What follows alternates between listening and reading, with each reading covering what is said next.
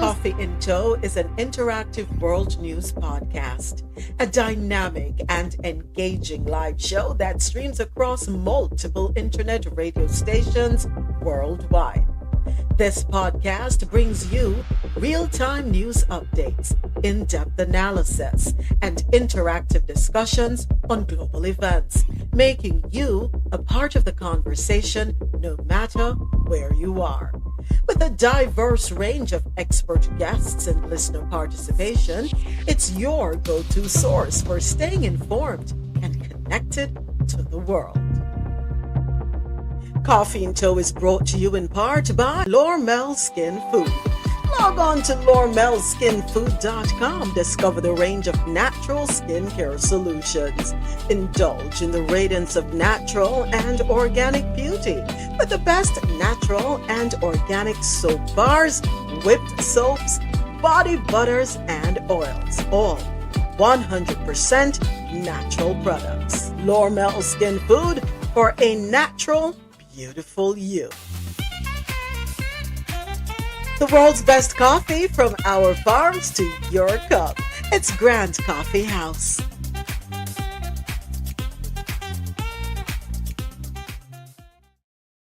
And hey, YouTube, good morning. And while you're there, also go ahead and click the link for grandcoffeehouse.com.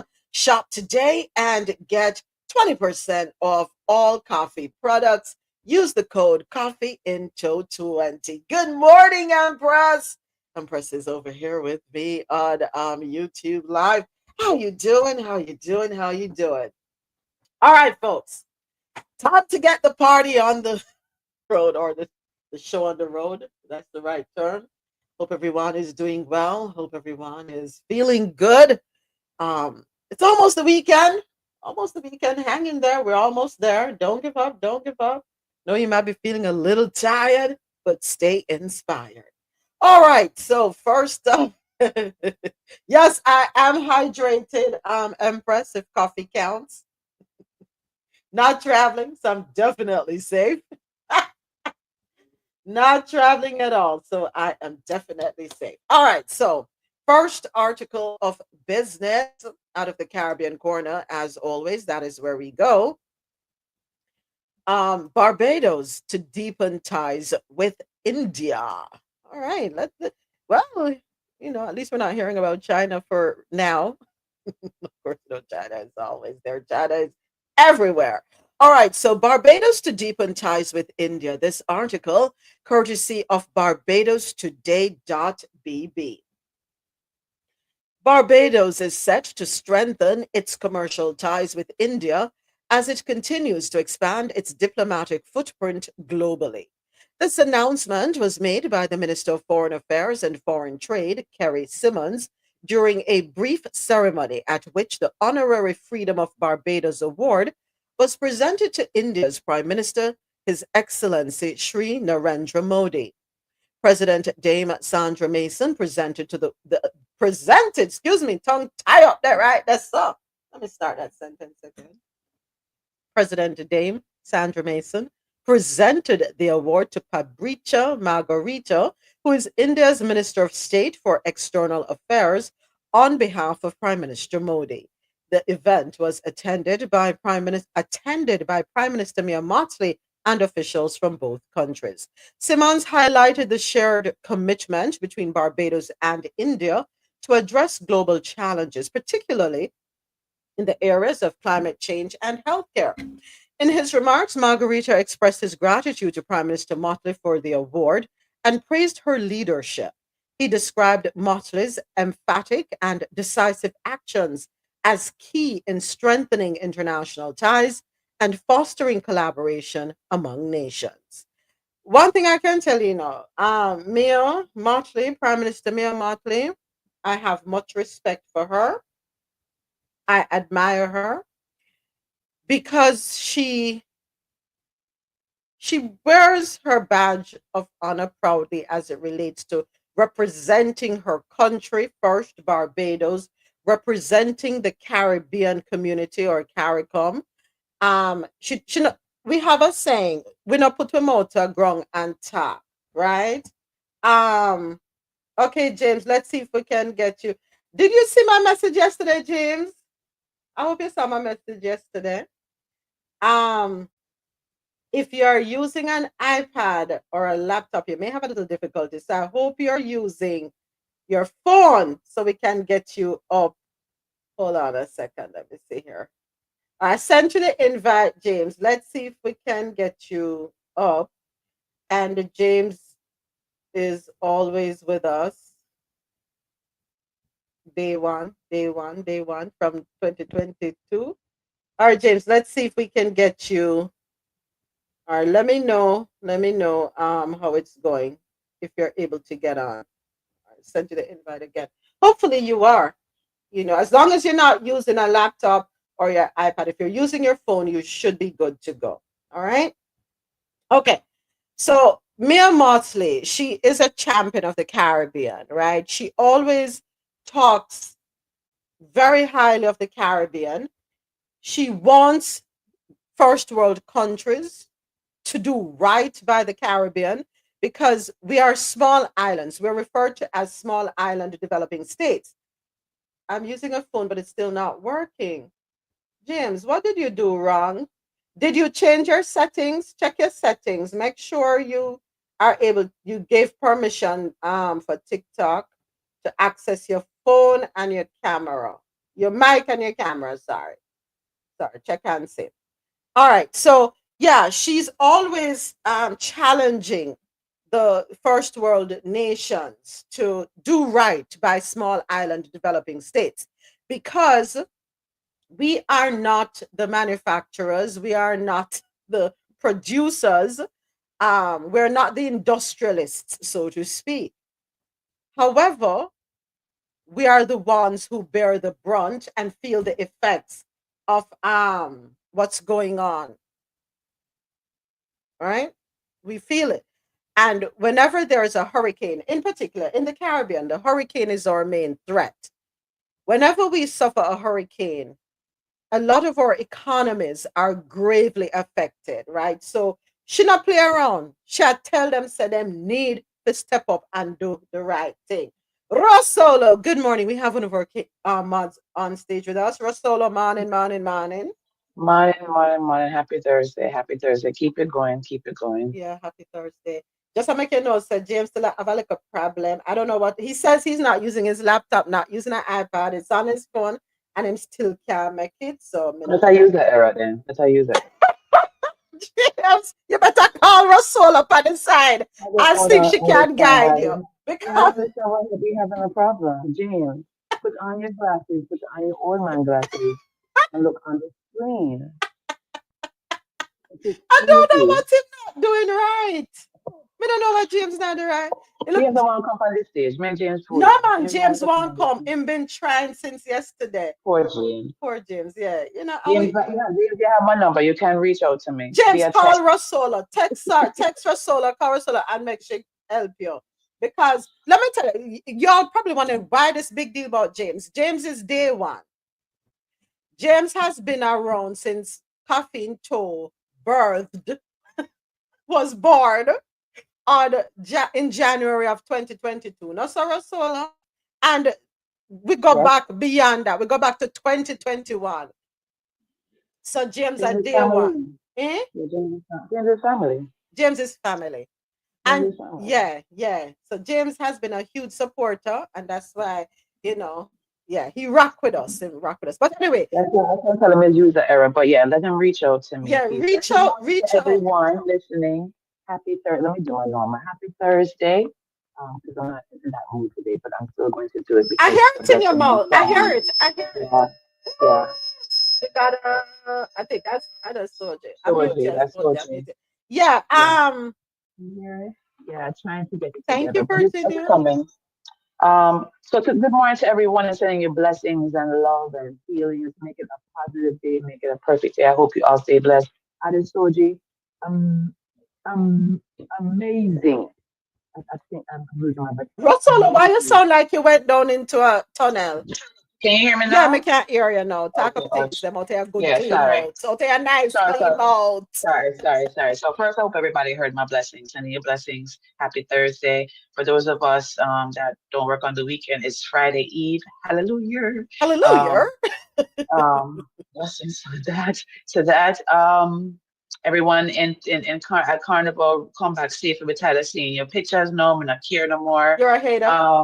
Yeah, I am. Adesoji, great show last night. Oh my gosh. Oh my gosh. I told you, Phenomenal. phenomenal. Phenomenal. I told you if it was Oscar worthy, you'd be a supporting actor. I hope you know that. She takes over. Yeah, She takes at this over. at this point, RoSolo, he's just a what you call it? Taker, What you call them? moderator. No man, no Yes, yes, yes. moderator. Extra. It was just an It's an extra. extra. Yeah, yes, Soji.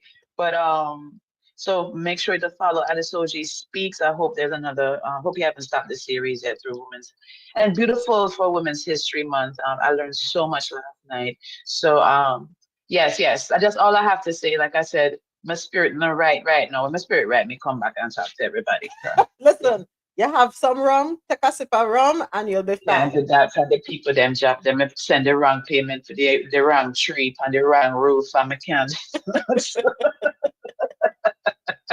I saw you go. I saw you go. That's not good. Yeah, I man. think so. Well, happy to have you here with us, RoSolo, as always. And RoSolo is one of our co-mods and Caffeine Show. Day one, family. You know how it go. Adesoji, let me hop on to you. Let me tell us something. You're just an extra at this point on your own damn show. Big love. Whole heap of love. Big respect for Aya. She embodies the characters, right? When she did Nana, I say, okay, Nana the Maroon, she can't top that. But then last night, Last night was all one time Adesoji said when she and Adesoji didn't get what she was saying. She oh, said she's like, who is she? she meant you were supposed to say when you, but you were saying when she, and she's like, who she? And you didn't get, you just kept on reading, but I was like, she has embodied that person, and it Yes, is so refreshing. I loved it. I give it Claudia this. I Jones. love Claudia Claudia Jones. Jones. Yeah. Thank you, Soji. Thank you, Soji. Thank you for all women. We need our men to do things like this to showcase us and support us and show the things that we've done for our community and our culture. Mm-hmm. Um, thank you, Soji. That's it. That's it. Yeah, a whole heap of thanks, Adesoji. Yeah. Good morning. Good morning. You Good sound afternoon. tired? I know you were up till late. The show went on longer than you expected, I imagine. Yeah. I mean, she was well into her character. So maybe that's calling her she was a way of telling her, listen, I gotta go to bed. Understood. I gotta go to bed. I don't know what you're doing here, but this is way too much. Listen, and for all of you who are wondering what we're talking about, so Adesoji, one of our co-mods and family members on Caffeine Show, he has a YouTube channel, Adesoji Speaks Knowledge. And every Every Wednesday Wednesday. at 7 p.m. Eastern, he honors women, the women who have played a significant role in history, right? The backs of whom many of us are standing. Let me put it that way. So he has a series which he does with Aya, and the series is called Women and Resistance, right? And let me tell you something about that. When you think deep, when you talk about resistance, people who toe the line or people who just fall in line don't really change the world. It's those who are willing to challenge, go against, and fight for the right causes. Those are the ones who are looked at as troublemakers. No, sir. But we need them because without them, we wouldn't be able to enjoy some of the benefits and privileges that we are enjoying today. Am I lying? I don't think so. But interesting, Adesoji. at one point, and I put the comment in the chat, I was hearing myself when she moved to England, right? And she said, when she did the newspaper, the Gazette, Yeah, West Indian Gazette. the purpose of it, news or whatever was happening throughout the Caribbean, the different islands, and then also on the other countries throughout the world. And I was like, hold on a second. Why that sound like coffee in tow? Yeah. Mr. This woman dead and come back in on me. That's literally what I said. Did this woman die and come back in me? There were two names that were mentioned, and I'm going to go back to the transcript of the show. Cumberbatch. That name is not a common name, and it's a name in Jamaica. So it's interesting that it's also a name in Trinidad. Not a common name. Yeah. And then there was another name. I can't call the name on air, but because that will be a giveaway. And I don't know if you heard the name RoSolo, but when she called another name, I said, whoa, hold on a second. That sounds close to home, because that name she called is my maiden name. Someone said, whoa, but I'm going to go to the transcript and I'll tell you off air what that name is. But when I heard Cumberbatch, I said, no, man, there is a connection to Jamaica. There has to be a connection.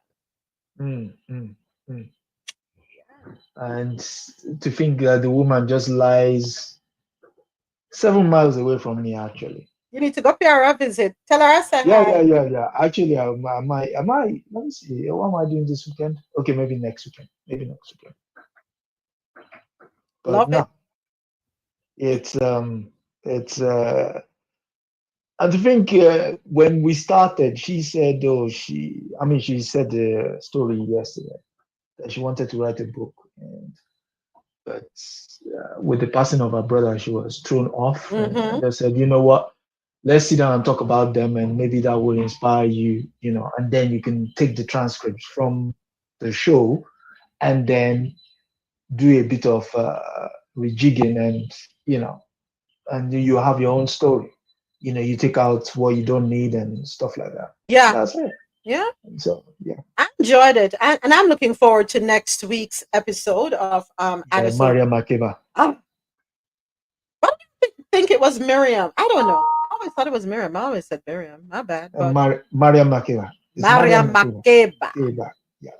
Looking forward to that one. All right. Well, drink some coffee, Adesoji. You have class coming up later. I know. I feel drowsy already. Yes, AT. So AT is has put in the chat here on YouTube live. The name Cumberbatch originated in Cheshire, England. Yes. So here's the thing. The United Kingdom, there are a lot of names, and the United Kingdom, we're talking about England, we're talking about Scotland, and we're talking about Ireland, right? You're going to hear a lot of those names in the Caribbean. Yes. Some of them more common than others, but you also AT, there are a lot of Portuguese names, there are a lot of Spanish names. We have we're just a melting pot in the Caribbean. Yeah. But when we talk about European names, you're going to find a lot of them originating from England or Ireland or Scotland. Yeah, it was interesting. All right, so let's keep it moving. So big up yourself, Barbados. Also, the Barbados housing budget for persons living with HIV or AIDS. This article comes to us courtesy of barbados.bb. The Ministry of Housing, Lands and Maintenance has allocated over $700,000 to provide housing for persons living with HIV/AIDS. However, Minister Dwight Sutherland told the House of Assembly during the third week of debate on the estimates of revenue and expenditure that he was reticent to discuss the matter further due to the stigma still associated with the disease.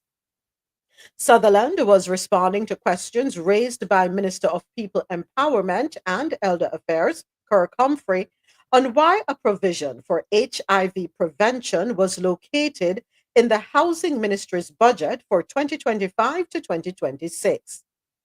According to Sutherland, the allocation is used for rental accommodation for persons living with the disease. He explained 16 persons with HIV/AIDS were provided with housing in 2019, 2020, and 2021, while 20 persons were housed in 2022. In the current financial year of 2024 to 2025, rental was provided for 26 clients living with the disease. This is all about housing for every last person. We've also built houses over the years for persons living with HIV across the country. And you know what? I'm going to give them a round of applause for that. A small island, Barbados. Small island. But here we are in a first world country and we have homeless people and we don't care to put them in homes, but we are worried or we are taken up with wanting to bring folks here from South Africa. We're taken up with wanting to bring extend a hand to the folks, 56,000, 57,000 roughly, people that live in Greenland. Thank you, Barbados. Now, let me say this to the folks in the Caribbean. It's 2025. HIV AIDS has been around for a long time. Yes, I understand when we talk about not having the information, the knowledge, right? But now we have access to information and we are more aware. Let us move away from the stigma that is attached to it because that is not the only way people are able to contract the disease. That's not the only way. All right? So stop it.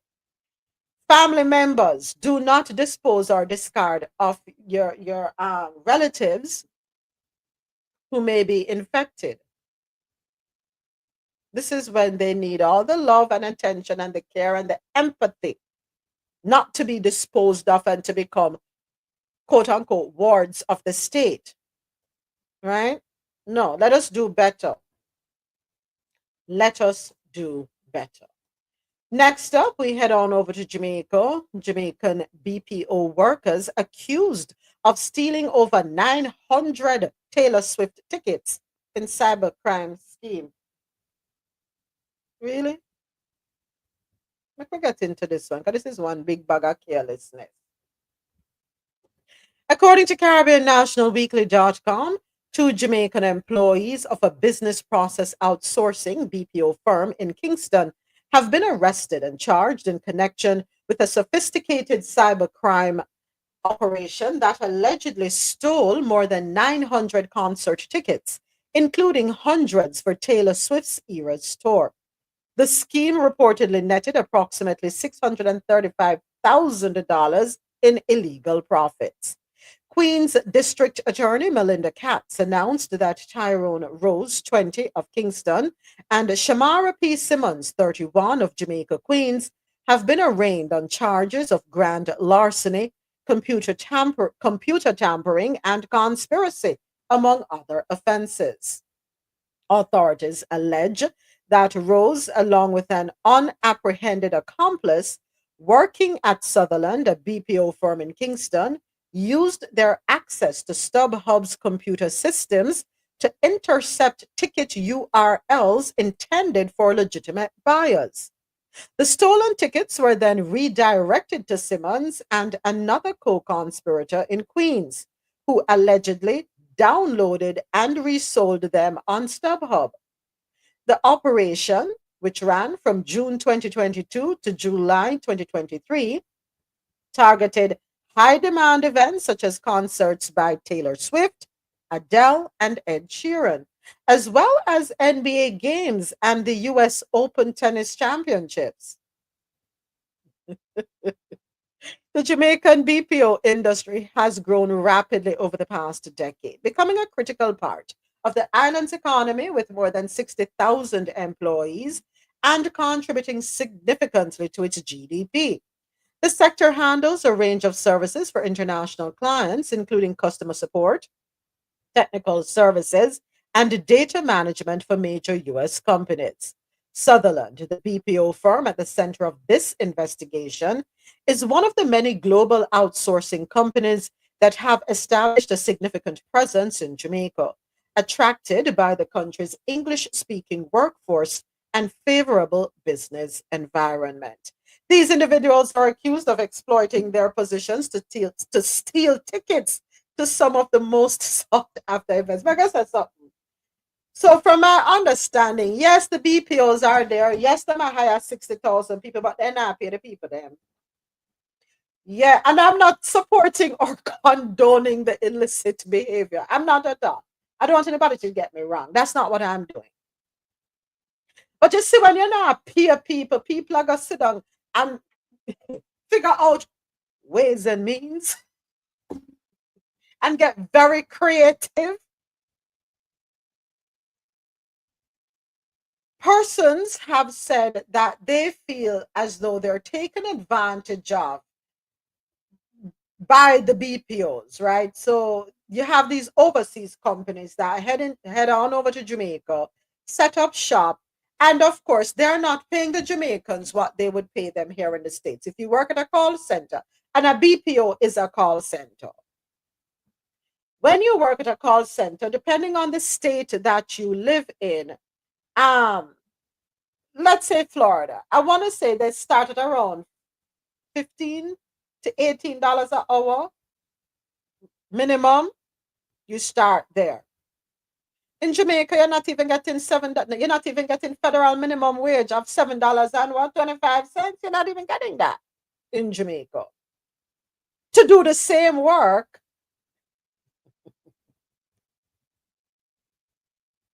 and they are fully aware of this because people talk.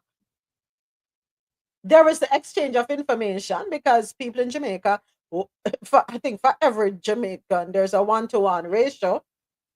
We have the same number of people outside of Jamaica as we have in Jamaica. There's the exchange of information. And people are saying, okay, so if me go to the States, me can get $18 hour, $21 or $25 hour, but down here, me I get less than minimum wage per hour. So, you know, I'm here, what me going to do? Me going to make up the difference. Me going to subsidize it for myself. And it's wrong. It is wrong. What they did is blatantly wrong. I'm not going to sit here and pretend it's okay. But what we need to stop doing is allowing companies and corporations to set up shop in our country and take advantage of our people by paying them below the minimum wage that they would pay in the US. At least start at the minimum then. Start at the $7.25. And I don't see why BPOs can't pay $10 an hour when they're.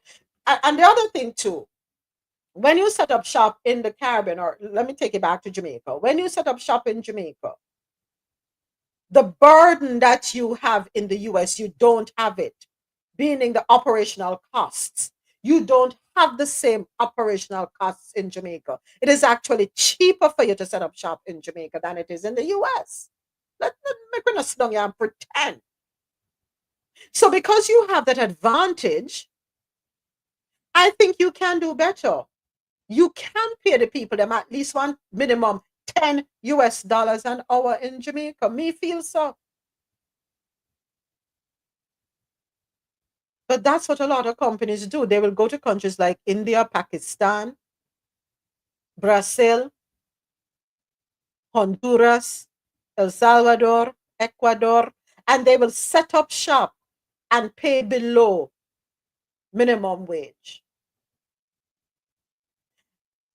If what you're paying a person is not enough or what they consider a livable wage, you know what's going to happen? They're going to find ways and means. And it's all well and good to sit here and say, oh, them just corrupt and them thief and them this and that. But what? What fueled that behavior? You see, sometimes as business owners, we have to step back for a minute and check ourselves. Are we doing right by our employees? Are we? Let us be honest. Let us have an honest conversation about that. Are we doing right by our employees? And I guarantee you, at least 8 times out of 10, the answer to that is no, we're not. If we're going to be honest with ourselves. But folks, let me get back to the article.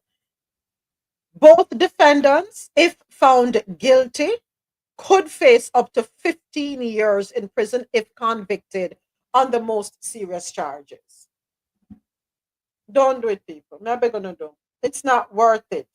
It is not worth it. Would I prefer to quit the job and go find something else?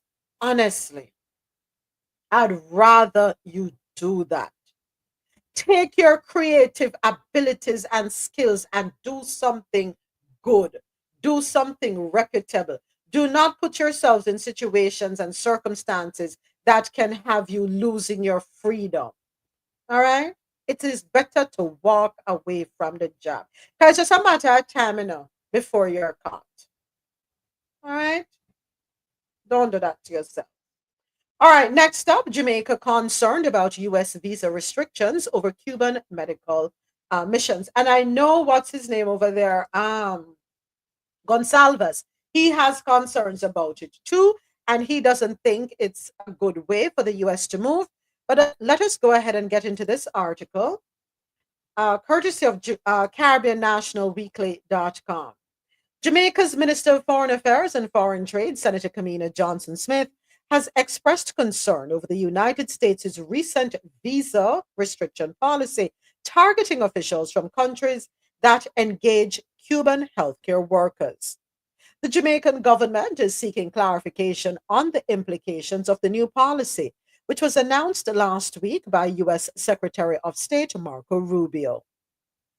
Jamaica has had quite a long history of participation in the Cuban Medical Cooperation Program, and in fact, that is replicated throughout the Caribbean. So the statement has been received with some concern. The expanded US Cuba visa restriction policy, which was announced on February 25, targets Cuban and foreign officials involved in managing Cuba's overseas medical missions. The policy does not apply to Cuban doctors themselves, but focuses on government officials responsible for these programs. The US government argues that these missions involve forced labor. We don't have forced labor, answer too. Where Cuban medical professionals are sent abroad under exploitative conditions while the Cuban government profits. Secretary of State Marco Rubio, who is of Cuban heritage, justified the expanded restrictions by stating the United States is committed to countering forced labor practices around the globe. To do so, we must promote accountability, not just for Cuban officials responsible for these policies, but also those complicit in the exploitation and forced labor of Cuban workers. Johnson Smith noted that the Jamaican government has been seeking further details from the US on the new policy. CARICOM has also stated that it will be seeking clarity on the matter, given the long standing reliance of many Caribbean countries on Cuban doctors and nurses for critical healthcare support. The Jamaican government is also examining the operation of our system. We have over 400 participants from the Cuban medical program at different levels: doctors, nurses, biomedical engineers, and technicians. So their presence here is of importance to our healthcare system. Like we're back up in this. I'm glad them point out the fact, and I'm glad in this article, Marco Rubio is being reminded of his Cuban heritage. Cubano, no? Yeah. He's being gently reminded of his ties, his connections to the island of Cuba. I'm glad the article has also highlighted the significance and the importance of Cuba within the medical realm across the Caribbean, and not only in the Caribbean, throughout Latin America, Europe. Yes, their doctors are sent all over the world, all over. They have the best medical personnel in the world, in my humble opinion. Argue them, but I don't argue with me. Many people from all over the world also go to Cuba to study medicine. When you do this, when you penalize officials of other countries who engage with Cuba, do you know what you're doing? You think it's Cuba alone we're hurting? No, we're hurting the other countries as well. We're hurting the medical personnel, we're hurting the patients who need the care. What is what is the end goal? I don't know. What are we trying to do? What are we trying to accomplish when we take this stance?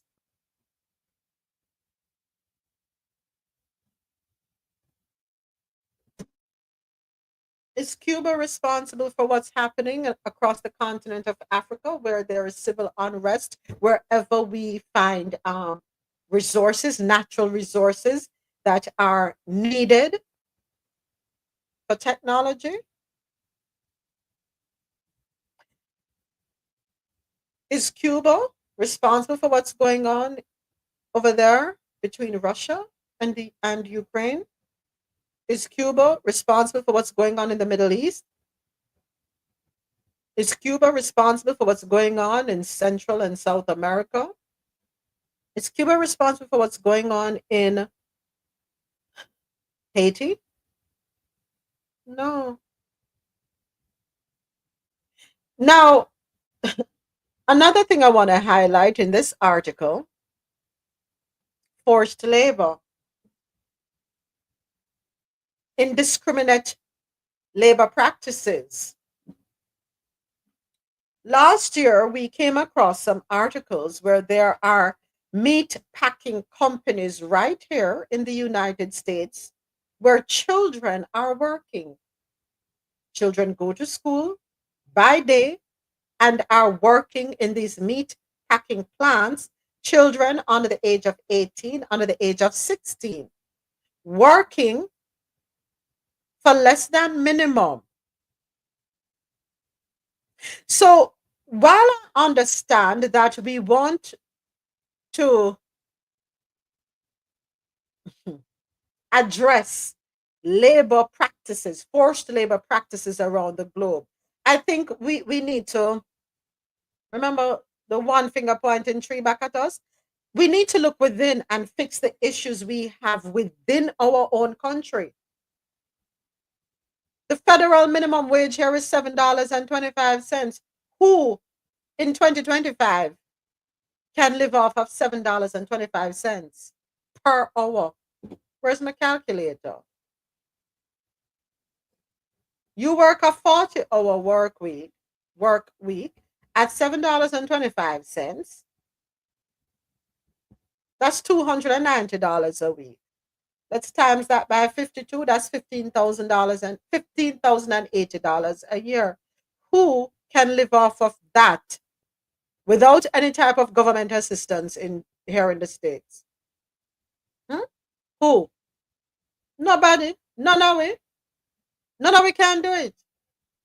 So let us talk about our labor practices here in the US before we start going after the globe, other countries. We want other countries to do A, B, C, D, E, F, and G, but we are dropping the ball here. We have a saying in the Caribbean, pick the beam out of your own eye before you pick it out of someone else. See to it that we have dotted our I's and crossed our T's. Let us see to it that we are exemplary in our practices so that when we go to the podium on the world stage, we can speak boldly because we don't have nothing to worry about.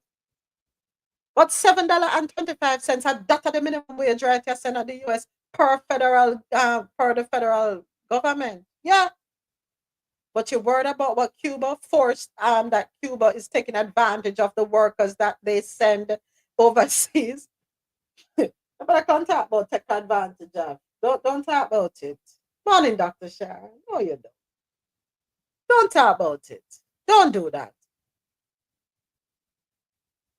Let's look at what's going on within the political realm right now. Let's look at what's going on in Washington, where tax cuts are in place. Nobody can live off of that. Where tax cuts are in place for the wealthy and the rest away. When the year done and we are filed with taxes, we still have to shell out more money. That don't make no sense. That don't make no sense whatsoever. Hmm? None.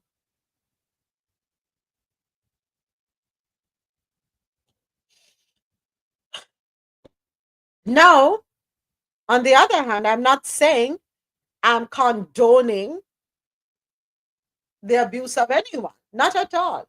What could be deemed as taking advantage of your citizens. I don't condone it at all.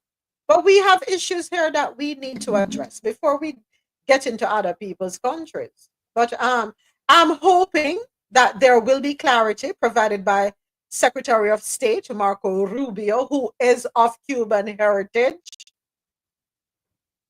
I hope there will be clarity, and I hope that there will be zero interference, because we do not want our healthcare system across the Caribbean to be negatively impacted. Not at all. So let us be careful. All right. Moving right along, next article. Portland, the beautiful parish of Portland in the island of Jamaica. Portland's Blue Lagoon is free to the public, says the National Heritage Trust. This article courtesy of Nationwide Radio, jm.com. The government of Jamaica has moved to make it clear that the Blue Lagoon in Portland is available to the public for free of charge. All right.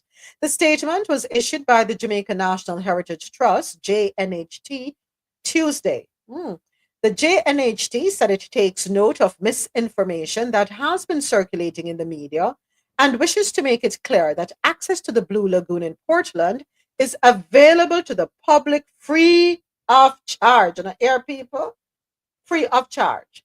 The JNHT said it takes note of misinformation that has been circulating in the media and wishes to make it clear that access to the Blue Lagoon in Portland is available to the public free of charge. The Blue Lagoon is a national monument that is managed by the JNHT.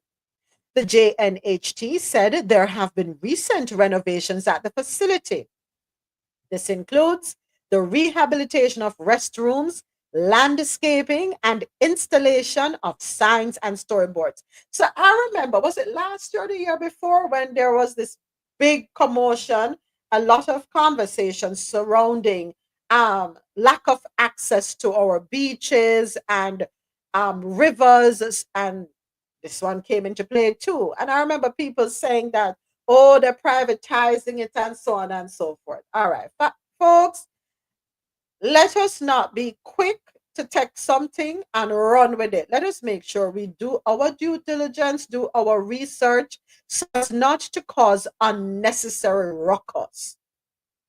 So when it was closed off, it was because they were doing these things. And if anybody listening has differing information, inside information, not staying on the outside and making speculation, but inside information that you can counter this argument, I'll be happy to hear what you have to say.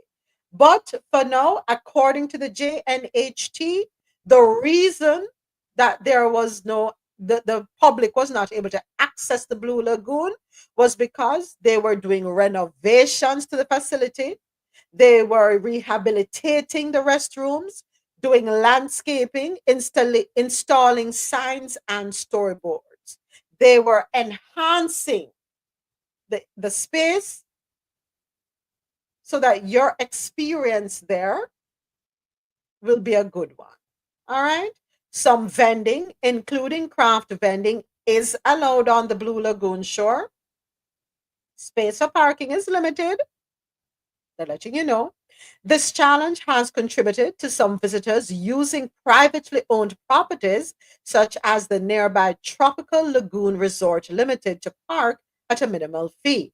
The JNHT does not provide security at the Blue Lagoon. The JNHT said it is important to note that the land surrounding the entire Blue Lagoon is currently and has been privately owned for 50 years. So the land around it is privately owned. Therefore, the JNHT has been regulating the space, protecting the national monument, and facilitating direct access by land and sea to the Blue Lagoon. Let me tell you now, get on a facts together for on a cause unnecessary problems. We don't want to be spreading propaganda that everything is being privatized. We don't want to do that.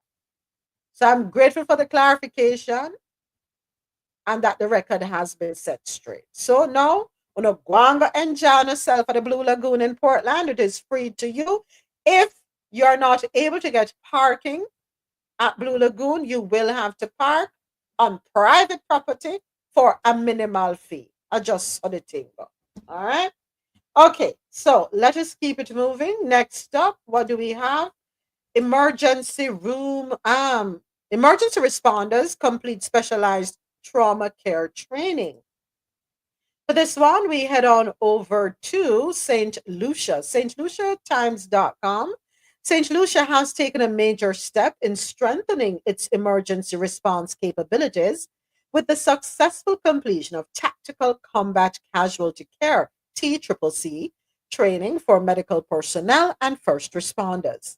Facilitated by the cross-functional team from the U.S. Embassy in Guyana, the specialized training conducted under the LAMAT 25 mission equips healthcare professionals and emergency responders with advanced trauma care skills applicable in both high-pressure tactical environments and everyday medical emergencies.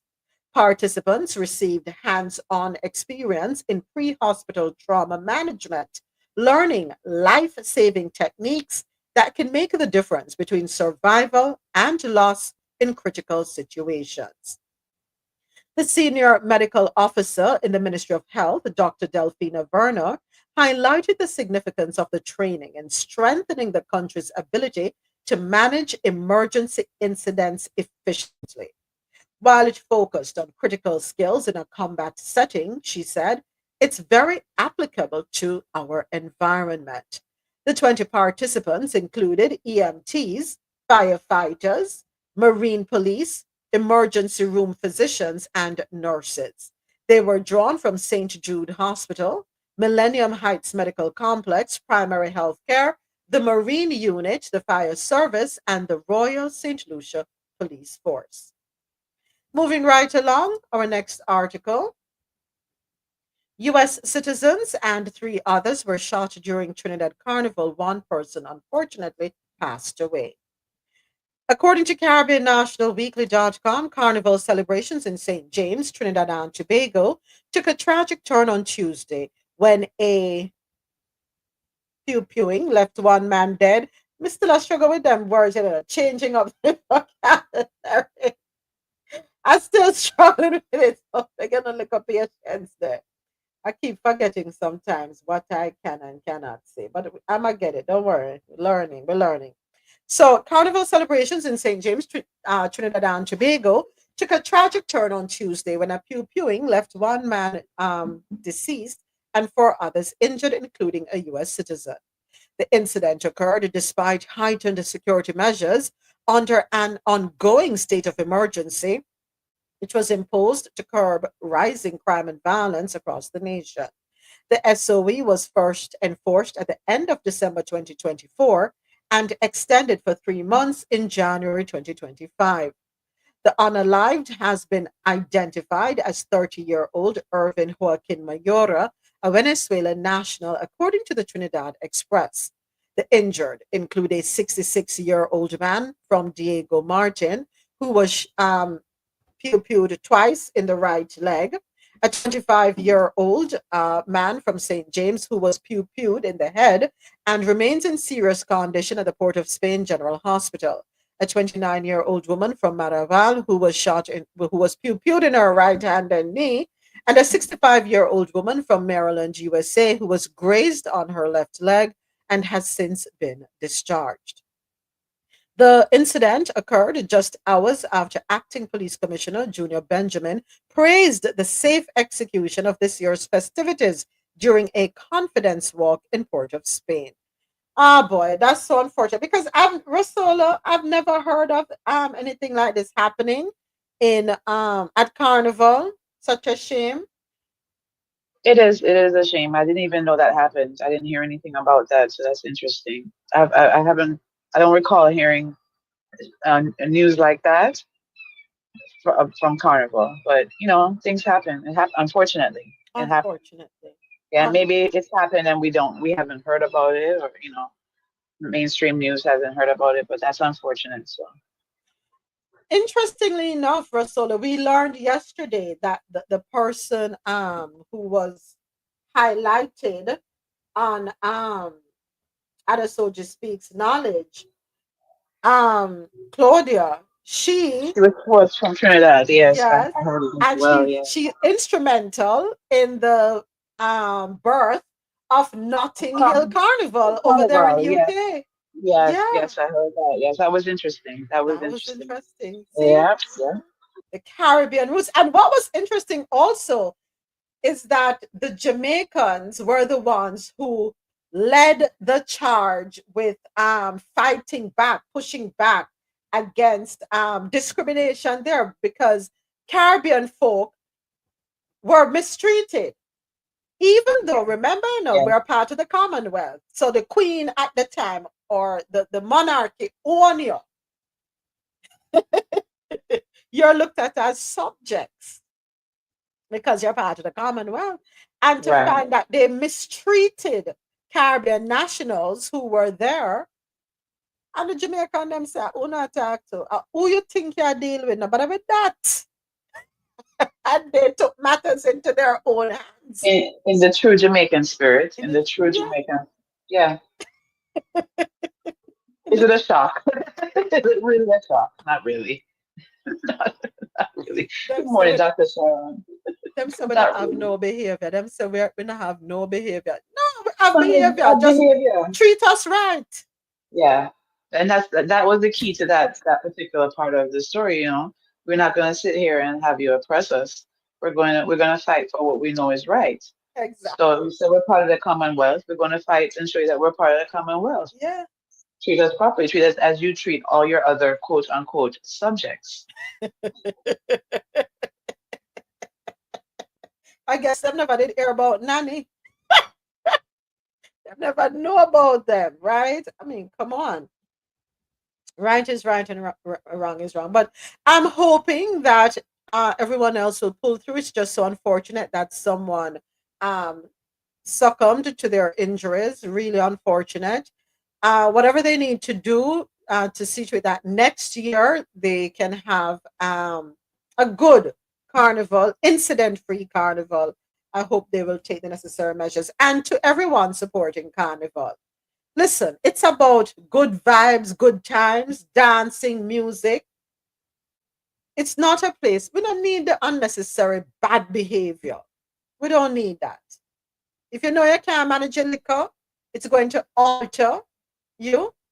You're going to be inebriated, and then that's going to lead to bad behavior. You making poor decisions that could be costly. No go. Turn your yard. Stay home. It's not for you. It's about having a good time. People releasing, letting go of their inhibitions and just enjoying themselves. All right? Please and thank you. Hey, Dr. Keisha. All right, moving right along. Um, oh my gosh, we're getting through pretty quickly. It's time for us to go down at the islands, our features, travel, and lifestyle segment. Beyond the brochures, the other side of Jamaica.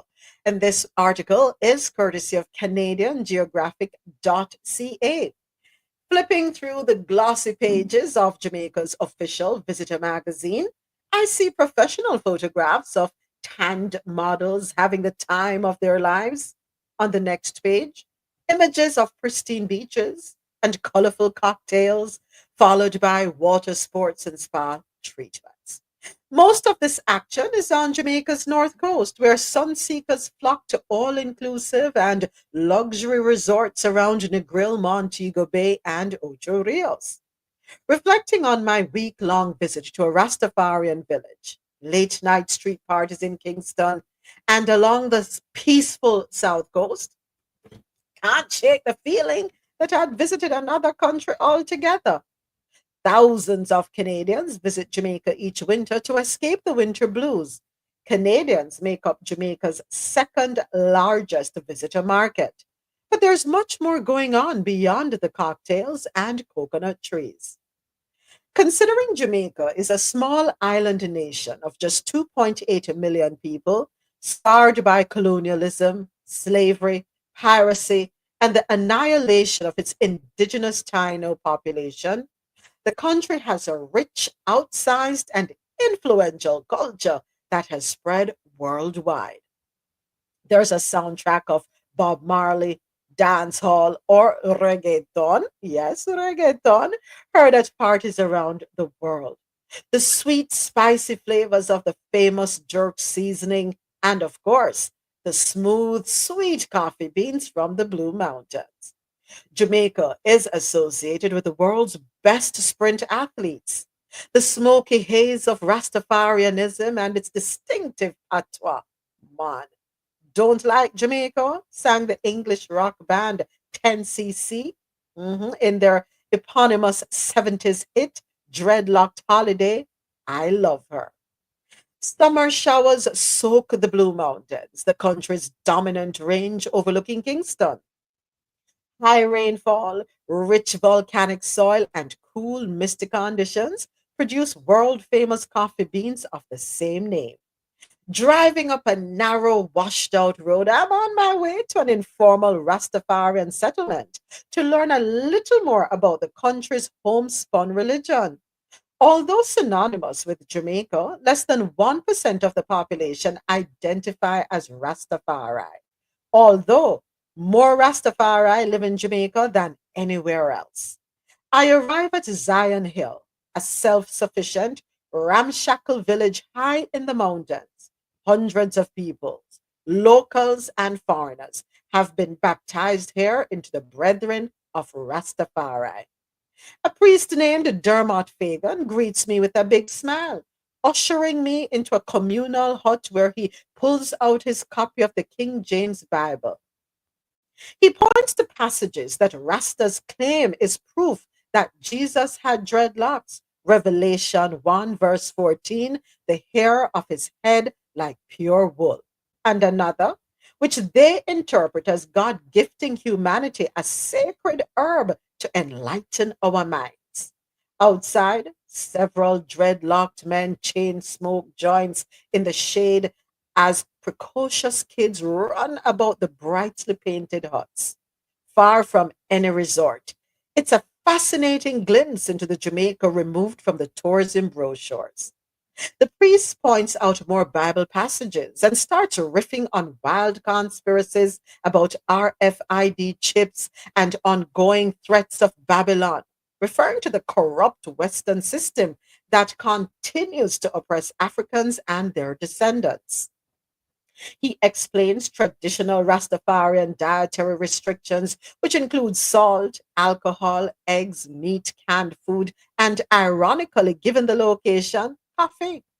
The sun breaks from the storm clouds, vividly lighting up the informal huts. I take some photos and donate pencils and crayons to a local school teacher.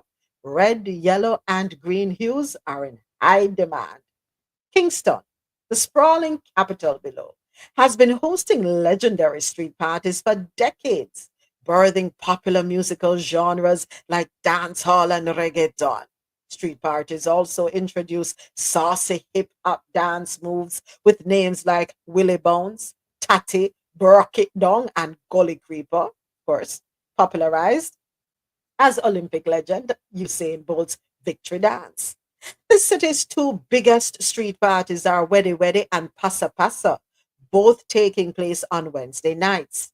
Since they only get going after 1 a.m., I could also say early Thursday morning.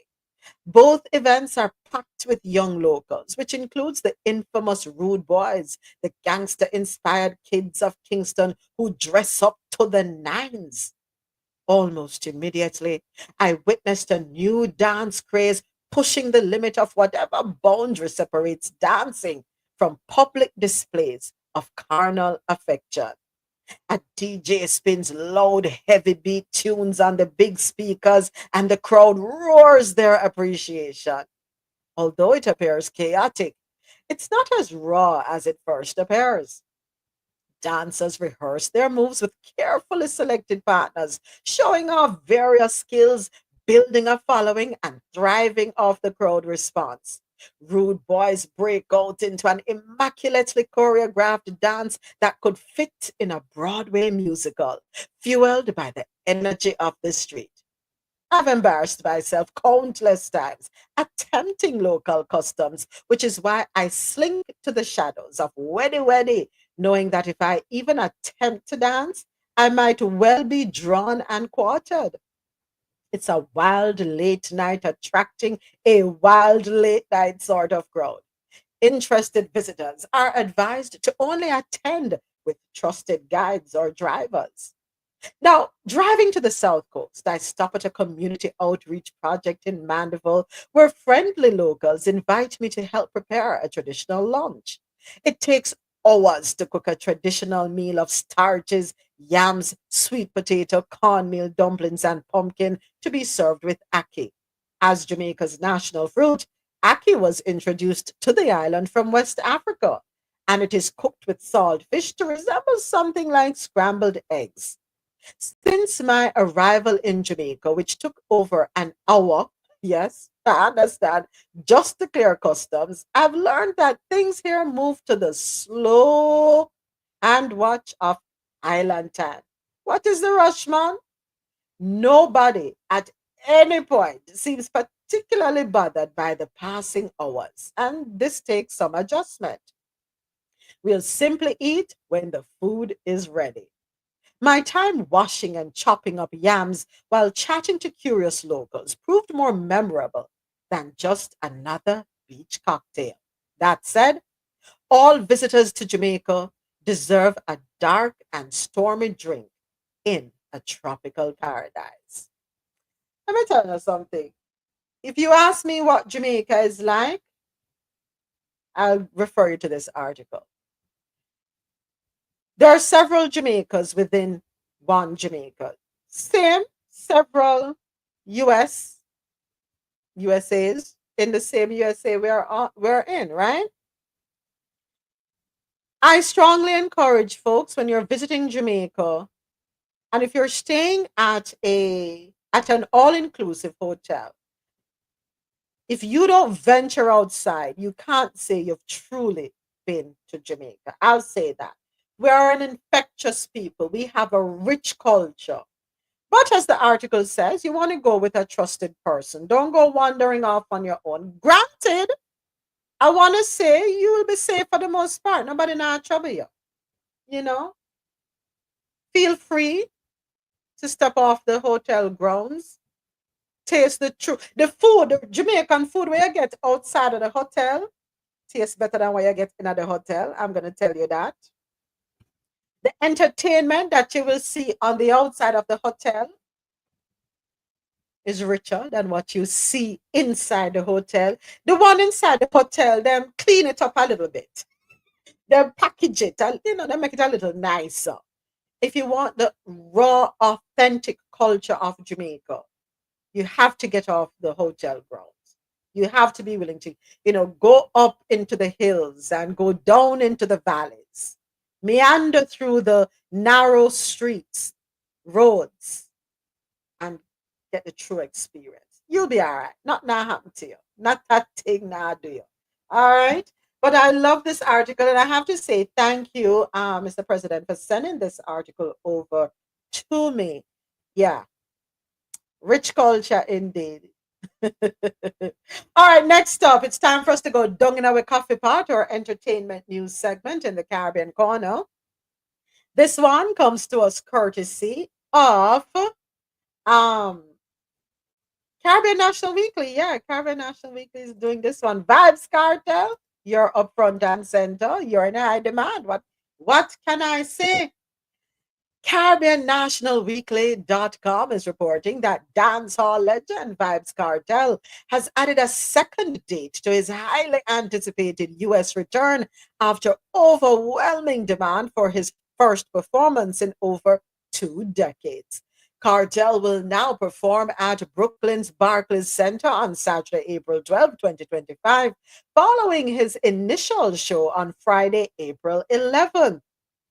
Tickets for both performances go on sale today, and they're on sale now. Them fly the gate at 10 a.m. Eastern. Cartel's return to U.S. soil comes after the reinstatement of his visa earlier this year, marking a monumental moment for the artist and his fans. The announcement of the concert comes shortly after a series of high-profile achievements, including his first Grammy nomination and his performance at the prestigious Mobile Awards in the UK. He said, "This is a monumental moment for me and the culture. To be back on US soil performing for my fans is a blessing that I don't take lightly. The wait is finally over. New York, get ready," Cartel said. The concert is set to be a historic event as fans eagerly anticipate the opportunity to see the legendary artist perform live in one of dancehall's most influential markets. CJ rather Milan, who is CEO and founder of Reggae Fest, expressed his excitement. This is going to be the biggest dancehall concert in US history. To be at Barclays Center with the biggest dancehall artist in the world is epic. It's about time dancehall gets the recognition it deserves. I'm very excited to have Vibes Cartel for his first US show. And of course, Cartel's catalog of hits includes classics like Fever and Clarks. And of course, he's going to be performing those, no doubt. Will be showcased alongside new material, ensuring an electrifying performance for fans. Vibes Cartel's re-entry into the US market is part of a bigger international resurgence. In February, he made his first trip to the US in over 2 decades to attend the 2025 Grammy Awards in Los Angeles, where he was nominated for Best New Reggae Album.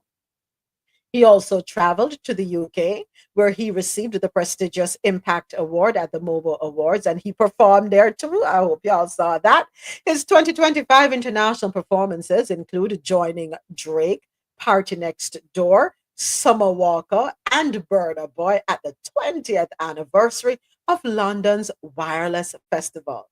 So, folks, tickets are on sale now. I have no doubt that they're going to sell out quick and fast. I saw some comments on TikTok where people are saying that the tickets are expensive and why the office so expensive after him is no Beyonce. Mind your business.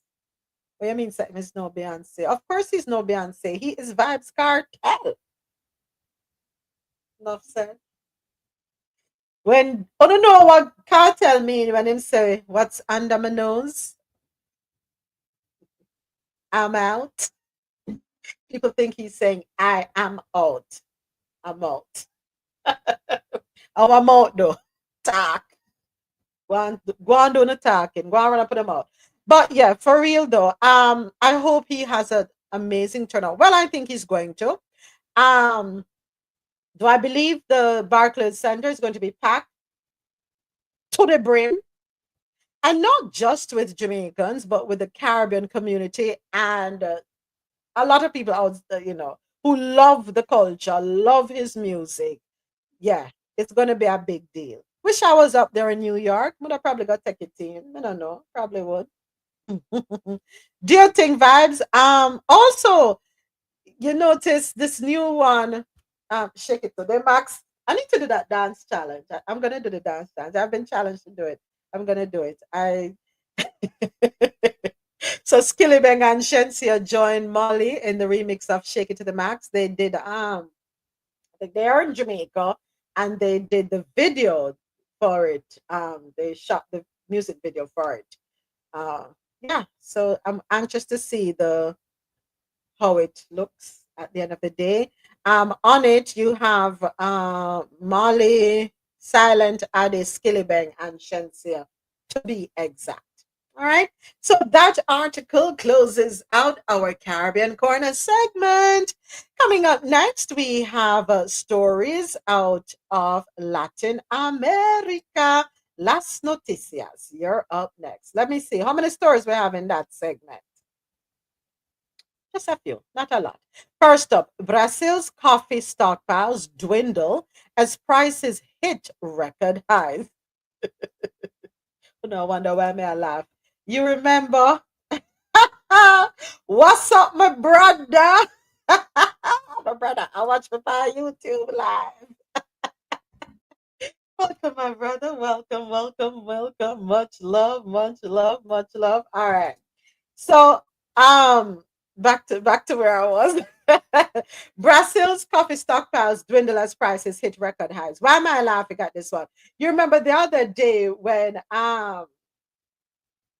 there was some issue and the Americans were saying they don't need Brazil's coffee, they'll get their coffee from Italy. And lo and behold, where Italy get their coffee from? Brazil. People think I'm a drink Italian coffee. Italy no grow coffee, them only roast it and through their process they have their specialty, right? So whatever them do to it to make it their own. Folks, Italy does not grow coffee, just like Switzerland does not grow cocoa, nor does Belgium. The Belgian chocolate and the Swiss chocolate that you enjoy comes from West Africa, whether it's the Ivory Coast, Cote d'Ivoire, Ghana, yeah, and them other countries there. That's where the coffee is. That is where the cocoa beans are from. And so the Lindt chocolate and all them things I want to love. Yeah, it's from Africa. Wake up call. So to everybody who thinks that they're buying coffee grown in Italy, no, you're not. It's grown in Brazil and other countries in South America. Yes, so just do a little research and you'll find out. But let me go ahead and get into this article courtesy of tbsnews.net. In a Brazilian coffee warehouse, usually stuffed with 250,000 bags of the aromatic bean, voices echo in the largely empty space at a large producers cooperative. Reeling from one of the worst droughts on record, Brazil's coffee farmers have sold almost all their beans months before the new crop, as global prices have nearly doubled to all-time highs in the past 14 months. Consumers waking up to smell the coffee were jolted last year at Starbucks' hiked price of a large cup of fresh brew, about 16% to as much as $3.85. Nespresso coffee pod subscribers will soon pay $1.45 per basic pod, up from $1.30. Prices for Arabica, the most popular bean used in most ground roasted coffee, soared 70% in 2024 and nearly 20% this year to an all time high above $4.30 per pound on February 11. Robusta, the second most popular bean, often used in instant coffee, surged 72% in 2024 and peaked at $5,847 per metric ton on February 12th. Yet, caffeine connoisseurs cannot kick the habit. No, I can't run through two of this every morning. It's the fuel that keeps me going. I'm not going to lie. You may again drink more coffee than is produced globally in 2025 for the fourth time in the past 6 years. Farmers in Brazil, the world's largest coffee grower, raided their stockpiles to cash in with record exports in 2024. But exports by Vietnam fell 17.2% from 2023 as the top Robusta supplier battled bad weather last year. And I'm going to say this, and you're forever going to hear me saying this. Climate change is real, people. It's real, real. REAL is a real thing. It's a big deal. It is affecting our agricultural sector globally, right? But I'm not going to put the responsibility solely on manufacturers, sorry, capitalists. I'm not going to put it solely on them. We individually have a hand in it too. We are a part of the detriment that we're bringing to ourselves. How? Because we're consumers. And our consuming habits play a role in this. What can we scale back on? Yesterday, I spoke about my cell phone that bust open. It was an iPhone 6. Yeah, 6, Series 6. Thank God for insurance. I was able to replace it and get a 14. You see how many series skip past? We have to learn to hold on to things a little longer. Let things last longer, as long as they can. You have some of us, as something new come out, we have to run go get it. We don't need it enough, but we just have to get it because we want to be up to date. In the words of what name Vibes, up to the time. Yeah, we think we have to be up to date with everything all the time. Let us check our habits. One of the issues we have when we talk about consumerism is how Africa, different countries in Africa, have been flooded with second-hand clothes. We have this habit of buying things and wear it one time because in our minds, God forbid, we are seeing it again and again. Well, interestingly enough, this shirt that I have on, I've had it since 2014. 2014. I remember when I purchased it. I remember where I purchased it. Since 2014. So I'm going to buy it in 2014 and dash it where I'm not wrong with it. Give it away and not wrong with it. It's a poverty mindset. I agree, Dr. Sharon. There's no way I wear one item once. That's a comment coming from Dr. Sharon. Absolutely. Absolutely. We have to watch our habits. We have to. And then we turn on and talk about, so we're broke. We're broke because our spending habits, we have poor spending habits. We are consumers, and it's as though we have an addiction. We call it what it is. We do have an addiction. I'm not gonna lie. We do. We need to do better, folks. We have to do better. Do you really need that pair of shoes? Do you really need another pair of jeans? You don't have 50 already. You need another one? A lot of us, you're absolutely right. The cost of items will be worse now with tariffs. Yeah. Do you really need this? A lot of us, and I'm mega call us out, women, or not come to the front because we are the ones who do the buy. Yeah, and we are the shoppers. Go into any mall. Some of the malls, you see the men sit down outside the stores. It's like a daycare center at the malls. Can you see Manala? You see the man them gather up right there so. And all of them have this look on them face like, oh Jesus, what's the bill gonna be like? Them a fret and a worry. You can't see the look on their faces as their wives or girlfriends go shopping. Mhm. And then you see people struggling with bags to go home. Yes, women to the front. The men don't want to be there. I agree, Dr. Sharon. They really don't want to be there. Them don't have no choice. If they want peace in them life, them have to go. But we have to change our spending habits. We are consumers and we tend to overdo it. We overindulge.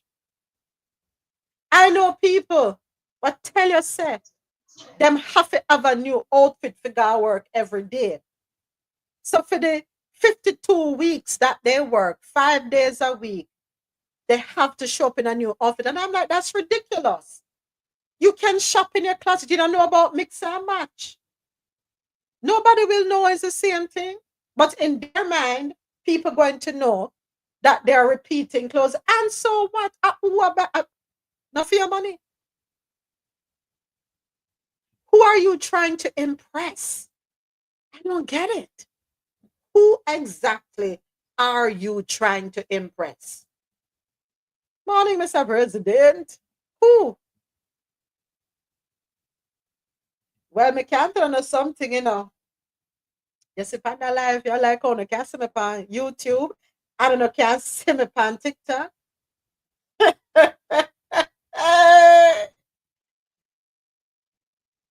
No, I go see me repeat and recycle. I film them, me pay for them, and me not dash them out. And I'm not going to worry about what one will think if I have or I have not. We need to stop this thing of trying to impress people. And what we are busy watching a lot of celebrities. Do you know that celebrities repeat them clothes? It's just that you don't see the clothes that they repeat. And understand, a lot of celebrities get clothes for free. Celebrities are walking billboards, in case you don't know. Designers use them to catch us. Ain't that funny? We are got broke with neck to go buy one $6,000 handbag what them get for free.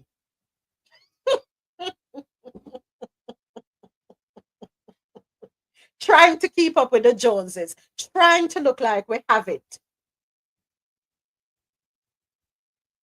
The celebrities get it for free. And we go bankrupt trying to look like a celebrity, trying to live the celebrity lifestyle. Don't do it, folks. Don't do it. The $6,000 way I save up to buy the designer bag. How about you invest that in something that will give you a return on your investment? And then when your portfolio is up to a certain level, then you may be able to indulge. But we're putting the cart before the horse. That's what a lot of us do.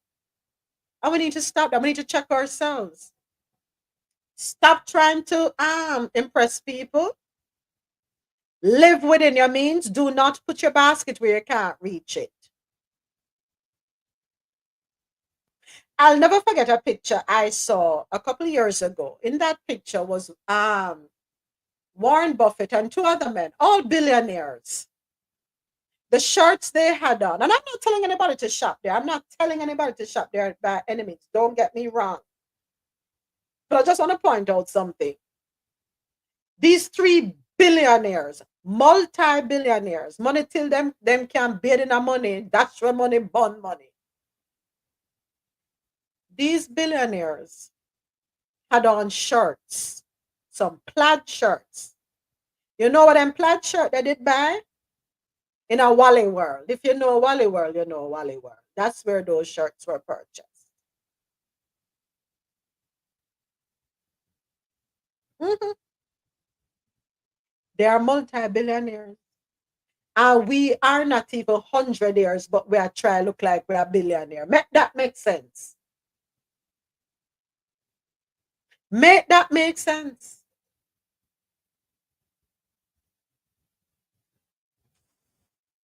Can I make a comment? Yes, Dr. Sharon, by all means. So, did anyone ever notice Steve Jobs wore the same color T-shirt? Look at Mark Zuckerberg. Mark Zuckerberg wears a white T-shirt all the time. That's it, right? However, I don't know, us, the general population out here trying to wear the latest designer, this, designer, that, the Louis, the Gucci, not wearing the same outfit more than once. I've never had that mindset because I don't see how I'm just gonna buy an outfit and wear it once. It's just, I cannot. It'll be a part of my wardrobe. I can mix and match. There's so many things, there's so many ways that you can put a wardrobe together. But I just don't see how I would spend even $100 or $200 on a pair of jeans, because really they're expensive, especially now, and then wear it once. And that's another thing I've actually heard from, like, what are they, Gen Z? They're like, oh, the internet already seen that, and that's already been on Instagram, so they will wear it again. That's crazy. I just don't know how we came up with this. How do we get this mindset? But the people who are rich, the actual, wealthy, not just rich, wealthy people, the billionaires, they're not walking around in designer or anything. They're not. They wear a white T-shirt and the jeans. That's it. Yeah. Our minds are messed up, Dr. Sharon, and not to go too far off on a tangent, but listen to this ridiculousness. So many young women are saying, oh, no man, for first date, the man must carry them to some 5-star restaurant. The man must pay for them hair, nails, and outfit. But yet, some very wealthy people, their first dates, coffee shops, ice creams. Remember Michelle and Barack Obama, their first date was an ice cream date and a walk. But somehow, we who not have 2 cents to rub together want this 5-star lifestyle. Yeah, it's the, what they call it, the soft girl era. And that's why it's, I'm going to stop right there. So, yes, soft girl era indeed. Them want the most. Yeah, I see a lot of that in the social media streets. Yeah. Unrealistic. It is unrealistic. And think that all they bring to the table is their good looks. Okay. Well, for me, it may work for them. For me personally, that's just not. At least that's not the way I was raised. Me neither. It's not the way I was raised. Education was primary. Be able to stand on your own 2 feet, so that you don't depend on anyone. That's how my parents, particularly my father, raised me. Yeah. Yeah. That I guess I need to relive my life and get into my soft girl era, because me look like I'm the idiot. My priorities weren't in order. I have this thing all wrong. I guess some people will call me an idiot. Me no know. But you're able to stand on your own 2 feet. That's the beauty of it. I don't have to sit and depend on someone to pay for my nails and take me to a 5-star restaurant or take me on a trip. I don't need any of that. I do those things for myself. Right?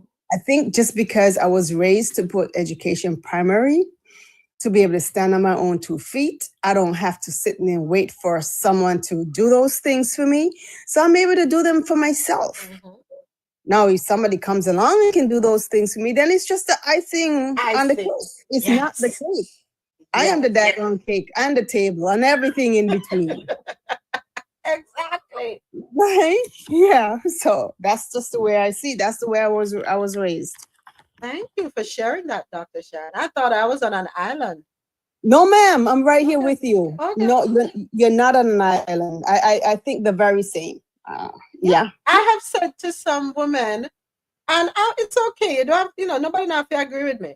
I've said to some women, do not ask a man to provide you with something that you can't provide for yourself. And they look at me cross-eyed like, do not ask a man to provide you with something that you cannot provide for yourself. Because some of us are ridiculous with our requests. We know in a million years is something we will never experience, never afford. But this man, who probably making the same amount of money as you, who are struggling out there, he must provide you with these illusions. He must provide you with the social media lifestyle. So I'm gonna say this one thing, then I'm just gonna shut up because this is exactly what. So a few months ago, I went on a date with this guy, and he was telling me about his dating chronicles, where he said the previous date he'd been on with some girl, which turned him off. She said that he had to buy her a Gucci purse for every birthday. That's what she was expecting. And he's like, "Well, I'm hope you're not like that, girl. I just put my Gucci purse on the table. We had that long time without anybody. Thank you very much. Adios." And I go on mute. That's a good one. All right, Russell. But I understand and I feel him, and that's what I see out there. This is what people are doing. You know what I mean? I mean, yeah, it's nice for someone to be able to provide and buy you something nice or take you on a trip, but I don't have to sit here and wait for someone to do that for me. Thank God. Yeah. So we have a comment on YouTube Live from AT. Those women will find it hard to keep a man being so materialistic. Agreed. And they don't realize that. I definitely agree. I agree with that. Yep. Ladies, listen to the men and stop thinking a man is being cheap. There are many men who are thinking long term. They're looking for someone, and this is not Days After Dark, but a little bit of Days After Dark coming into this. Men, a lot of men, good men, solid men with a solid foundation, they are thinking long term. They're thinking someone they can build a future together with, someone who will stand right by them, someone who will ride the waves. Because let me tell you something, no relationship is perfect. There are going to be ups and downs. But he wants to know that he has a solid, level-headed person right there beside him. You cannot have a man busting his ass out there. You say you want a man to work, right? So I'm a work on him out, then I'm a busting ass and bring the money home. And as it comes in, not even reach to the bank account, it done. The front door, you can't even find the front door because it's full front up to bottom with Amazon packages. And then when the bills are to be paid, he can't pay the bills because you have emptied out the bank account, buying, consuming things that you don't even need. We have to check ourselves, folks. And me no want nobody tell me say no good man are out there. Good men are out there. They are there. Then they. But anyway, let me keep it moving. This conversation started with coffee. How we reach that? So, all right. Next up, the Dominican Republic seizes large arms shipment from Miami, bound for Haiti. Okay, let's get into this one. This article comes to us courtesy of CaribbeanNationalWeekly.com. Authorities in the Dominican Republic announced on Tuesday that they have seized a significant cache of weapons and ammunition from a Miami shipment intended for Haiti. The haul included 36,000. I don't know which alternative word I can use for this, but the things that we put inside of the pew them, 23 pews, over 2 dozen, I guess are the long one them, and the magazines and another sub MG and a charger for a point 0.5 CR. And this is according to a statement from the Dominican Customs Office. For the clarity on those folks, just head on over to Caribbean National Weekly and search for Dominican Republic sees large shipment from Miami bound for Haiti, because I don't want to be flagged on TikTok for saying certain words. We have to be careful because we have an audience and super sensitive, right? Officials stated that the investigation is ongoing and that they are collaborating with agencies such as the U.S. Department of Homeland Security. This latest seizure follows a recent operation at the same port in the capital, Santo Domingo, where Dominican agents confiscated 37 pew-pews. The pew-pews bust coincides with an intensifying crisis in Haiti, where gang violence has surged at the capital, Port-au-Prince, displacing thousands. The International Organization for Migration has reported that more than 25,000 people fled their homes in the past 2 weeks alone. And the United Nations notes that over 5,600 people were unalived in Haiti last year as a result of the G-related violence. The Gs are now controlling more than 80% of the capital. The situation in Haiti continues to worsen, contributing to a growing influx of refugees into neighboring countries like the Dominican Republic. But let me say this. Am I grateful that they were able to get a hold of the shipment? Yes, I am.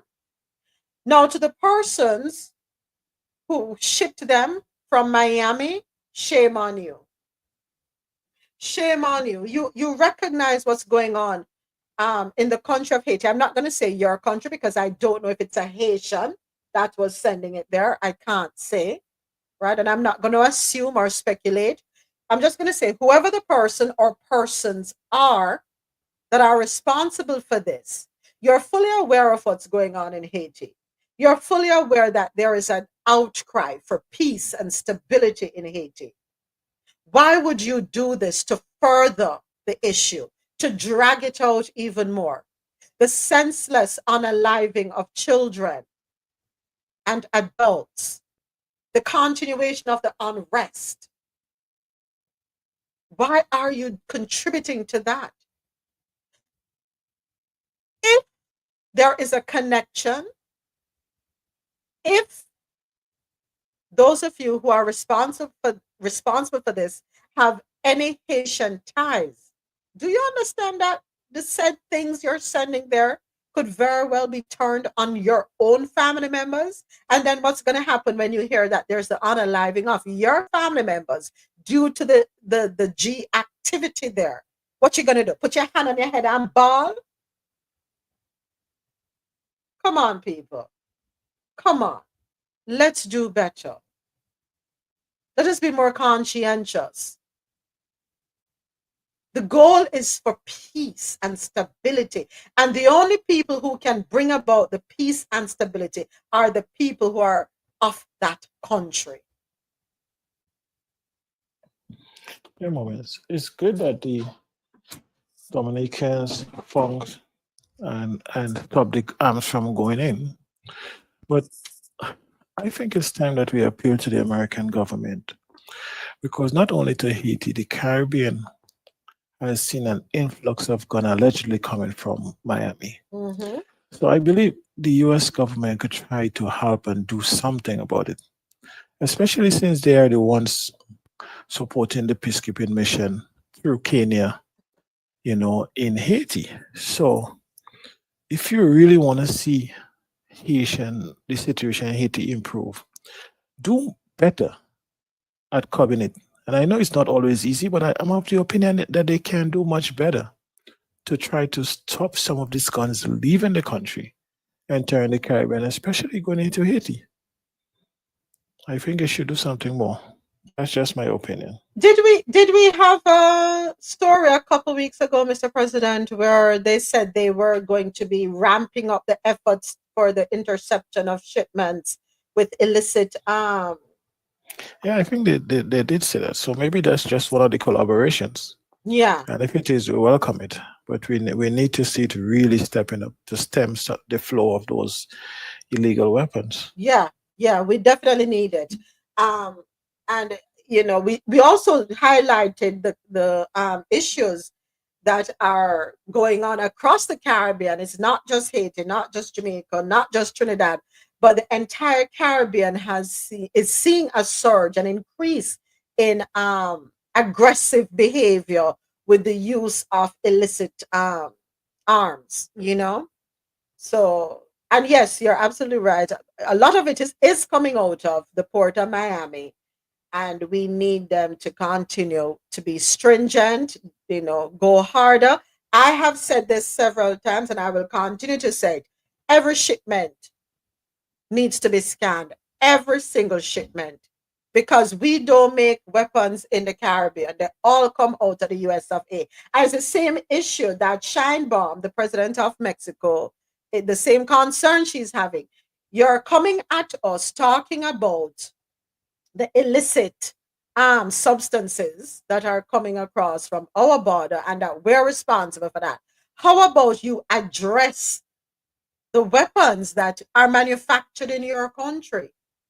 So yeah, I agree with you. We need them heavily involved. They need to be upfront and center.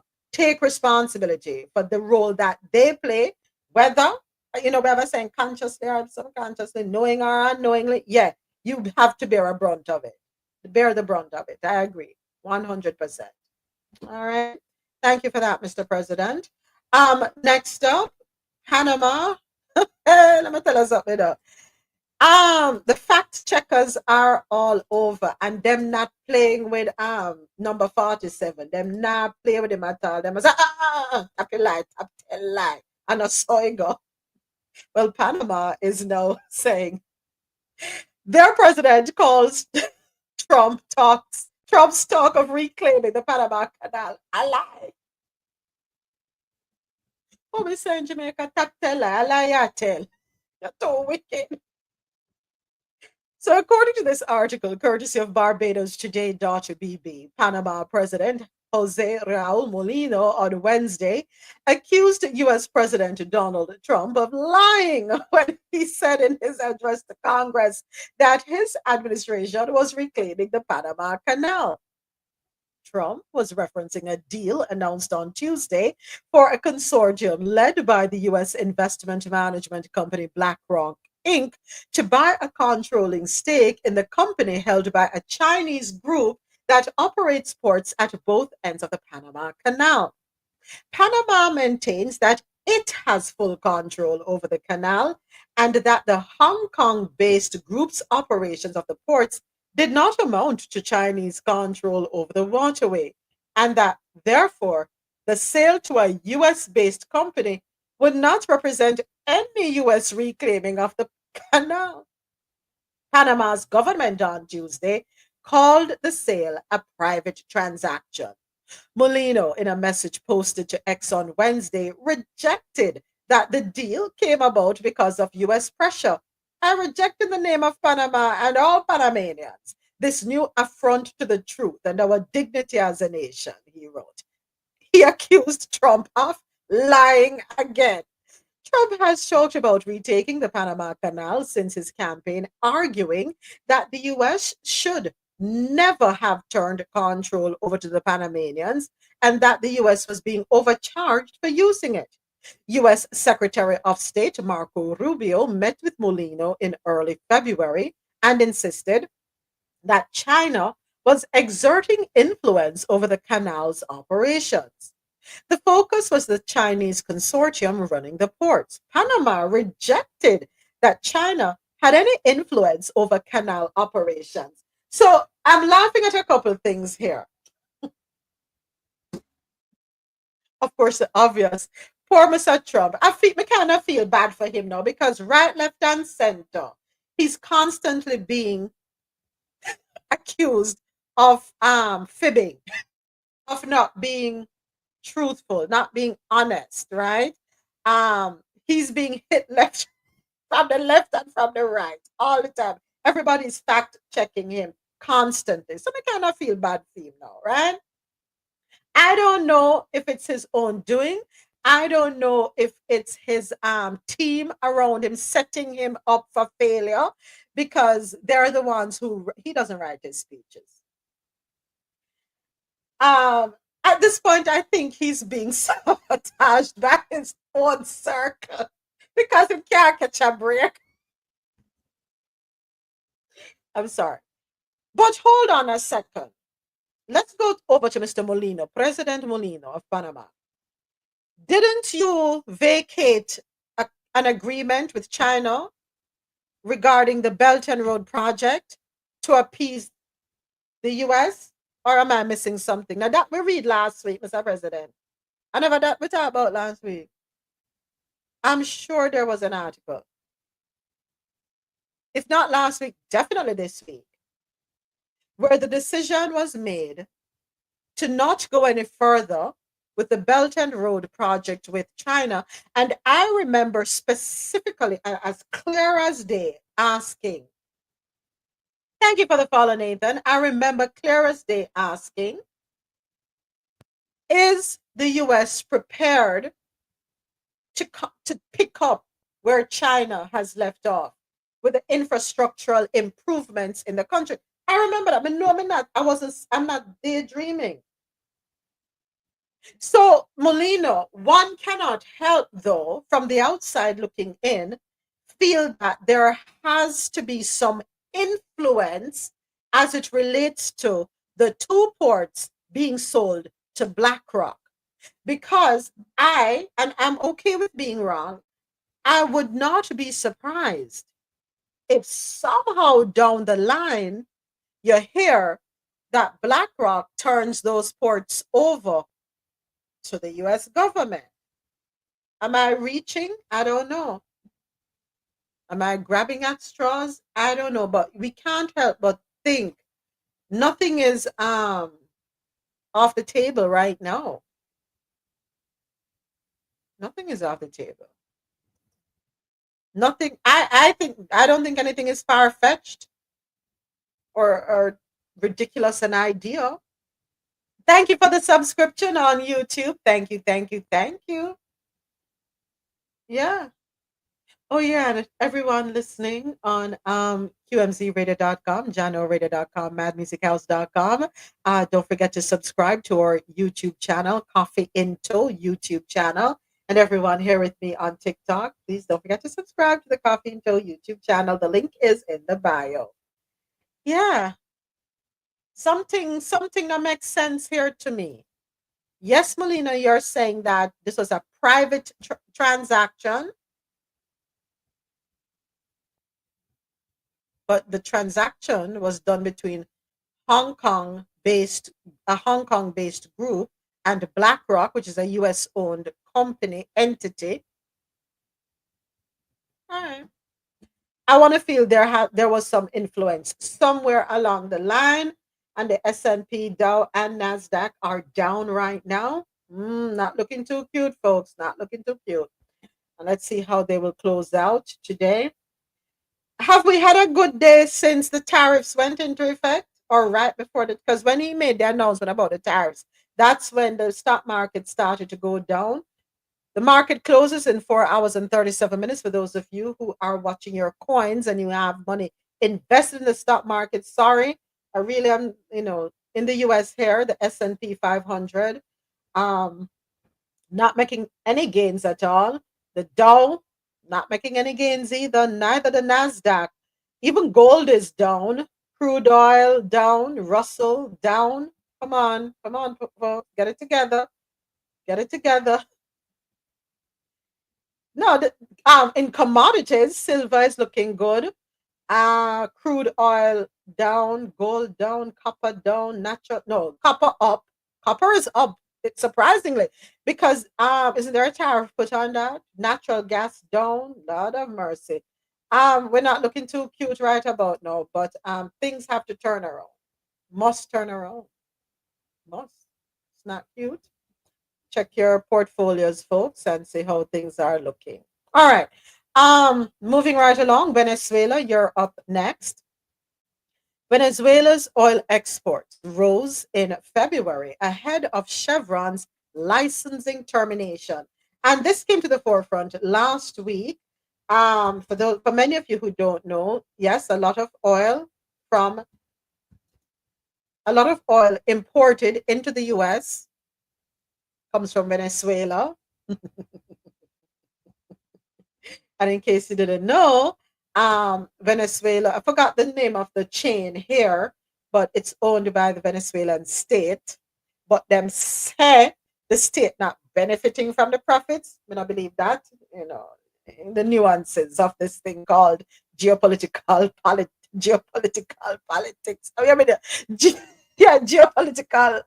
the geopolitical landscape. They can't even talk because I laugh at the whole idea of it. Anyway, the geopolitical landscape is quite interesting. Let me say that between the US and Venezuela. But let's go ahead and get into this article. Penned by Reuters and provided by finance.yahoo.com. Venezuela's exports of crude and fuel rose in February to their highest since November. Vessel monitoring data showed as the U.S. prepared to terminate a key license that allows oil major Chevron to operate and ship crude from the country. Venezuela's oil output and exports have grown since Chevron was granted the license in late 2022, providing a reliable source of revenue to President Nicolas Maduro's administration. See, I told you. The company in January shipped to the US more than 30% of the South American nation's total exports. On Tuesday, the US Treasury Department ordered the wind down of Chevron's activities in Venezuela in the next 30 days, after President Trump accused Maduro of not making progress on electoral reforms and migrant returns. Venezuela's state energy company, PDVSA, and its joint venture partners last month exported an average of 934,465 barrels. Yes, you heard me right. Almost 1 million barrels per day of crude and fuel. And it makes you question, so why is there a problem with the relationship with that we have with Venezuela?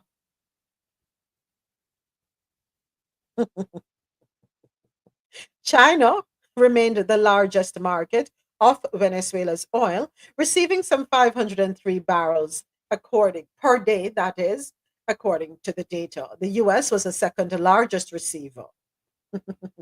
Venezuela's political ally Cuba, which is struggling to keep the lights on during a severe energy crisis, received some 42,000 barrels per day of crude and fuel. With no incentives to continue delivering cargoes to Chevron under the new licenses terms, which are yet to be detailed by the US Treasury, PDVSA is expected to send more oil to China through those intermediaries in the coming months, analysts have said. U.S. refiners of heavy crude, particularly in the Gulf of Mexico, are expected to feel the hit of the license withdrawal, which is happening at the same time Trump imposes tariffs on Canada and Mexico, the top suppliers of oil to the U.S. Venezuela now going to lose $1. I can't tell you that. Them not losing nothing. That's my personal opinion. Chevron might, but not Venezuela. Go right ahead, Mr. President. Well, I think the turnaround comes here because if you look at an article on February 1st in Reuters, where it said said Venezuela agreed to take migrants, right? So maybe something went sour with that deal, and hence, because remember when we read that article, I was stating that it is the same Trump that said Maduro was not the president because he had recognized Juan Guaido, if you remember correctly, as the official president of Venezuela. So I was very surprised when he was making a deal with Maduro to take the migrants. So nothing more than the deal probably fell through. And now he decided to retaliate because the deal didn't go through, or the deal didn't go through the way he probably wanted it. That is the only thing I can see. We're throwing a temper tantrum. Is that what we're doing? We need to stop doing that.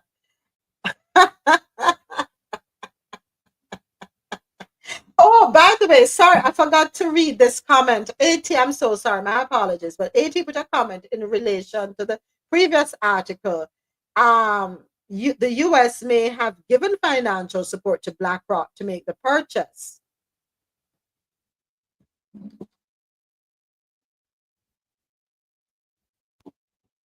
Nothing is off the table, AT. Anything is possible. But yeah, back to this one. Something is off here. Something is not kosher. Something. So as we say in Jamaica, something in a something. But the truth always comes out. That's all. The cream always rises or forms on the top. So we will find out very soon exactly what's going on. Okay, next up, a new era in European travel, £8 billion Brenner Tunnel to eliminate bottlenecks between Italy and Austria. So that's what we should be doing over here, having railway systems that make us move quickly between North America and Central America, all the way down to South America, so we can travel in other ways. Lands, what you call it, ecotourism. We can look at nature as we go through. I agree to 80. I just mentioned that the stock market is shaky right now. Everything is down except for a few commodities, but I agree with what 80 is recommending here on YouTube Live. Do not sell. Do not sell. Hold tight. Ride the storm. Hang in there, folks. It will pick back up. It will pick back up. Okay. A new era. So let's get into this article courtesy of travelandtourworld.com. The world's longest underground railway network is under construction to ease traffic congestion between two major European nations. Look at that. The Brenner Base Tunnel, an £8 billion. I'm struggling to say pound versus dollar.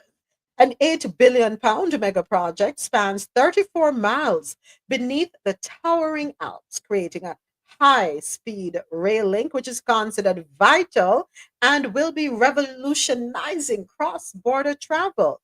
The railway network will link Fortezza, Italy, and Innsbruck, Austria, passing through the Brenner Pass, a key section of the Scandinavian Mediterranean corridor.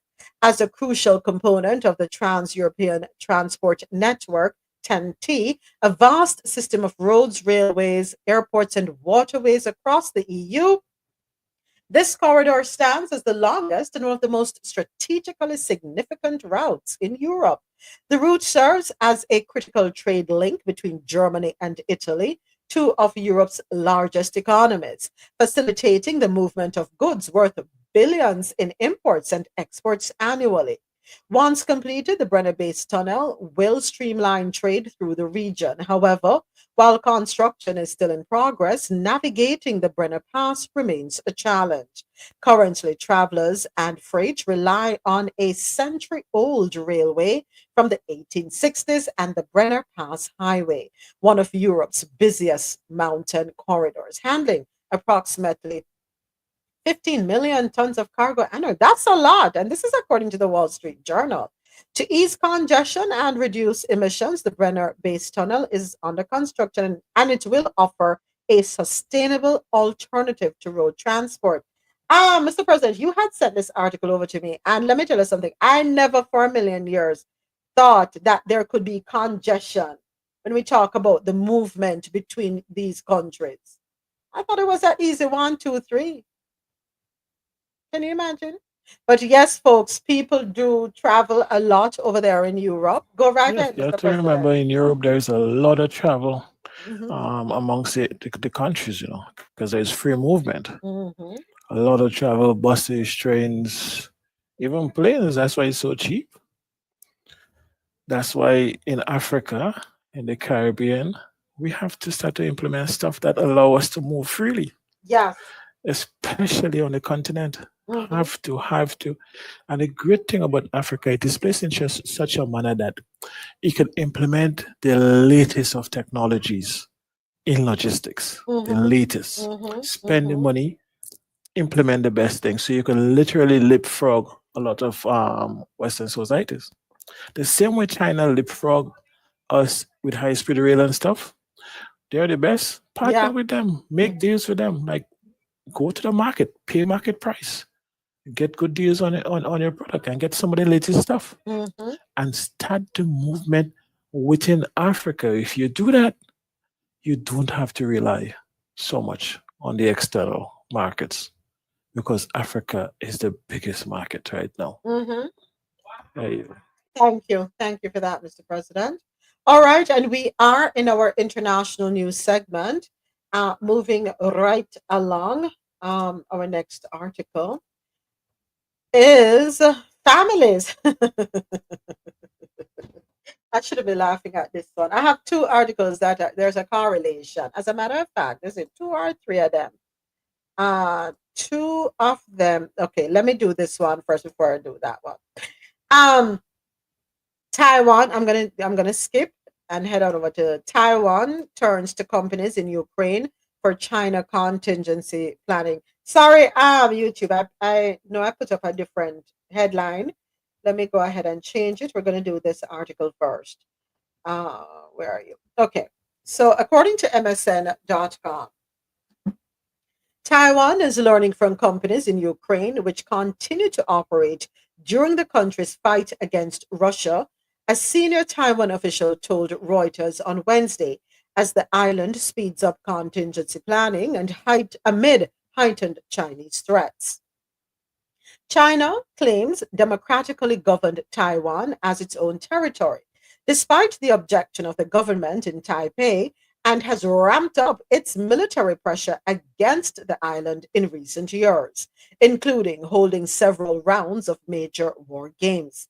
We hope to learn from Ukraine's first-hand experiences how private companies helped build the resilience of its government and society during wartime. That's according to a senior Taiwan security official who requested anonymity due to the sensitivity of the matter. The official pointed to companies in Ukraine, including Uber and Microsoft, which continued to provide critical services.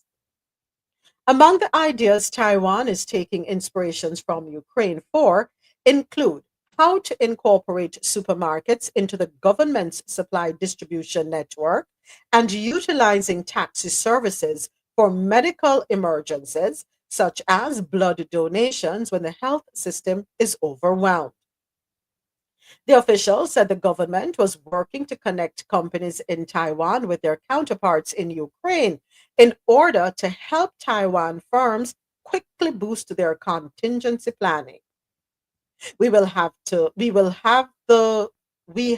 will to fight, rather, is what it's saying here. We have the will to fight, and now we must also look closely into our will to prepare. Taiwan is revamping its air raid alert and shelter systems, taking into account lessons by Northern European countries and Baltic states, the official added. A closed door workshop on preparations, including stockpiling and civil defense training, was held in Taipei this week, which was attended by Taiwan security officials and senior diplomats from countries including the US, Japan, and Australia.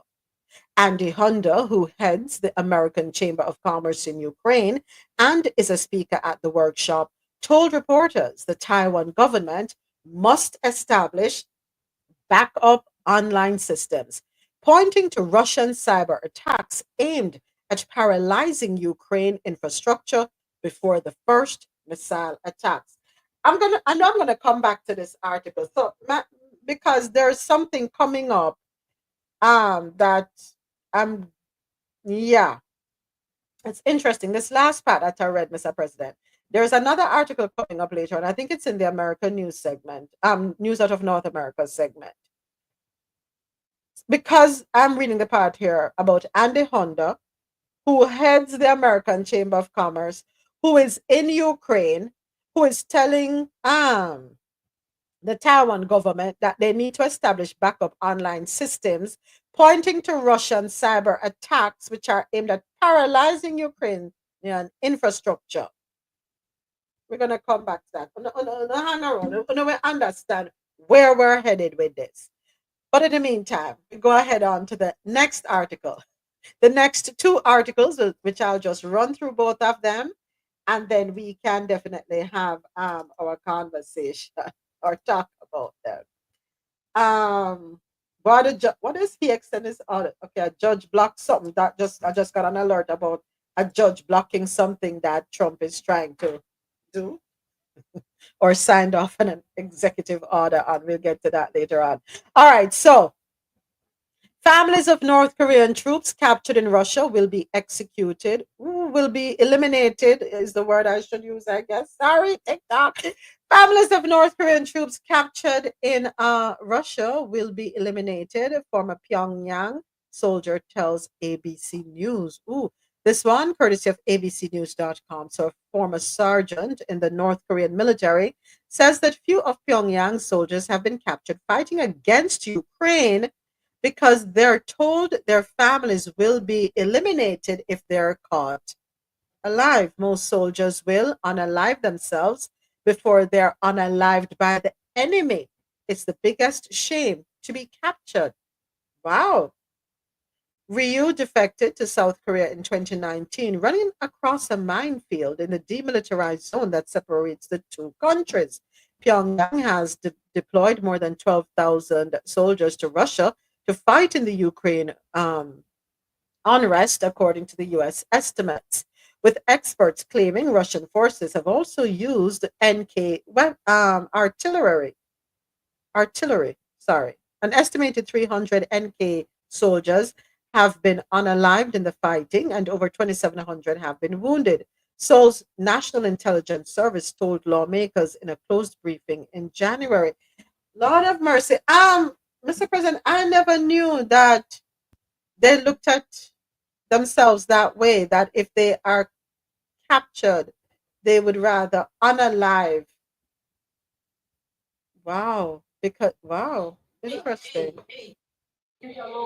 Though this thing that thought process may exist, I think it's an exaggeration on this. Mhm. Basically, just for mileage in the media to further demonize the North Koreans. Mhm. A lot of this stuff I take with a grain of salt.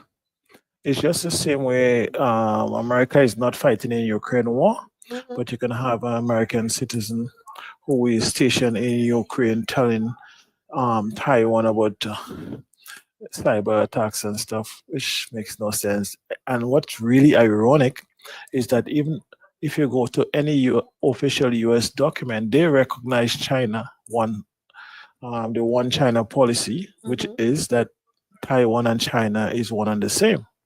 That is the official position of the US government. Yet still they come and try to get Taiwan to retaliate against China with all this stuff. So there are a lot of inconsistencies or cognitive dissidence. Mhm. But these kind of articles I take with a grain of salt. I am not saying then are not people that may have unalived themselves. I'm not saying that any soldiers getting captured have a certain level of shame that goes with it. Mhm.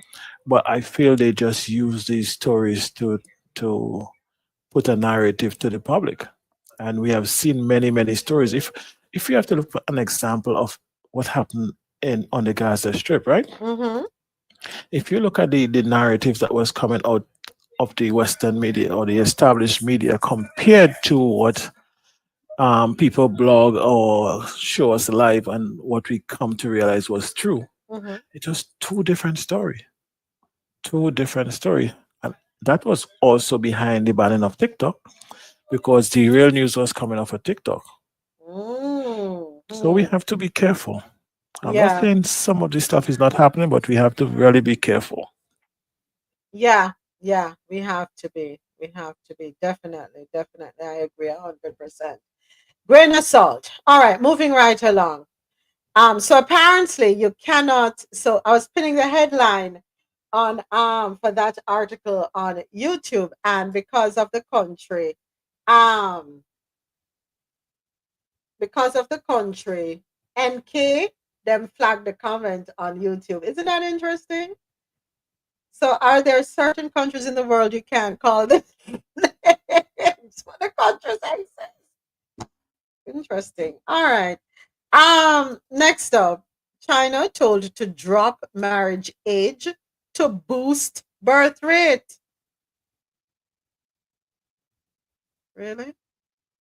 That does sound safe at all. But let's go ahead and let me not make any assumptions. Let me go ahead and get into this article. This one comes to us courtesy of MSN.com. A national political advisor has called on China to lower the legal marriage age to boost its declining birth rate. Yet analysts tell Newsweek such a move is unlikely to sway young Chinese. Newsweek has reached out to the Chinese Foreign Ministry with a request for comment by email. Why it matters? Chinese are tying the knot later and in fewer numbers than ever before. Last year, the country recorded just 6.1 million marriages, which was over a 20% drop year on year. Young couples are delaying having children or opting out of having children, citing long work hours, a years long property crisis, rising living costs, and a change in values. Policymakers are worried the trend, combined with a surging number of retirees, will threaten long term economic growth. So here's what you need to know: China currently has some of the world's highest marriage age requirements, set at 20 for women and 22 for men. A statistician and a member of the National Committee of the Chinese People's Political Consultative Conference has proposed lowering the age of marriage to 18, which is the standard in most developed countries. He stressed the change would not be compulsory, just aimed at expanding young people's options, capitalizing on reproductive potential, and aligning with global norms. This is one of several policy changes being put forth. Another is to completely remove restrictions on the number of children per couple. He also called for the nationwide adoption of pronatal policies already introduced in some local areas, such as monthly cash subsidies per child.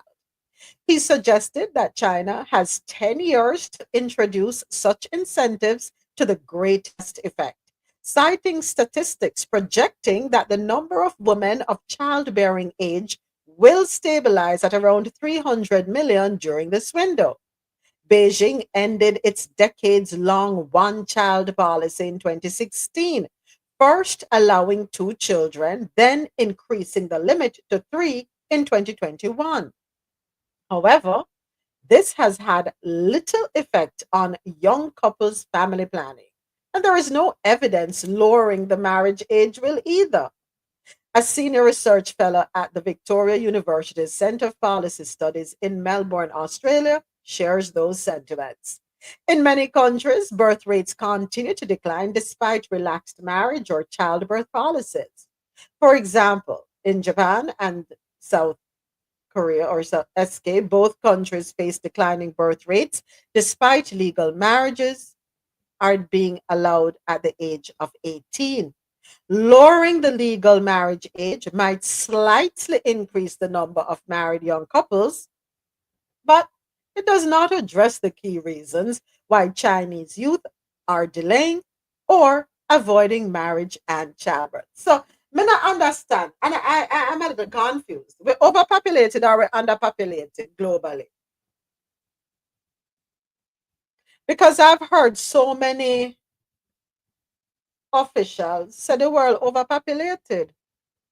So all we have to do is move around some people then. If China is worried, just move around. You know, allow the free movement of people globally then. Who want come at China, come at China. Pack up your family and come at China. Who want move, go east, go east. Who want go west, west. Who want go north, go on north. And who want go south, south. I mean, what else am I to think at this point?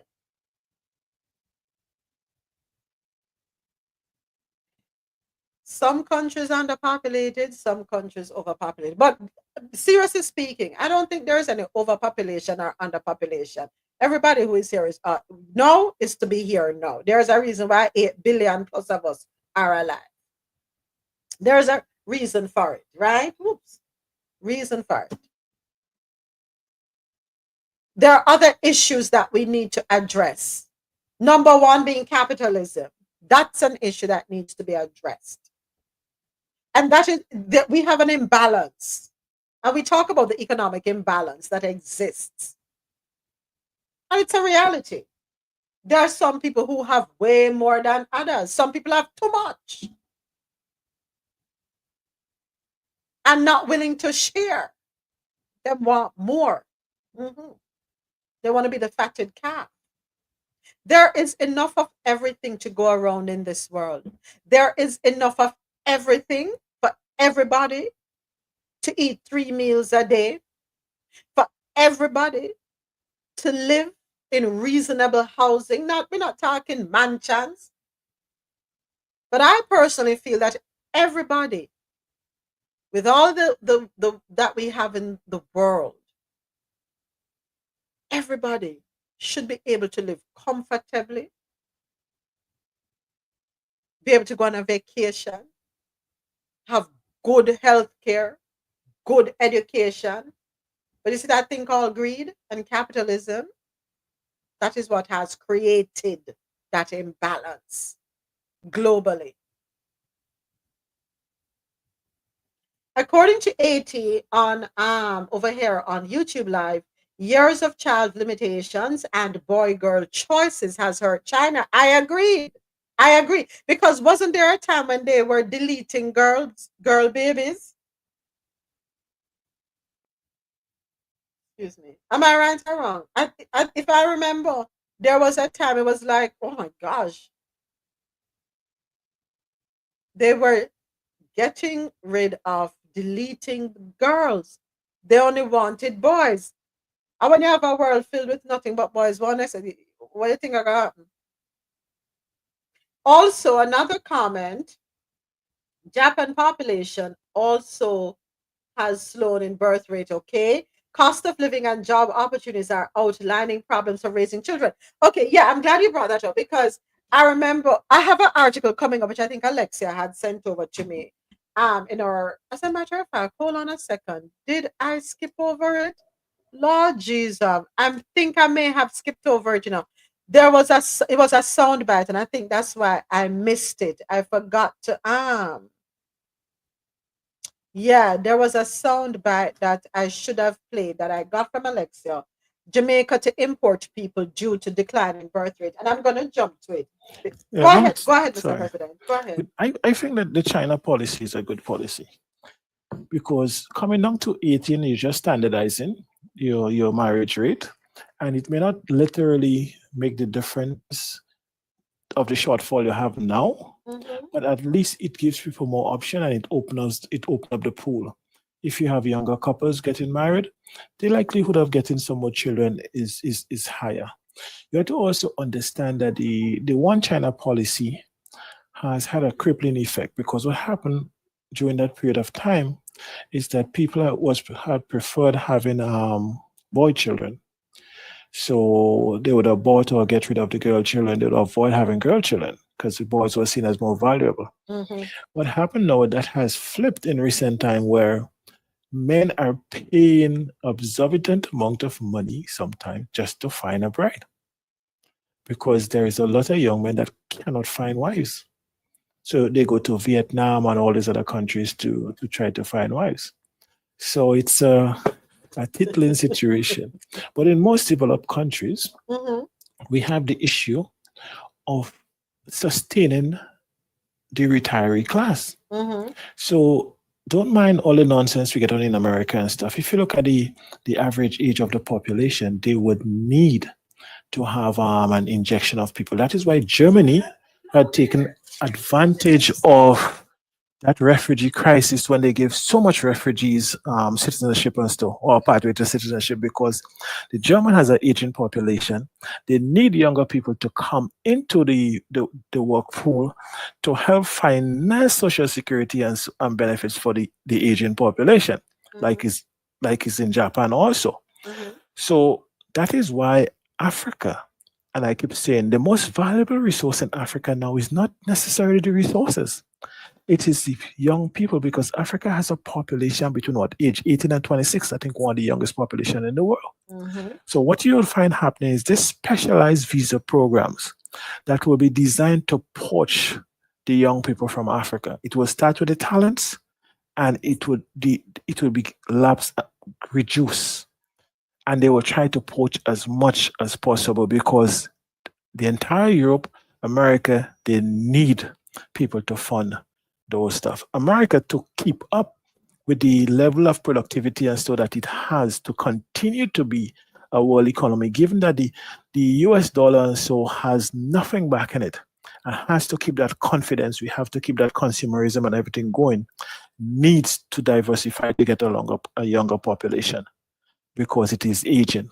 Mm-hmm. And so it is very complicated.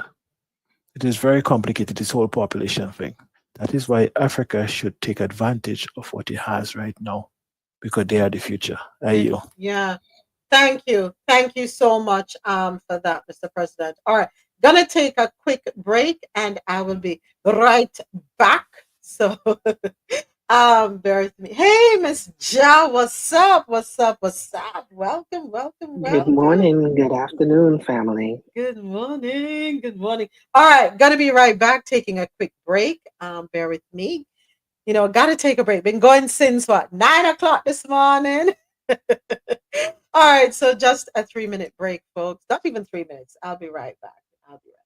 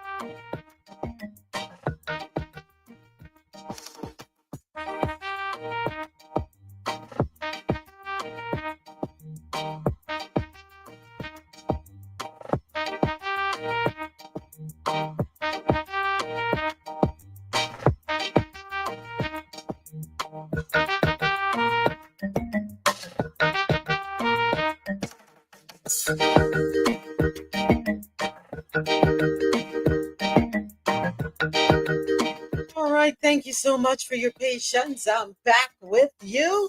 I want to say thank you to everyone listening on QMZRadio.com. For quality music while you work or play, keep it logged on to www.qmzradio.com for that good music to get you through your day.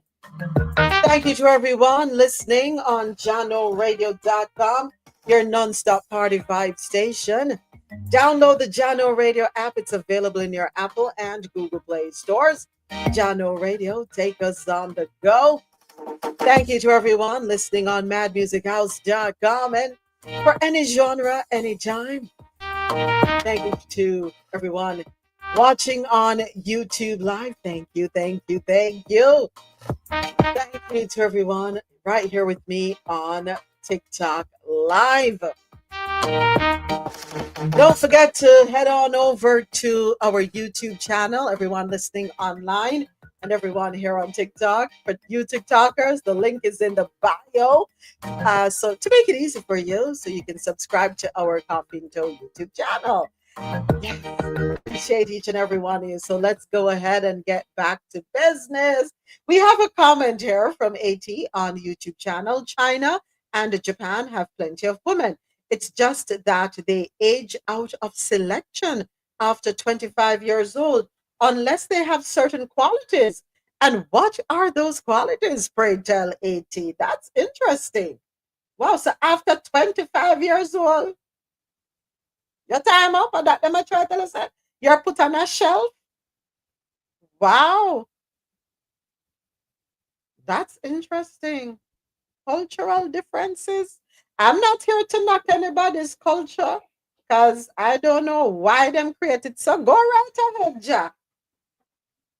That is the first time that I am hearing that.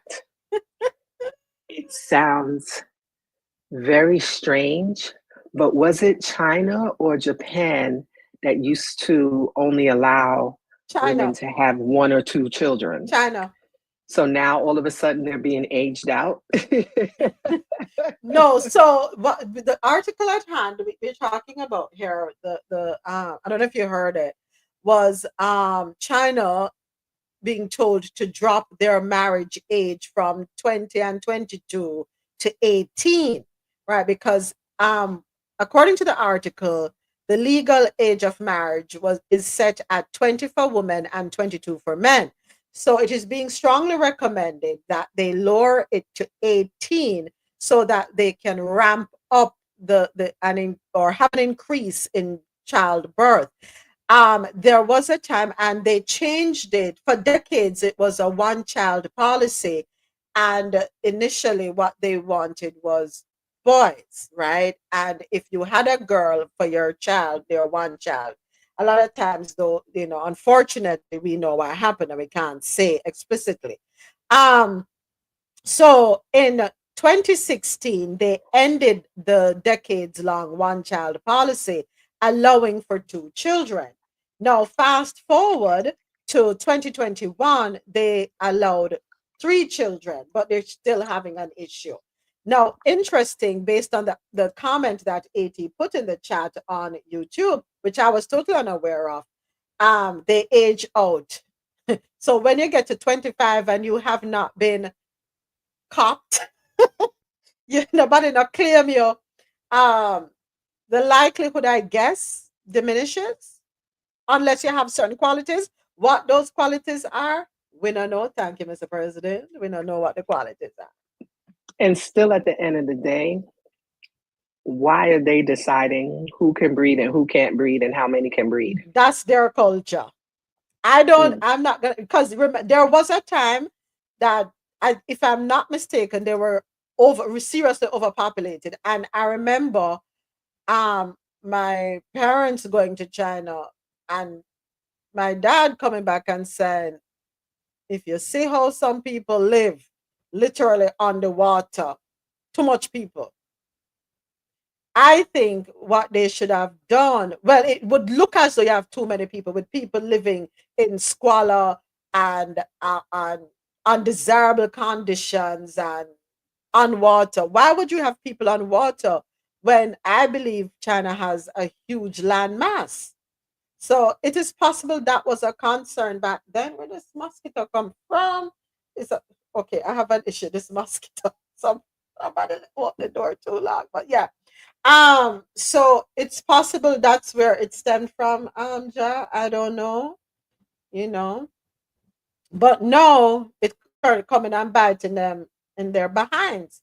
So there's a strong recommendation to change. But there was an article that I had this morning and I forgot to highlight it. And the reason I overlooked it was because it's an audio piece and I totally forgot to refer to it.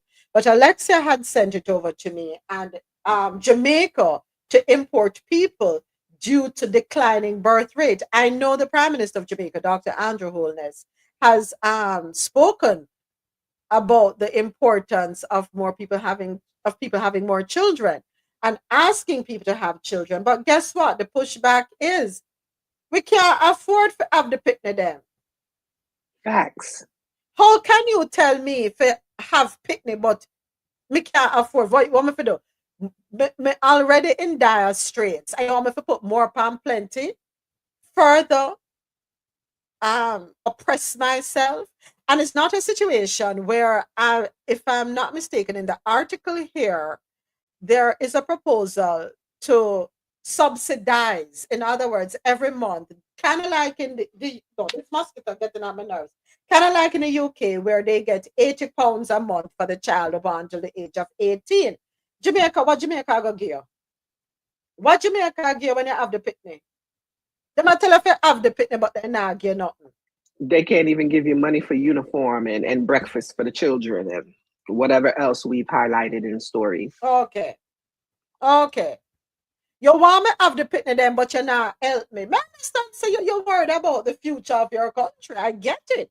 But I have to worry about me and myself and my picnic. What's the point of bringing a child into the world and by the money what may I make not going to be enough for me to take care of my bills and feed this child? Is it fair to the child? So it's better me not have the picnic. That's the mindset, and you can't blame them. I never knew.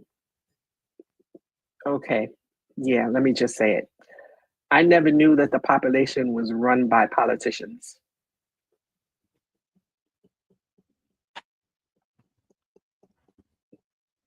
And them now have the more, and them I tell we have the more for them pay sure, for we not sure. And it's not just in the US. It's, the past couple of years we've been highlighting these things, and it's a new phenomenon to me. I just never thought of it.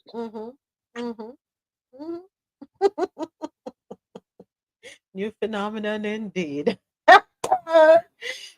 It's not a matter of it running by politicians. If you look at the structure of our society today, right? To have an optimal balance with social services, like public goods, parks and different stuff, the hospitals, healthcare, road infrastructure and stuff, it takes some certain amount of funding to keep that going smoothly, optimally, right? Now, to do that, you have to maintain a certain labor force. And when you put retirement into that, the way it has been used is that you have a lot of population that is aging, and then you have a smaller working population that is helping fund the retirement for these people. Because why we get to that stage, we could argue, all night. But the point is that so that is what it takes to keep the society running as is, and to provide all the services and all the goods and all the stuff like that. So that is why they look and come up with the populations.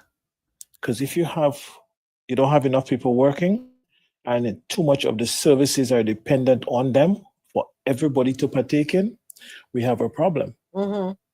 And that's why if we have people making less children, then you'll be top heavy. We have a lot of people going out of the service. Even if you forget about social security and stuff, there will be people leaving the labor force that is not being replaced in an adequate amount of time. If you have 20 carpenters and 10 retire, and you only have 5 apprentices coming in, at some point in time, you will be short carpenters if you have to continue building at the current rate. But so Mr. President, these are the kind of things that take into consideration. Go ahead. Go ahead, I understand what you're saying, but where's the science behind making sure that these said children can study carpentry, or these said children or persons can be, like Moments just said, fed, housed, schooled, medicine? You want to control the population, but you're not controlling what the people need to have a striving population. Okay, if we look at China as an example, for instance, right? When they had the one-child policy, China was basically an agricultural economy. It was based on agriculture. China has since now, the middle class have now grown, innovation, technology, and everything like that, to the point where China has massive amount of money and stuff. Now they're saying, listen, now that we can feed ourselves, now that there is opportunities, we have a shortage of people to partake in the current economy we have. So then they shift the policy to two, and now they're saying, okay, probably multiple. Then that didn't work because people are still conservative in their thinking. So they're saying now they will give you incentives to make children. They would lower the age of consent and stuff, their marriage and stuff like that. So if you look at China, you could argue that, okay, now that China has grown, and come away from the agriculture-based economy, they no longer need to restrict people, but they even need more people because there's a lot more that has to be done. Mhm. So you could argue it different ways. Okay. So then what you just pointed out to me is China is really invested in their people. More than most Western countries. If you look at infrastructure, so in China, they spend a lot of money. There are high-speed rail that goes to places that is subsidized by the government. So when they're looking at development in China, they look ahead. They don't necessarily look at the dollars and cents in a lot of cases. And I think we can learn a lot from them, the way they do. If you look at some of the infrastructure, look at some of the things that is implemented in China, they really favor the public compared to the US, for instance. So how do we bring that methodology here to the United States? First, you need politicians that can use a computer. You have politicians that are still using crayons. So how you expect to have innovative thinkers? I'm done. That's a good one. He has a point, Ja. We don't have politicians who know the difference between dial-up and Wi-Fi and all them things. They are, what you call it? Have you taken a look at Washington lately, Ja? Have you seen some of the images when they're sitting there up there in Washington? What's up, Miss Donna? I do want to express. You know, it's just a bunch of Dapper dinosaurs. Dinosaurs. I was trying to find a nice word. Dinosaurs. It's a depend party. I behave myself. Depend gobble neck. What you call it? Turkey neck party. Mm. No, look at some of them up there. I was trying to be nice moments. Dinosaurs. Listen, Mr. Some of them, and this is them on them phone.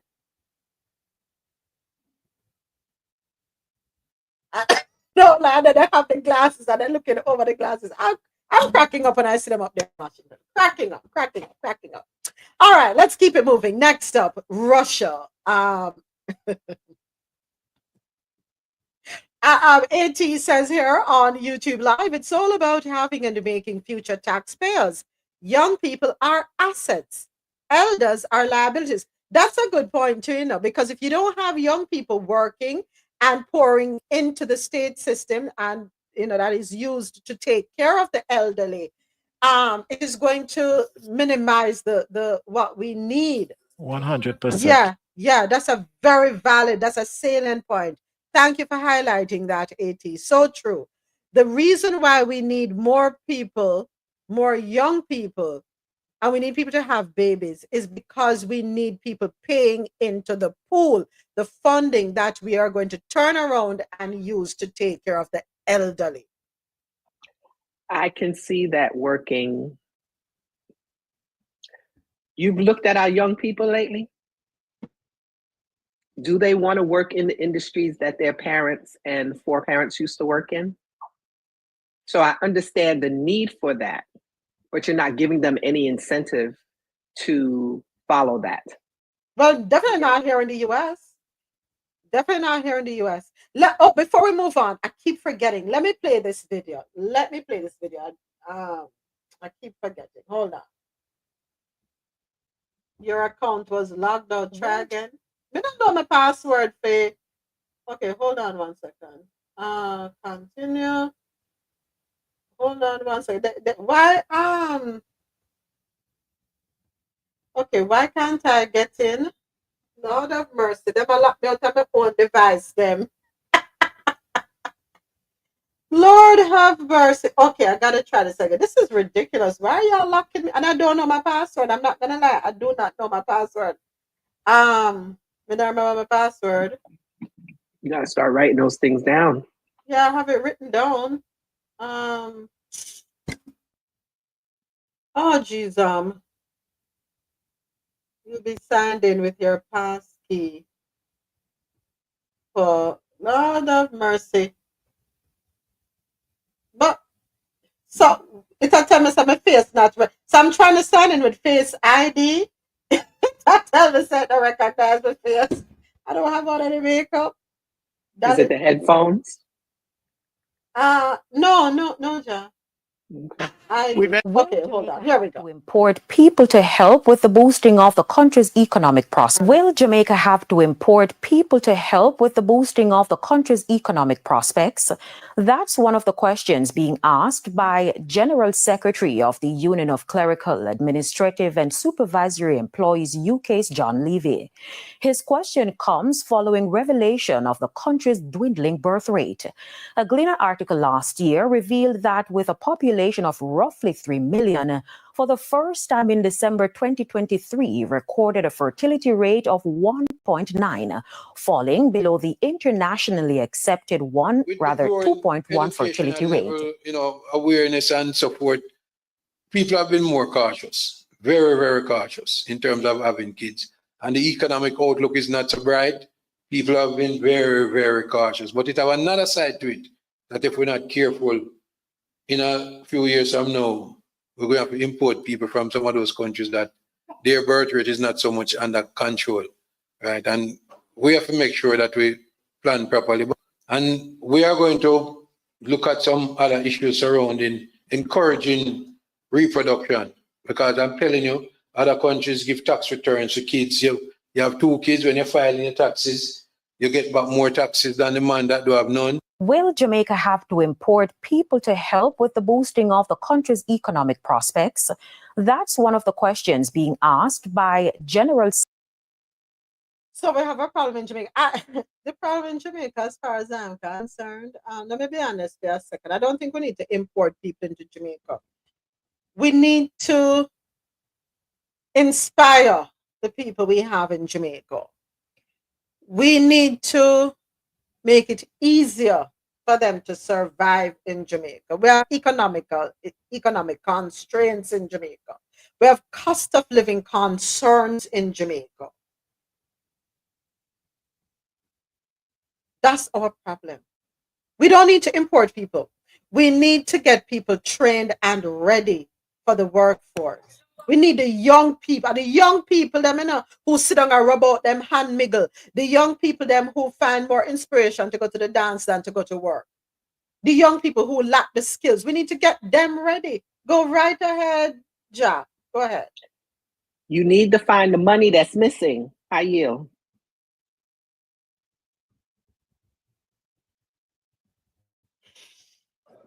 Go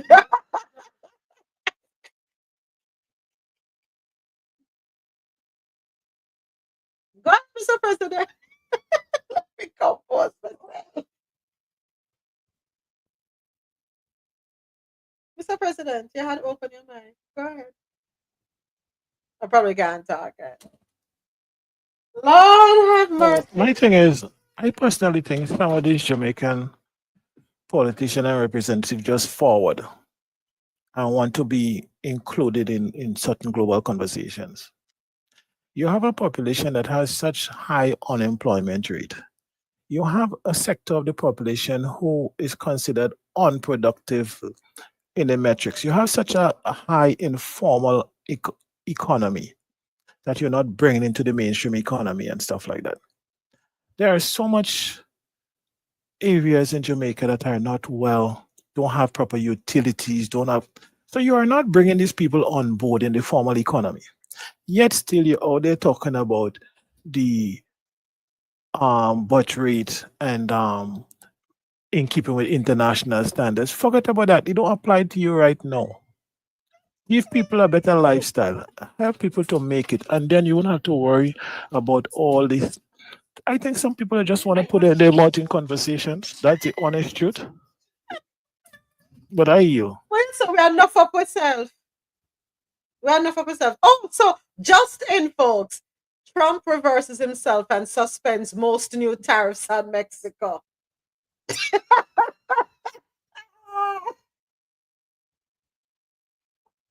It's like the United States is a yo-yo. No chance for to laugh. We are one big puppy show in this country. We are puppy shows. We are truly a circus. What's up, man? Why did you do it in the first place? So apparently, according to the New York Times, the announcement came just 2 days after President Trump imposed tariffs on 25% of 25% on goods coming into the US from Mexico and Canada.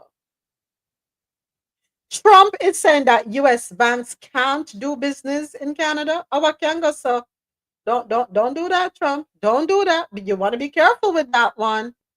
Not when we have over $150 billion worth of assets in Canada. Come on now. Come on now. At this point, can somebody just take the mic and take the phone? Because Honest, I said this before and I will say it again. All this Trump, a lot of the proposals sound good to the ears of people. You know, it's probably good rhetoric for his base or whatever. But he will not implement it because he would not last 6 months. He would go in history of crashing the economy. Most of the stuff economically cannot work. And I've been saying that from day one since the campaign time. And people saying, oh, he's going to go and doing it. And I said that he will implement stuff. He will flop on it. He will make grand statements. He will pull back in the back door. He will put tariffs, but he will exempt most of the critical sectors. That's the only how he could sustain it. But most of the stuff is just a lot of nonsense. They cannot work. And this thing where Mr. Musk is running around talking about he's saving money here and he's saving money there, that is just for the uninformed eyes. You can't save money by just cutting the government. It don't work like that. Because everything you do has a ripple effect. And the negative will overtake whatever little positive gain you would have seemed to get. mm-hmm. It makes good for campaign material, but it's not good for running a country. And sooner or later, they will come to that understanding. And sooner or later, they will turn on each other. That's why I give them 6 months together. Because when the economy and everything start tanking, which it already start happening with the high prices and so, all right? Mm-hmm. He will blame it on Mr. Musk, and he would fire Mr. Musk because he would not take the responsibility for it. In the 100-day review, I keep telling people, look for that 100-day review, and things will start to change after that, because that is when it will be very evident. But let me ask you a question. Let me ask you a question, Mr. President. Do you think that a part of him, or one of the reasons why he is going back on his word, is because the truth about his ratings nationally, he's bothered by it? You think so? It has not. Well, he likes the ratings, but it has nothing to do with the ratings. Okay. How did he win? The people that we know finance him, the people that finance him, anybody that win election in America is financed by the same group of people. Mm-hmm. Some go to the right, some go to the left, but you could put them in the same grouping. These people business would suffer, including the one Mr. Musk. Look at his Tesla sales in places like Germany. It's tanking. Sooner or later, he will either come to his senses or he will self-destruct. But take him out of the equation. All the other business people are seeing that you're doing craziness that is affecting us, the bottom line. And when people with money start losing money, their decision changes. They will give you enough room to play and make all your nonsense. But when it starts to hit home, it's a problem. When you have the stock market that is volatile and you're making crazy announcements every day, and investors don't know whether they're going up or they're going down. When you have businesses that has to plan in advance to get the material and stuff like that, Mhm. when you have people have to go into forward and future contracts and all the different stuff, it affects operation. Mhm. And you cannot be flip-flopping on people's business. It would not work. So eventually he has to backpedal on most of it. Yeah. He has to. Because sometimes I think they just look on the surface and think that stuff can be done. But when they start looking into it, because I'm not sure who the advisors are, the economic advisors are. But when you start to look into it, you know it just cannot work. It doesn't matter how it sounds, it just cannot work. So a lot of these policies cannot work. It is to the detriment of America. And then you have China and other people just waiting and taking advantage of it. Now you have to be trying to scave off now Chinese attack, trying to poach the same workers you don't want. Mhm. It's madness. But I yield. All right, let's take a listen to this clip right here, and then we get back to regular Donald programming. Trump has just announced that he will be exempting all USMCA goods coming in from Mexico from tariffs for a period of 1 month until April 2nd. This 1 month reprieve is just for Mexico right now, not for Canada yet, and will cover all goods traded under the USMCA, which is the free trade deal between the United States, Mexico, and Canada. These goods include produce like avocado, dairy, and other things coming in from Mexico to the United States. It's for a period of 1 month, and Donald Trump is now saying that he is doing it out of the kindness of his heart, essentially, to Claudia Sheinbaum, the president of Mexico, who he claims to have a good relationship with. He does not claim to have that similar relationship with Prime Minister Justin Trudeau from Canada. So right now, Canadian tariffs remain in place. Mexican tariffs are still in place, but some goods are exempted. I'll do a full list of everything you need to know about which goods are exempted on my Substack, link to my bio, so be sure to subscribe for free. We're having whiplash, but that's the news nowadays. As always, follow along, stay up to date on all the news that you. The goodness of which heart? First, I would like to remind the listening public that the deal that the current president is tearing up is the deal that he signed that was a deal of the century when they renegotiated with NAFTA. You remember? He don't remember, That was but the remind him. deal of the century. So now if this deal is no good, so you mean the deal of the century was crap? Know that you have to change it and put all these tariffs and stuff? You made that deal. It is your deal. It is just like this, your tax plan that is in place. That sunsets soon. So, I don't know. Are you? Good relationship with Sheinbaum. Sheinbaum ain't a back down from him. Sheinbaum said, who you think I talk to? And wasn't it just last week or the week before he was cussing him? Her. Sheinbaum, her. The president Yeah. of Mexico. Sorry, I'm trying to eat. Sheinbaum said, who you talk to? I'm not afraid of you. Run your mouth all you want. I am not afraid of you. Recognize the problem we are having in your country. Recognize the people in your country and them insatiable appetite for what you claim say you want to blame us for. Deal with your problem them over there so before you can talk about my problem them over here. So we are talk to.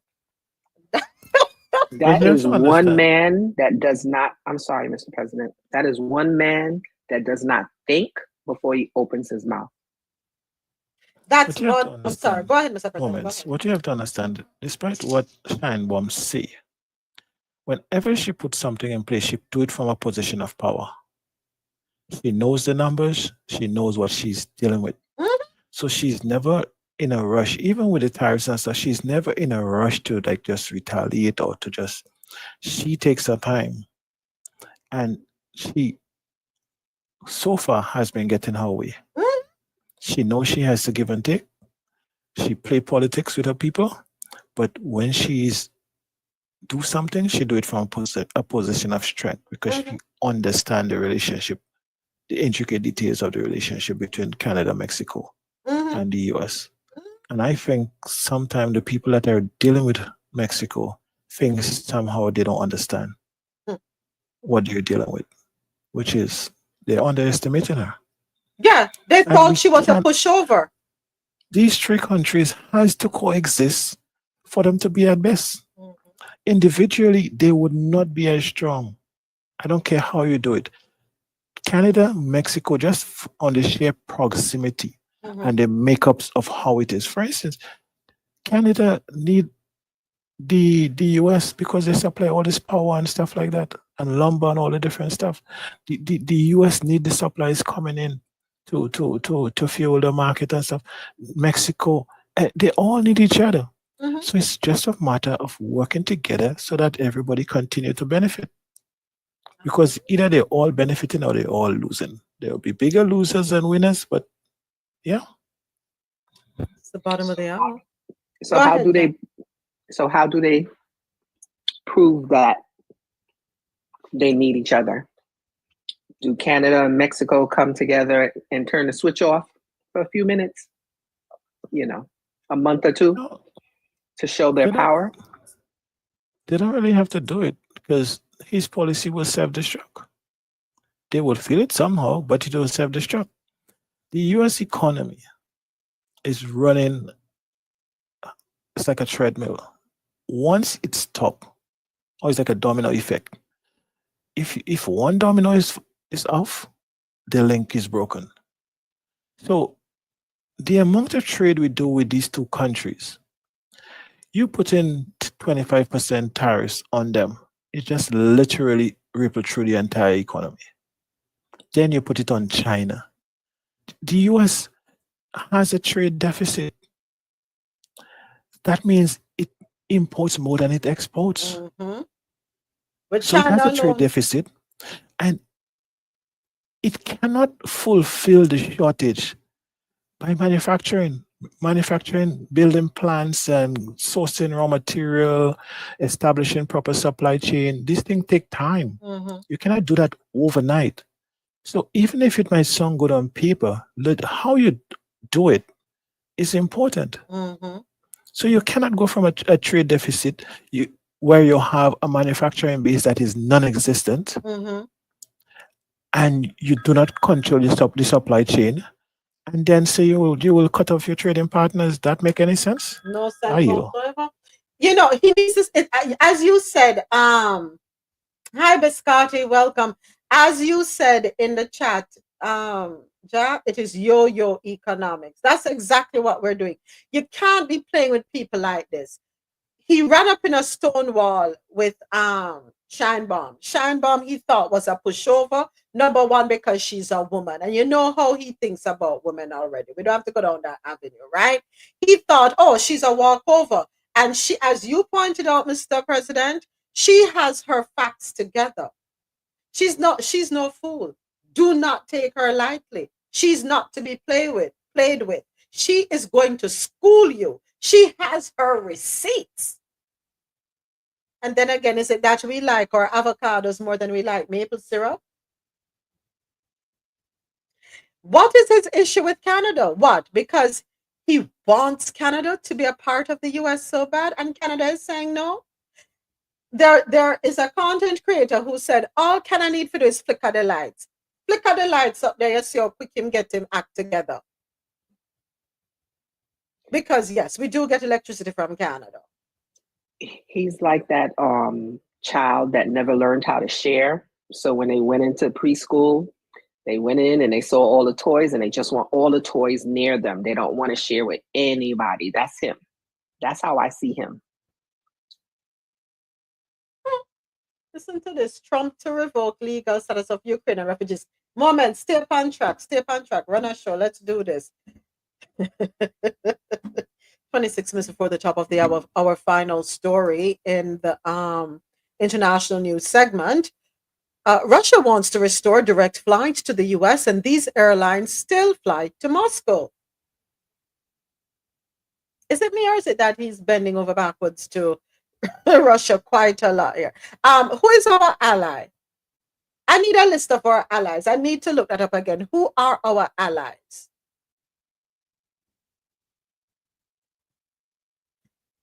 I have to be careful what I said. I'm a bridle. Come, mute up, girl. Mute up. You can't say certain things. Hold it, hold it, hold it.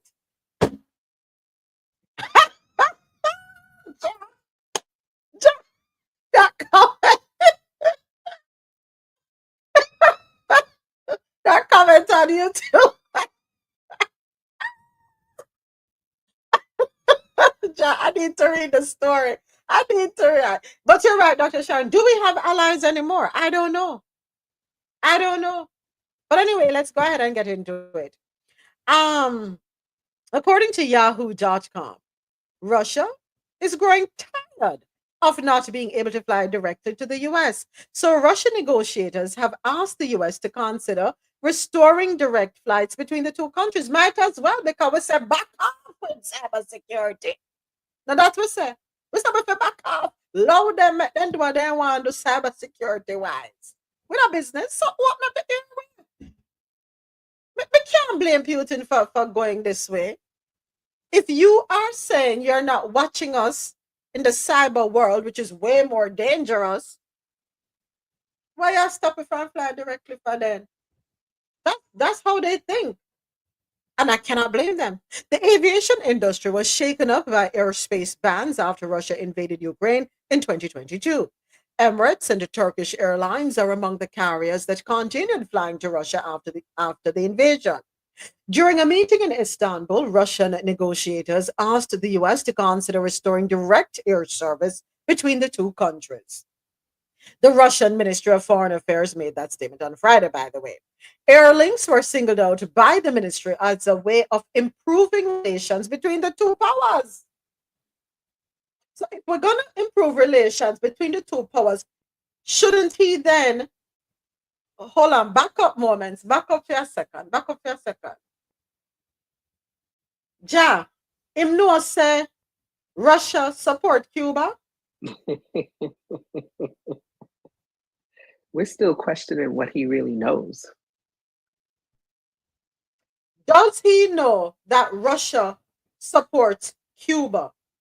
Russia and Cuba have been allies from Wappy Kill Philip, from Jesus was a boy, from before the continent them split up when it was one Spangia. Him know say Russia is a very strong ally of Cuba. But So, wasn't Putin the one that also disrespected his wife? and have you seen the latest TikTok videos? No, I haven't. Girl, it's spicy. I'll send it to you. I'll send them to you. I see why he bending forward. I told you. Russia. Yeah, I told you what direction he's bending. Mm-hmm. I told you. Yeah, there is a reason why.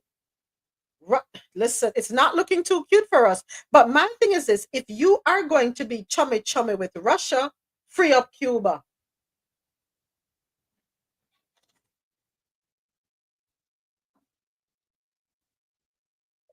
I said it sometime last year.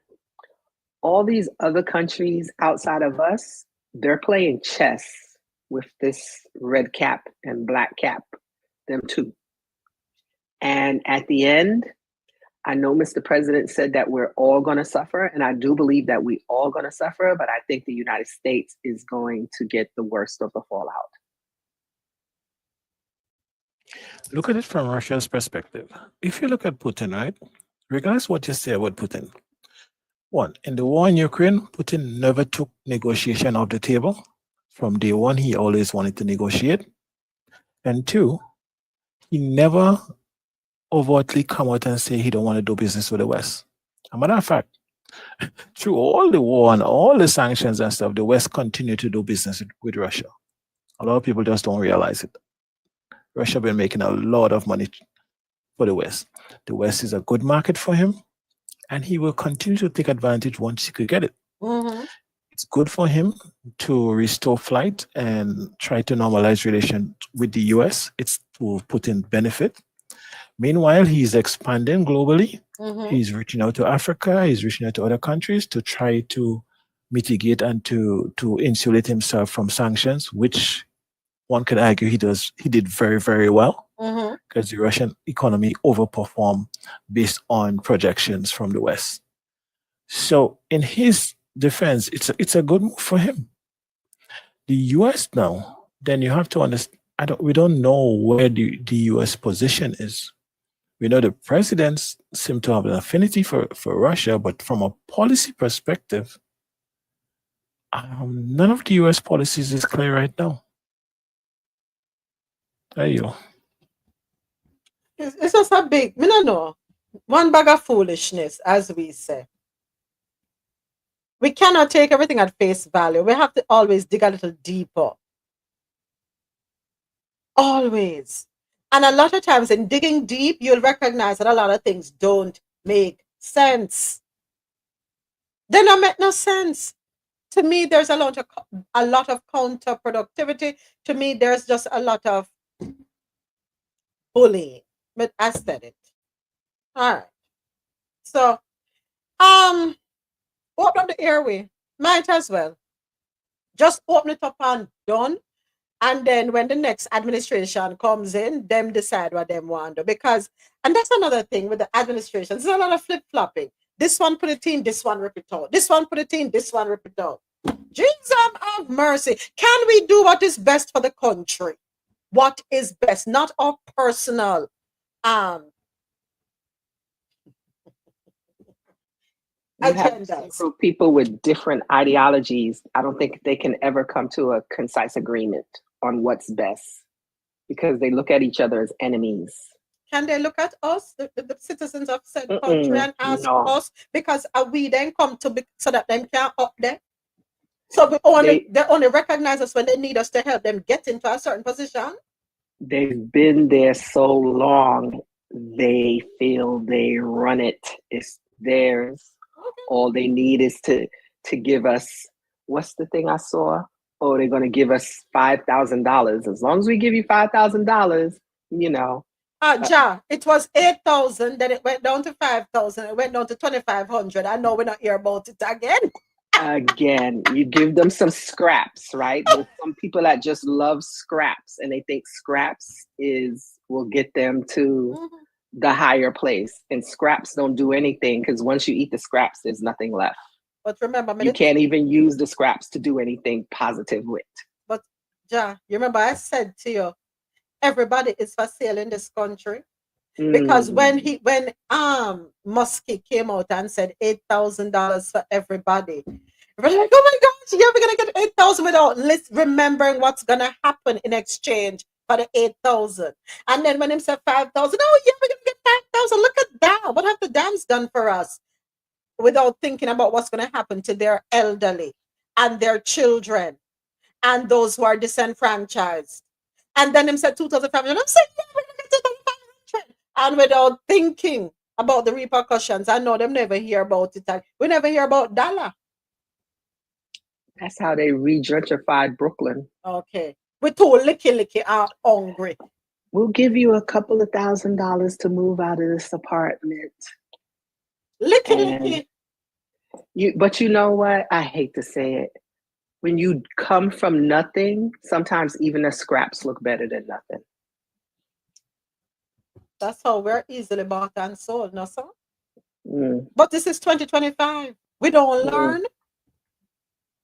We don't learn.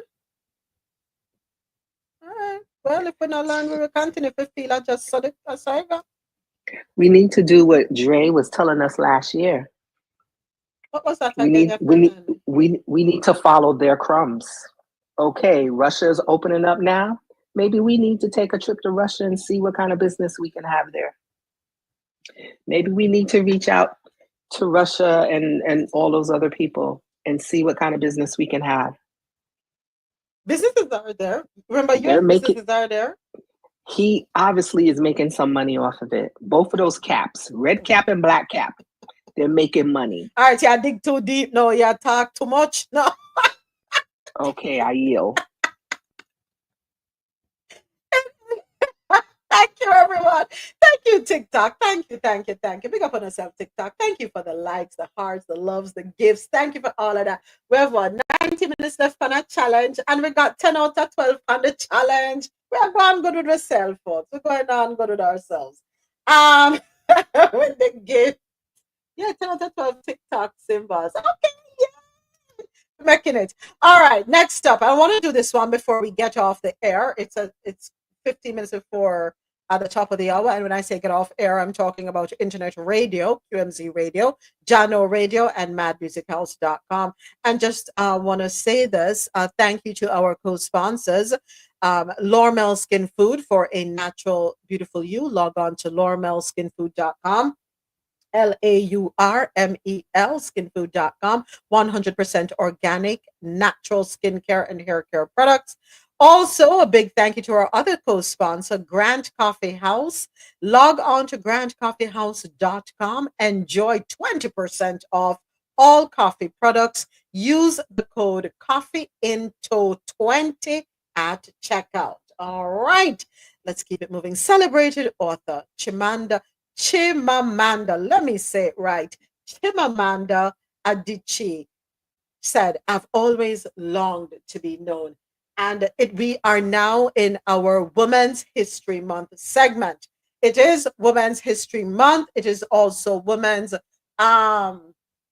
cervical cancer awareness month. John, remind me. Were we talking about prostate yesterday? We're talking about prostate. Hey, Tasha, we're talking about prostate, and we're talking about cervical cancer yesterday. But it is Women's History Month, and today we are honoring Chimamanda Ngozi. Let's go ahead and hear what NPR has to say. This is a good listen. Let's go. Let's get into it. Play. Chimamanda Ngozi Adichie's first 3 novels won prizes and critical acclaim. 2 were optioned for movies, and 1, Americana, sold more than 1 million copies in the US alone. But then, for some reason, the words stopped. I went through what people like to call writer's block, which is an expression I do not like because I'm very superstitious. She did write speeches and essays on feminism, human rights, and grief, even a children's book. But the novel eluded her until now. Writing fiction is the love of my life. It's the thing that I think gives me meaning. And it's quite different. I mean, the entire process is very different from writing nonfiction. With fiction, it's magical. Her new novel, Dream Count, just out today, tells the interconnected stories of 4 women, 3 with ties to Nigeria, the 4th to Guinea.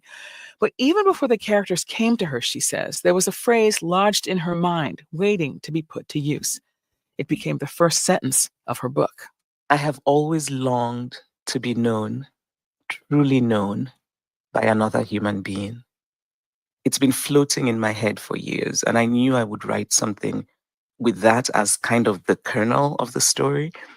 But I really do not know how these women came. They came to me, and it's difficult for me often to talk about the choices I make in fiction in a very narrowly intellectual way, because there's so much that's intuitive. You said you'd carried that line in your head for years. I wonder why. I don't know. And I consider myself fortunate to have been known, I think. And yet I question how well I've been known. One of the things that happened to me during COVID was that losing my father made me question how well I knew myself. And when I heard the news of my father's death, I threw myself down on the ground and I was pounding the floor. And I did not realize I was doing this. And afterwards, I was shocked by it, because I think if you'd asked me how I would react to losing my father, I think I would have said that I would just go numb and completely cold. And so that made me think, my goodness, I did not realize I had this level of melodrama. I sort of half joke about it now, but it did make me think about how well do I know myself? How well am I known by other people? How well do I know other people? And there's just a general longing, I think, that I've always had.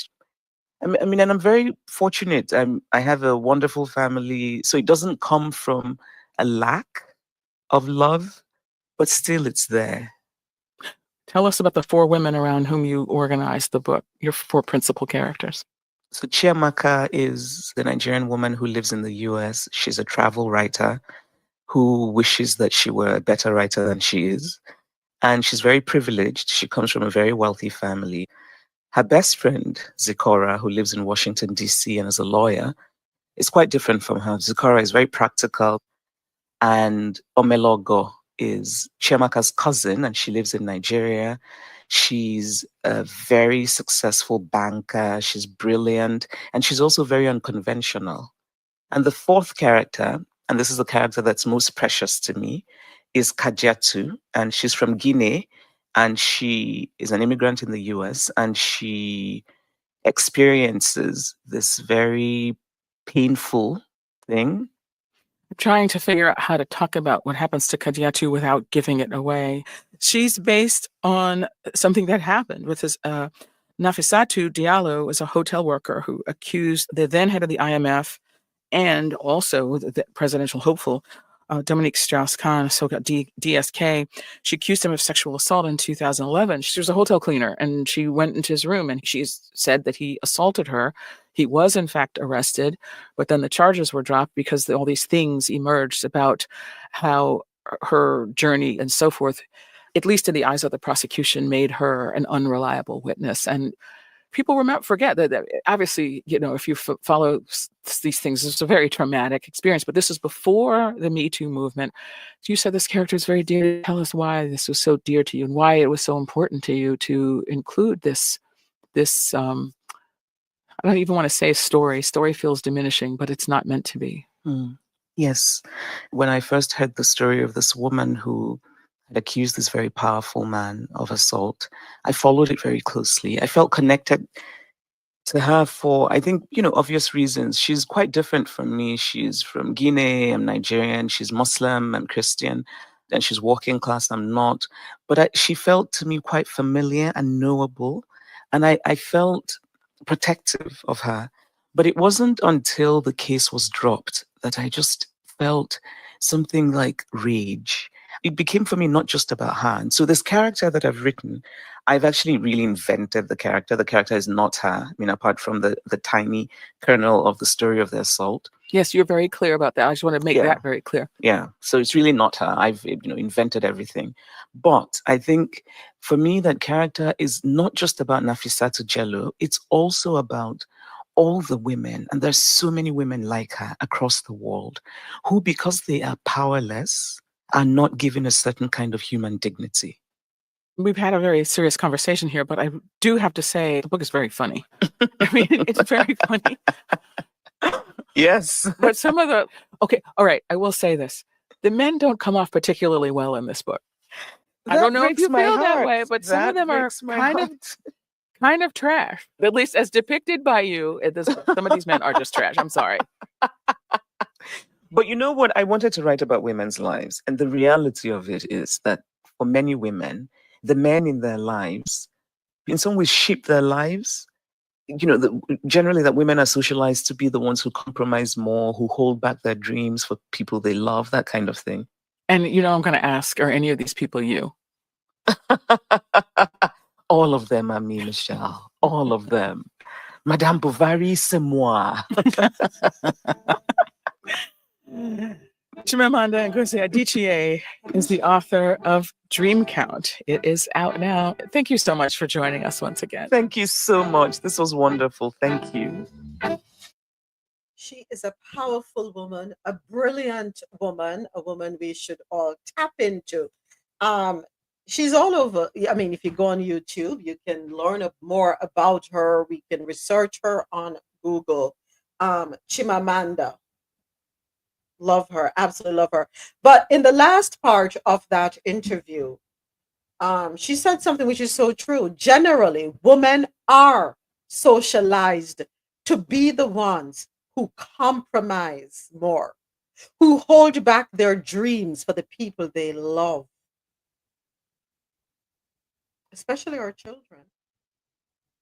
Some wouldn't call it compromise. Some would call it what we're supposed to do. Our place.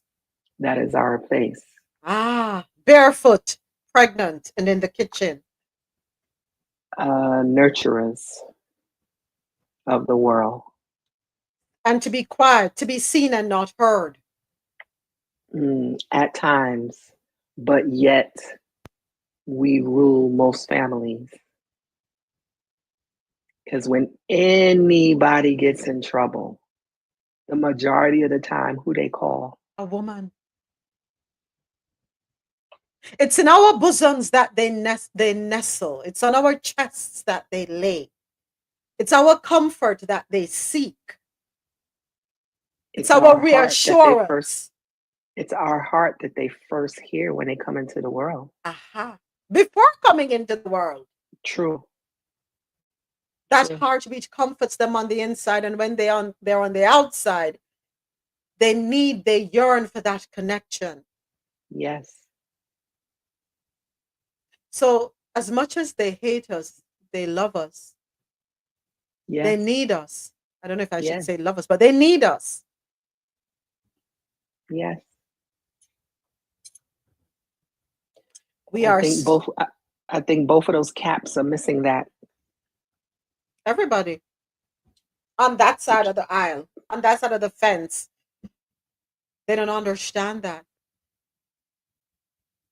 Women do make more sacrifices than men do. And I mean, come on, man, you got to be honest about it. We do. We make sacrifices for children, for partners, for family members, friends. We are the ones going above and beyond. Thank you for the time check, Ja. We're the ones going above and beyond, extending ourselves. We're the ones who get the least amount of sleep. Don't be fooled. Sleepless nights. We're the ones who know how to turn 15 cents into $1. We know how to shuffle things around to make things work. That word sacrifice, especially since I've met you and a lot of beautiful people on the internet, I have to kind of question that, because there are times when no one asks us to do that. We just do it. And I don't know if that's just an internal thing. Innate? Yeah. So when you say sacrifice, I understand what it means. But when you think about it, like you ask your person to do something for you, but they don't do it the way you like it. Why do we come back and change it? Why aren't we just happy that it was done? It may not be as clean as we want it. They may not have folded the clothes the way we want it. We will stop and do things instead of just accepting it. So I have questioned that since I've met a lot of people on the internet, men and women. Is it because we have this innate desire to be perfect, and because of that we're constantly I don't know. Let me go ahead and do the wrap up on air, Ja. We'll be right back. I just recognized 2 minutes to the top of the hour. All right. To my listeners online, qmzradio.com. For quality music while you work or play, keep it logged on to www. You know something? Let me do this because I recognize I can play this one while and I miss my music. Let me do this one. All right, I want to say thank you to everyone listening on qmzradio.com. For quality music while you work or play, keep it logged on to www.qmzradio.com for that good music to get you through your day. Thank you so much, QMZ family. JanoRadio.com, your non-stop party vibe station. Thank you so much for tuning in. And don't forget to download the Jano Radio app. It's available in your Apple and Google Play stores. Jano Radio, take us on the go. Thank you so much, Jano Radio family. And last but certainly not least, madmusichouse.com for any genre, anytime. Thank you so much for having me. Thank you. I invite you to hop on over to YouTube Live. Don't forget to subscribe or join us on TikTok Live as the show continues. Have yourselves a wonderful rest of the day. I will be back with you. QMZ Radio, Jano Radio, Mad Music Radio. I'll be back with you tomorrow morning, 9 a.m. Eastern, God willing. This is where the show comes to the end of the road for you. But the show is not over. So again, Come on over to YouTube or on TikTok. Coffee Into. The show continues there. Have yourselves a wonderful rest of the day. Much appreciation, much love.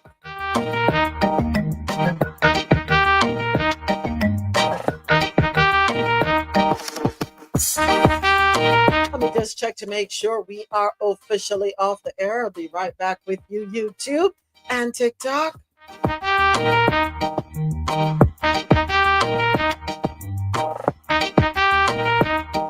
All right, we're good to go. Just a few reminders for everyone here with me on YouTube and TikTok. I invite you to log on to www.coffeeintow.com. That's our website. We have a lot of resources there for you. When you get there, I want you to go to the resources tab.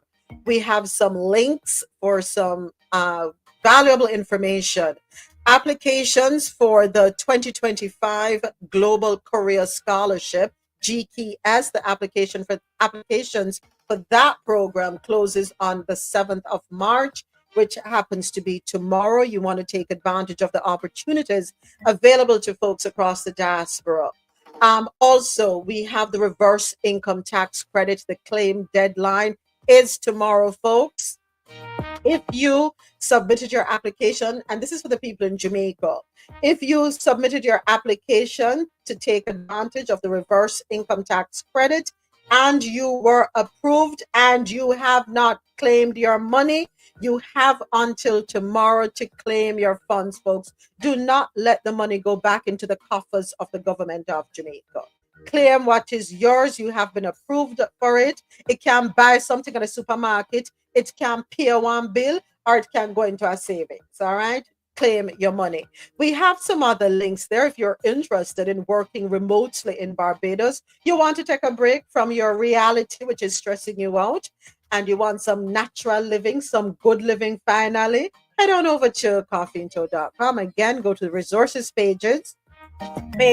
We have the link there for you to work remotely in Barbados. All the information, all the qualifiers, the information is there for you. We also have a link. Again, this one is for my people in Jamaica. The Heart NSTA Trust. All the information is there that you can get as it pertains to all the skills training that you are able to take advantage of, so you can get yourself a good up job, so that you can start earn, so you can start go Western Union and MoneyGram. Okay. Do for yourself. Do what you can for yourself. Teach yourself to fish and you'll be able to feed yourself for a lifetime. All right. We also have other links there for Department of State. When we talk about jamaicatravel.gov, valuable information. We have health references, the Black Women's Health Imperative. We have the Lancet, and we also have Very Well Health. Information is there for us, folks. Take advantage of it, and you can find it on coffeeintow.com.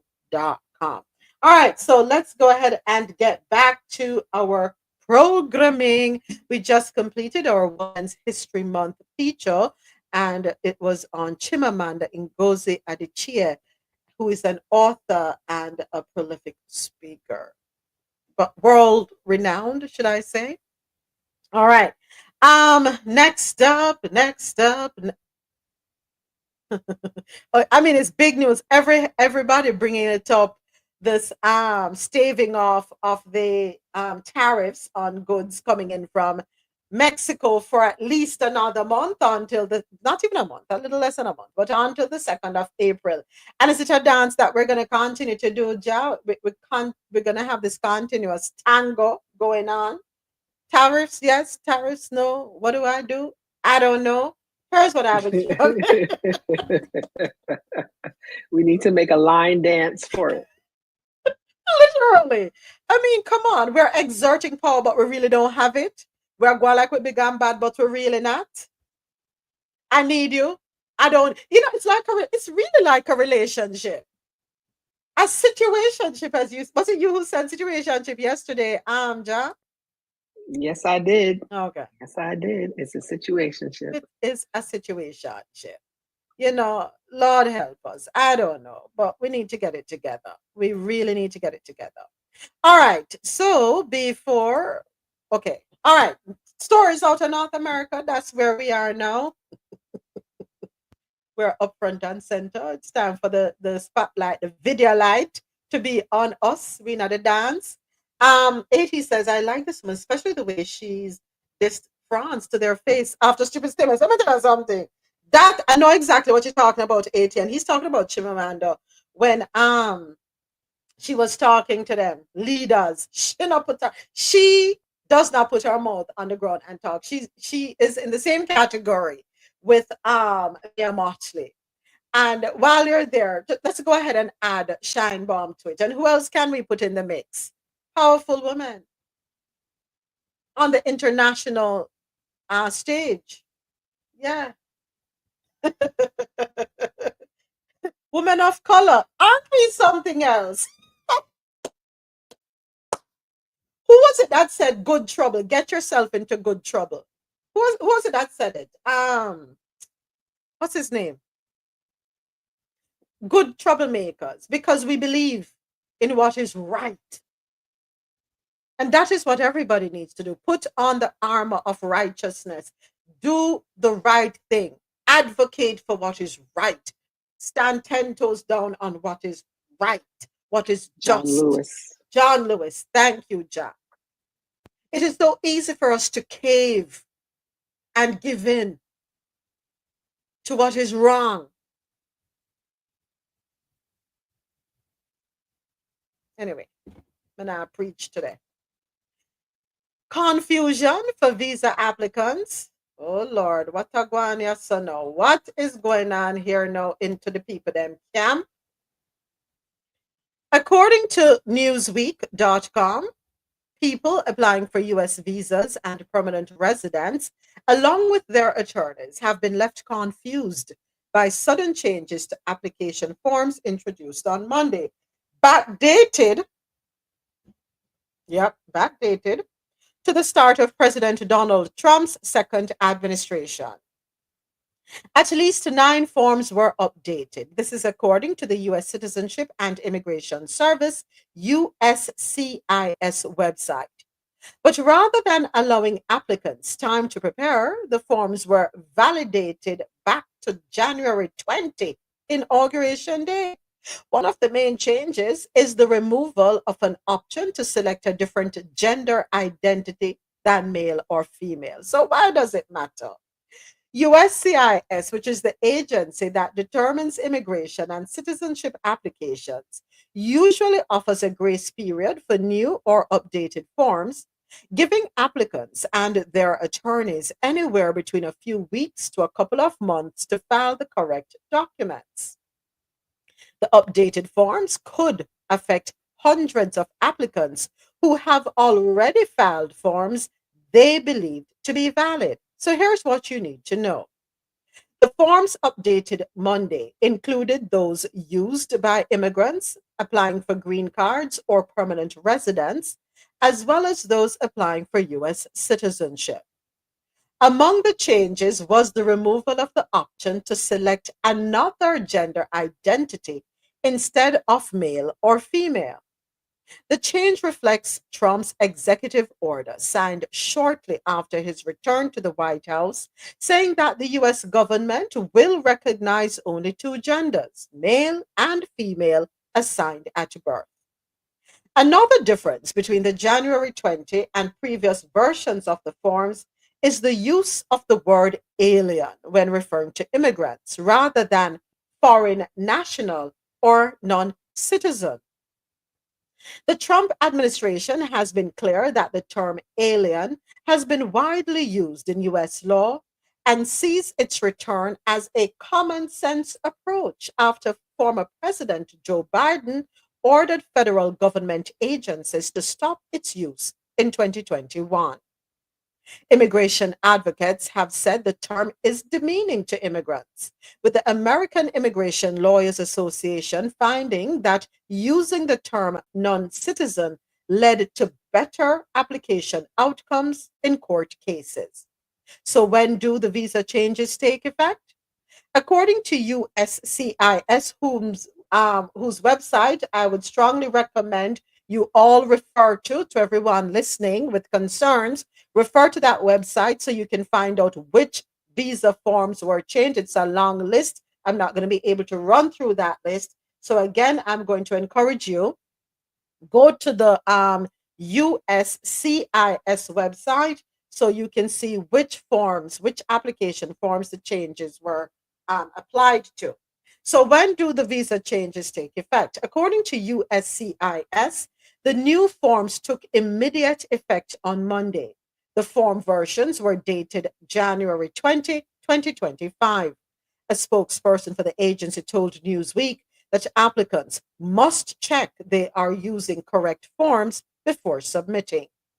Immigration attorneys across the country said they had been thrown by the sudden change when grace periods are usually offered anywhere between 2 weeks and a few months.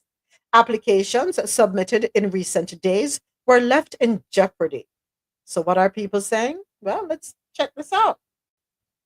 Curtis Morrison, an attorney at Red Eagle Law in California, told Newsweek, I get that the Trump administration thinks reducing gender identity options on immigration forms will make America great again, or whatever. What I don't get is why USCIS kept the new form secret until its effective date without a stated grace period where the old form would still be accepted. All right, listen to me. You AS Scott 1296 Shell EDU at iCloud.com. Remove yourself expeditiously, please and thank you. Do not send me any text messages, please and thank you. Anyway, let me carry on. Yeah, I had a client who submitted his own I-485 via FedEx on Saturday, but it didn't arrive until today. We don't know if it will be returned or not, and that is a problem, right, Ja? That's a huge problem. Huge problem. Huge problem. People already send out them things. What, them going to send it back to them? There ought to be a grace period. I wholeheartedly agree. Now, another person here, Alyssa Taub, a partner at Siskind PC in Memphis, said one lawyer from our office contacted FedEx to halt delivery of a case shipped out. My paralegal had to resend forms for signature that our client just signed last week. And I'm hearing from colleagues all over that this has caused chaos with our clients who are wondering why their lawyer didn't know about this change in advance. What adds insult to injury is that the changes to the forms are not urgent. They change the words gender to sex and non-citizen to alien. USCIS could have given a grace period for using these new forms, or they could have given advanced notice of the changes. They did neither, which really shows a disrespect for the public and immigration laws. And I'm going to pump the brakes right there. So this was intentional. Them not, because when he won back in November, it was already on the table. They knew what they were going to do. So you had all of November, or the remainder of November. You had December. That was more than ample time to go ahead and get the new forms out. Send an alert. Effective January 20, these are the forms that are going to be used. Please govern yourselves accordingly. I'm led to believe this is intentional. Yeah. Because why am I saying it's intentional? There are some people's documents who may have already expired, which leaves them open and susceptible. You surprised? No.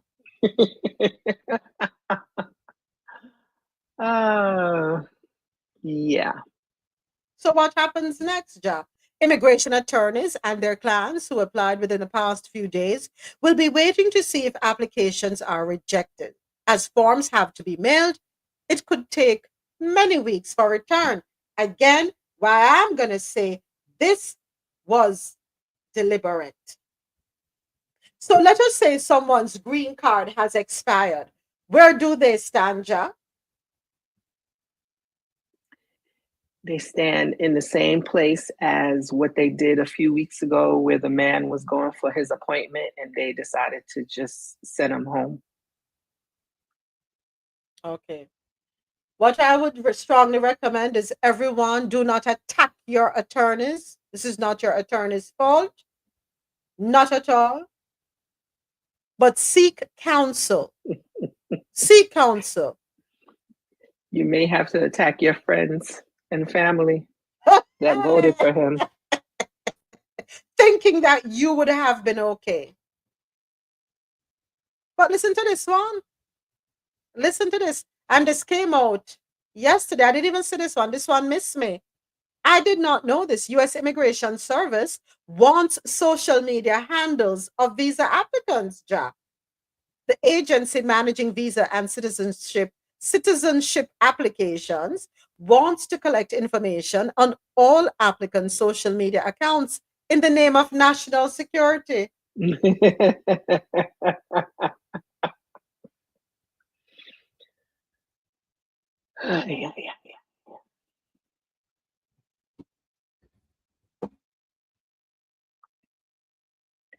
I keep telling y'all, one day y'all gonna wonder where I'm at. Why you need them social media handler? What? Then, let me ask you that question. Who are gonna fill it out?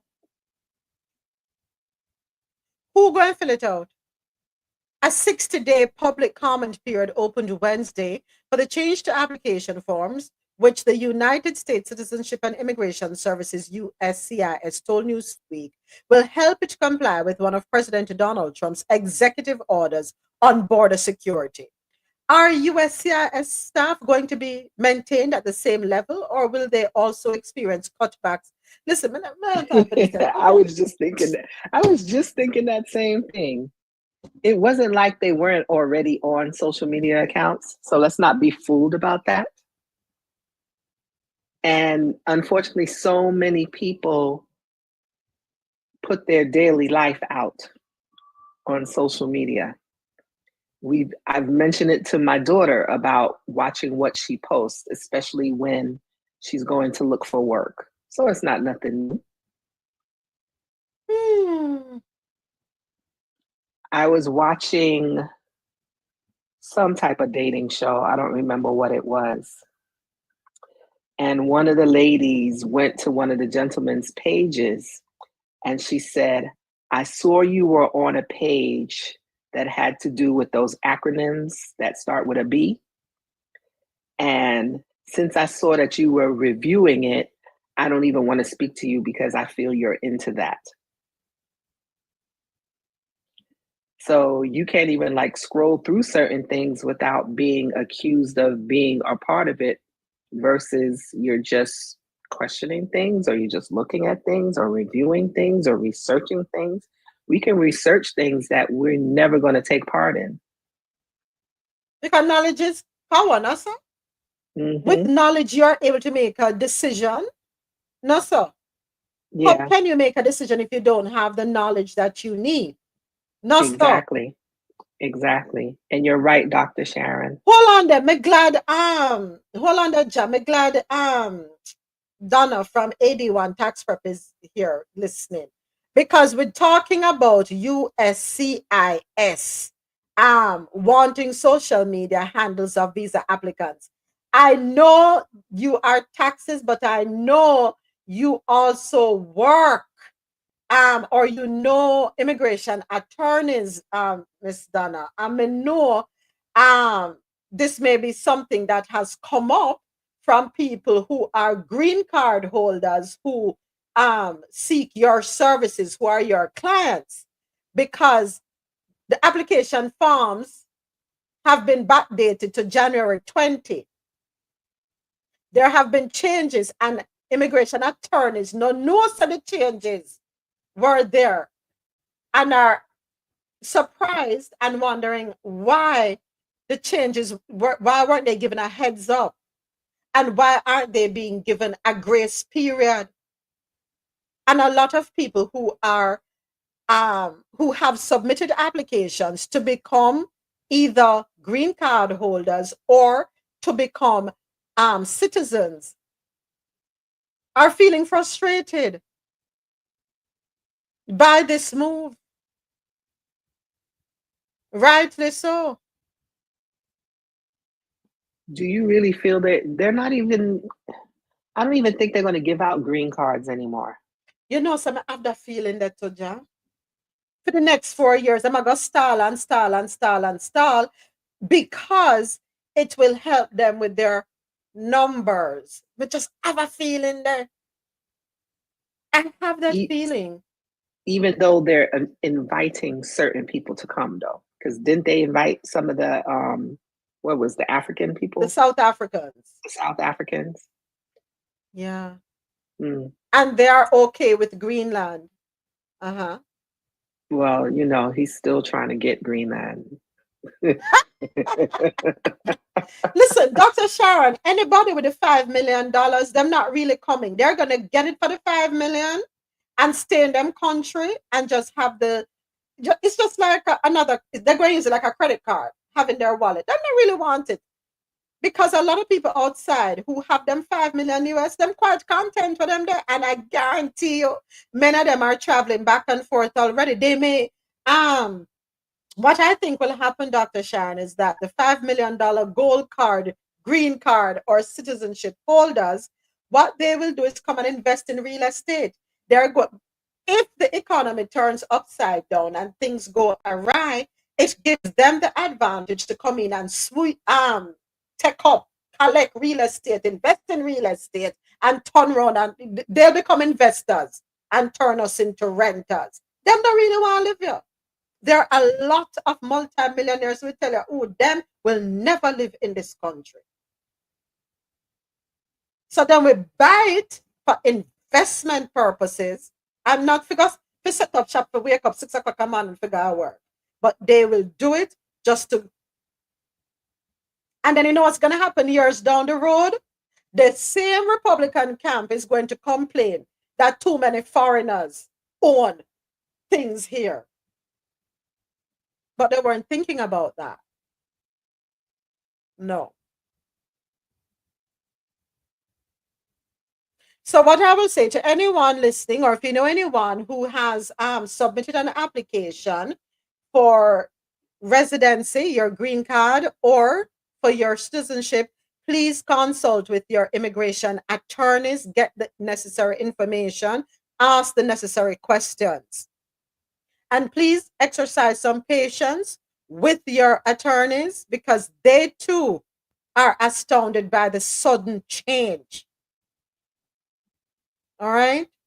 Again, head on over to the USCIS website so that you can obtain the list of visa forms where changes have been made. Another thing I want to highlight, I don't like the word alien. We are not from out of space.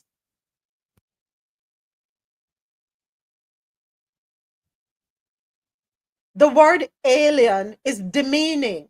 It's less than human. That is how you're making people feel that they are less than. We're all human beings.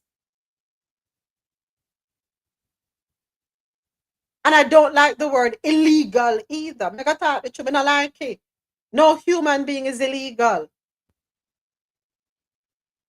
I like the foreign national or the non-citizen.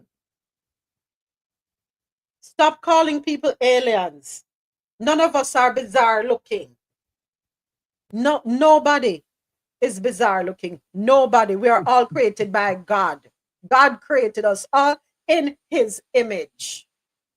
If you say you believe in God, and that is especially to the Republican Party who claim Christianity. If we're all reading the same Bible, We are all created by God in his image. Where none of us are aliens. None of us. No matter our ethnicity. We're all human beings. Oh, they're gonna have to take that out of the dictionary too.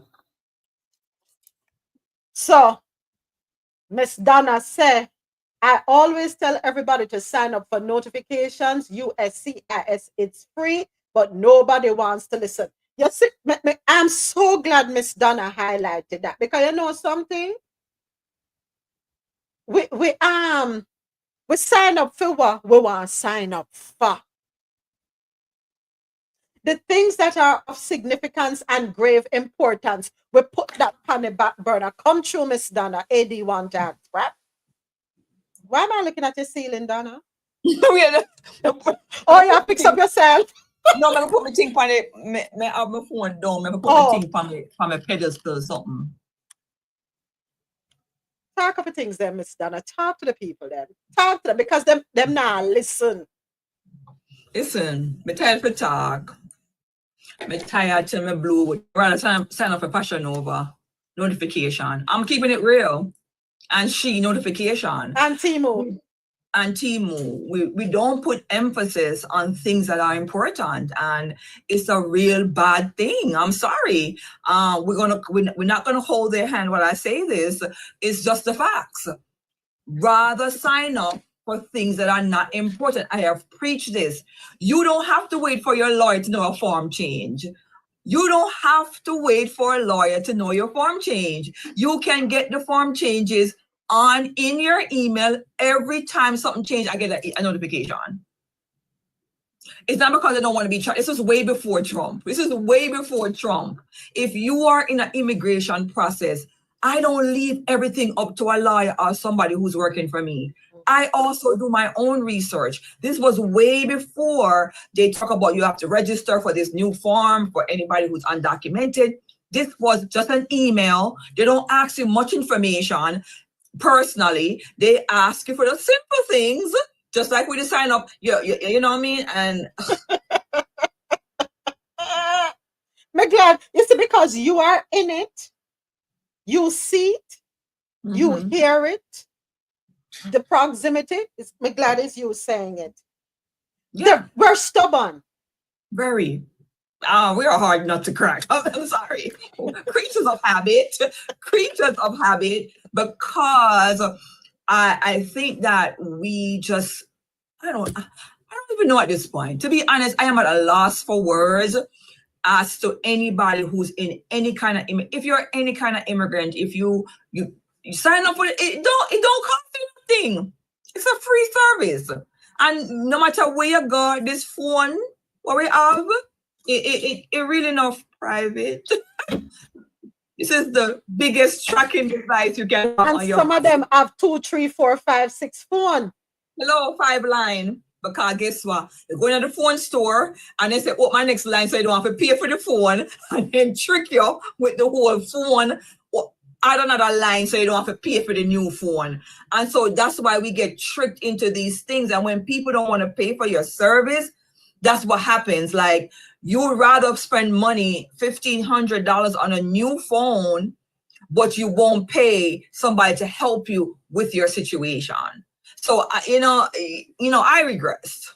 I digress, because... No, talk about things then. Talk up the things, and because we have the people them on YouTube I listen, we have the people them in the club, and we have the people them on the outside of the club. Them I listen.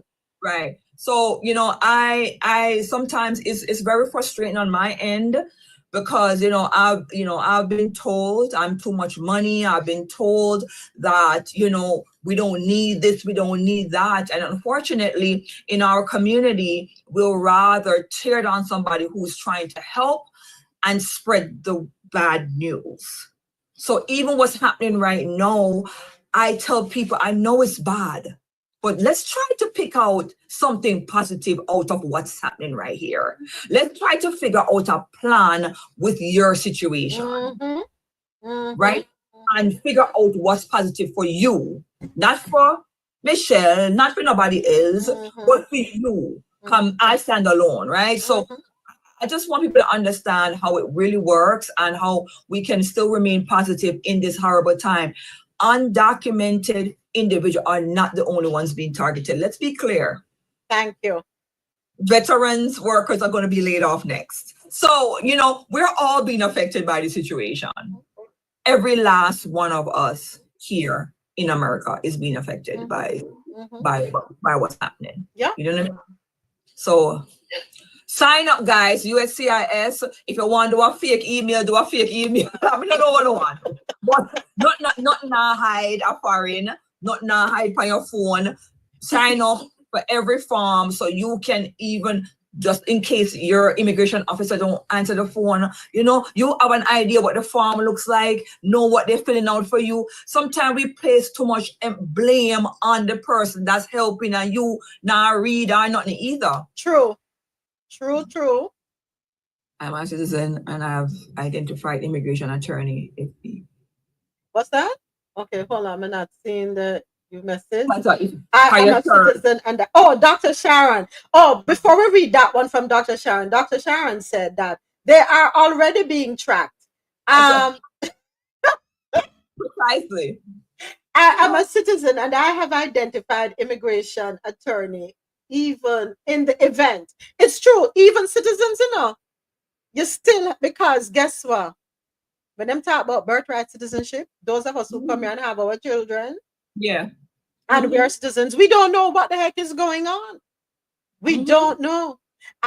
But folks, I'm glad you're able to hear it from Miss Donna Ingram herself, who comes face to face with people at varying stages of the process because she does taxes. So she has the inside information. She keep telling the people them what them need to do. But I don't know if it's moving in fair. I don't know. Absolutely. It's fair. I think the people that are most stressed out are the people that had no plan when they got here. If you know why you came to this country, I don't think you'll be stressed enough, but you wouldn't be so stressed. Right. Okay, what am I going to do? What if I go back home? Blah, blah, blah, blah, blah. I think a lot has to do with a lot of people didn't have a plan and it was just regular day. It's just business as usual. And so we weren't saving more. We weren't upgrading our skill set. We weren't doing all these things. And so the reality hits now where we really have to look at our situation and say, okay, I don't have no papers now. We don't have no new skill. We still work at a restaurant. It's like, okay, what am I going to do? And I think that's the biggest fear for them. It's like, what do I do if I had to go back home? But you know, as you're saying that, this is not the first rodeo, you know. Go back in the day. I think it was Reagan. Something similar was going on, you know, and that's when a lot of people were scrambling at that point because they were fearful of being picked up and sent back home. This whole, and I said this, I think it was last week, this whole immigration speech is a repackaging. It's nothing new. But quickly we forget history. And those who went through it, somehow them now tell the new people them what they do.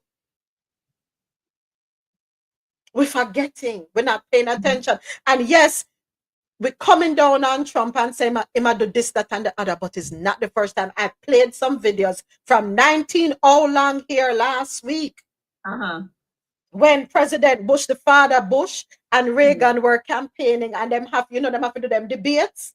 And immigration was up front and center. So I'm not new. We're comfortable.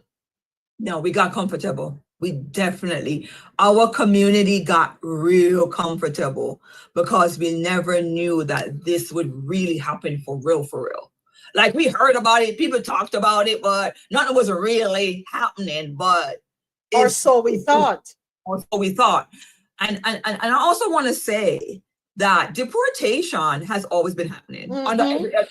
Under every administration, there has been deportation. It's just more in our faces now because in now I don't talk, in my talk plain, and he's it's been around for every administration. There has been deportation. It's nothing new. But I think no, because he's just like in our faces, it's become a scary place. The messaging is different. Yeah. The messaging is different. And I think that is why it's scary. People felt more comfortable, or because they weren't hearing about it daily on the news. We didn't have social media presence the way we have it now. So it was toned down. And then the rhetoric that is coming behind it, where we are looked at as, where immigrants are looked at as criminals, everything negative. That's how the immigrant community, yes, it is more amplified. Exactly. But nothing has really changed. Nothing. To be honest, nothing. It's just that, and for the people that's doing the right thing by paying their taxes, I think it becomes a slap in the face. Yeah. No, none of us can feel 100% comfortable, folks. And I'm glad you mentioned, Dr. Sharon, that even though you are a citizen, you are still seeking the counsel of an immigration attorney. Why? Because denaturalization is a thing. Yeah. Yeah. Oh yeah. Oh yeah. Oh yeah. Oh yes. Definitely is. And at the end of the day, as long as we know what we're doing individually, I think everybody needs to look at themselves individually. And I think we called 10, 20 people about our situation, which is very prevalent in my name, in my business. Everybody is calling everybody, everybody's sharing the information. And I think that nobody's really picking apart their own situation and where they can improve. And I always tell somebody, think about something that you can do anywhere you are in the world. Anywhere you are. I know I've heard you say that several times on your live. Right. Think about a skill that you can take a laptop and do, and not everybody is computer savvy. I get it. But I tell people, you don't have to be the smartest in the room, right? You just have to start. Like, I ain't the smartest in the room, but you will know that. Because I call myself the smartest. Hello. Listen. Folks, wake up. Stop worrying about the dance we're going to keep Friday night. Stop worrying about the shopping cart where you have full up of things. Stop worrying about the latest this and the latest that. Get your business in order. Do you have a plan B? What's your next move going to be? All of us have to have a plan B. Every single one of we. All of we. We have to have a plan B, people. We have to. Stop worrying about your baby daddy side out front. Talk up things, them, Ja. Talk up the things. Stop worrying about your baby daddy side chick. For real. It's so true. We're focused on the wrong things, Ja. We're focused on the wrong things, folks. Please, let us get our house in order, get our business in order. Now is not the time to be complacent. If you were complacent and lackadaisical before, tighten up. Get a grip of the situation. Come to terms with the reality of what we're faced with. We find money for everything else. I'm going to start this. Lord forgive me, and then I'm going to move on. I don't mean to throw stone in a hog pen. And if anybody squeal, it means that you probably needed the stone to hit you. But let me say this. Some of you have been here for so long. Now, not try to sort yourself out. Lord, me not have the money. What do you mean not have the money? Put the family in the Caribbean on pause. Stop sending your money to them. If you had said, okay, let me call an attorney. The attorney said $2,000 for angle my case. All right, you know what? Mr. Attorney or Miss Attorney, me don't have the full $2,000, but me can pay down $100 a week. Every time I get paid, I can give $50, $100 until I have it all together, and then we can proceed. No, not do that. You did not do that. And it is an option. There are attorneys out there who will work with you. They understand the financial constraints, especially if you're undocumented. Them know, say, on that table. You think they don't know how you go? They know the workings of it. You have to prioritize. You keep making the excuse, me not have it, me not have it, me not have it, I don't have it. Yes, you had it several times, but you were waiting on the lump sum. Do the little. Every mickle make a muckle. Every mickle. And you'll be surprised what we can cut back on. This week, I was very intentional on bringing my lunch to work. Because not even coffee me no buy, because I refuse to spend any extra money this week. You understand? You have to be so intentional in this time, because I know that what my obligations are. And if I'm preaching something, I want to be an example, meaning, no, me no need the lunch there from Uber Eats because it's nasty anyway. Because let's bring me sardine and banana, I'm a good. We got to be intentional, guys, these times, this day and age, people who have them papers and don't have them papers, we all have to be intentional when it comes to our money. Things and times are changing. Yeah. Said it the other day. We said it the other day, right here. We have to prioritize. I said it, Miss Donna. I said it. We are facing some stringent times ahead of us. We have to change our habits. We have to understand. And yes, know the difference between a need and a want. Do you need it? Is it crucial?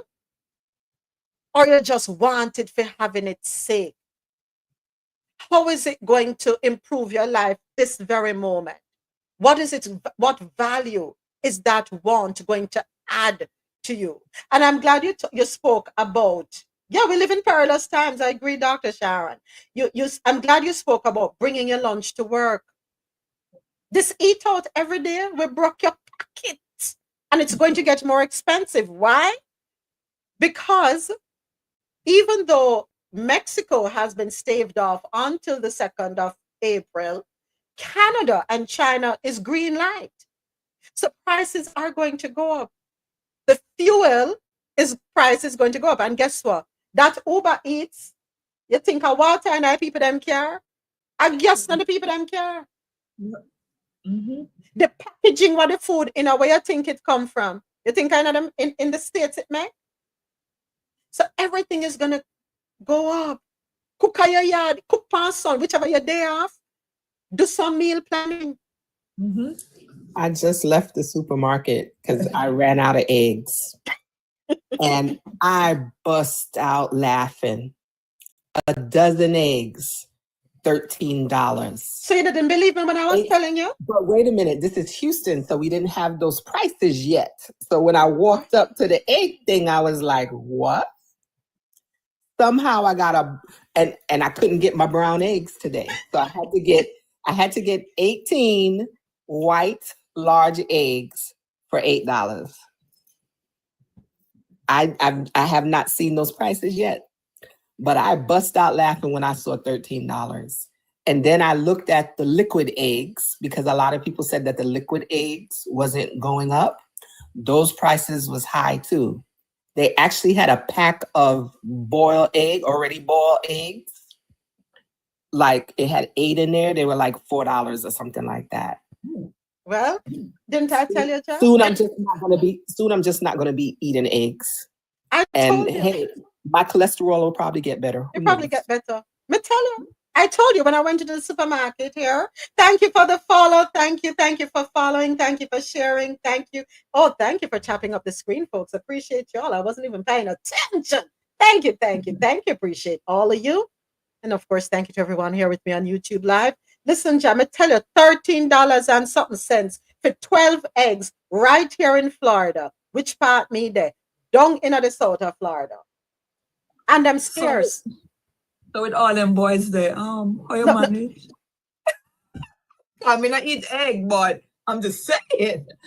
She put some milk in it. Like no, them fix them one thing. Me tell them so them have to cut back. Me tell them. Let me tell you something. You see the one on yes, that's her bumper. Same one. When me see them, you know the skit that I think Dale Elliott has the skit on TikTok and IG with the egg them. But the boy I cooked the 6 egg and the mother cuss him. That's what I used to go through.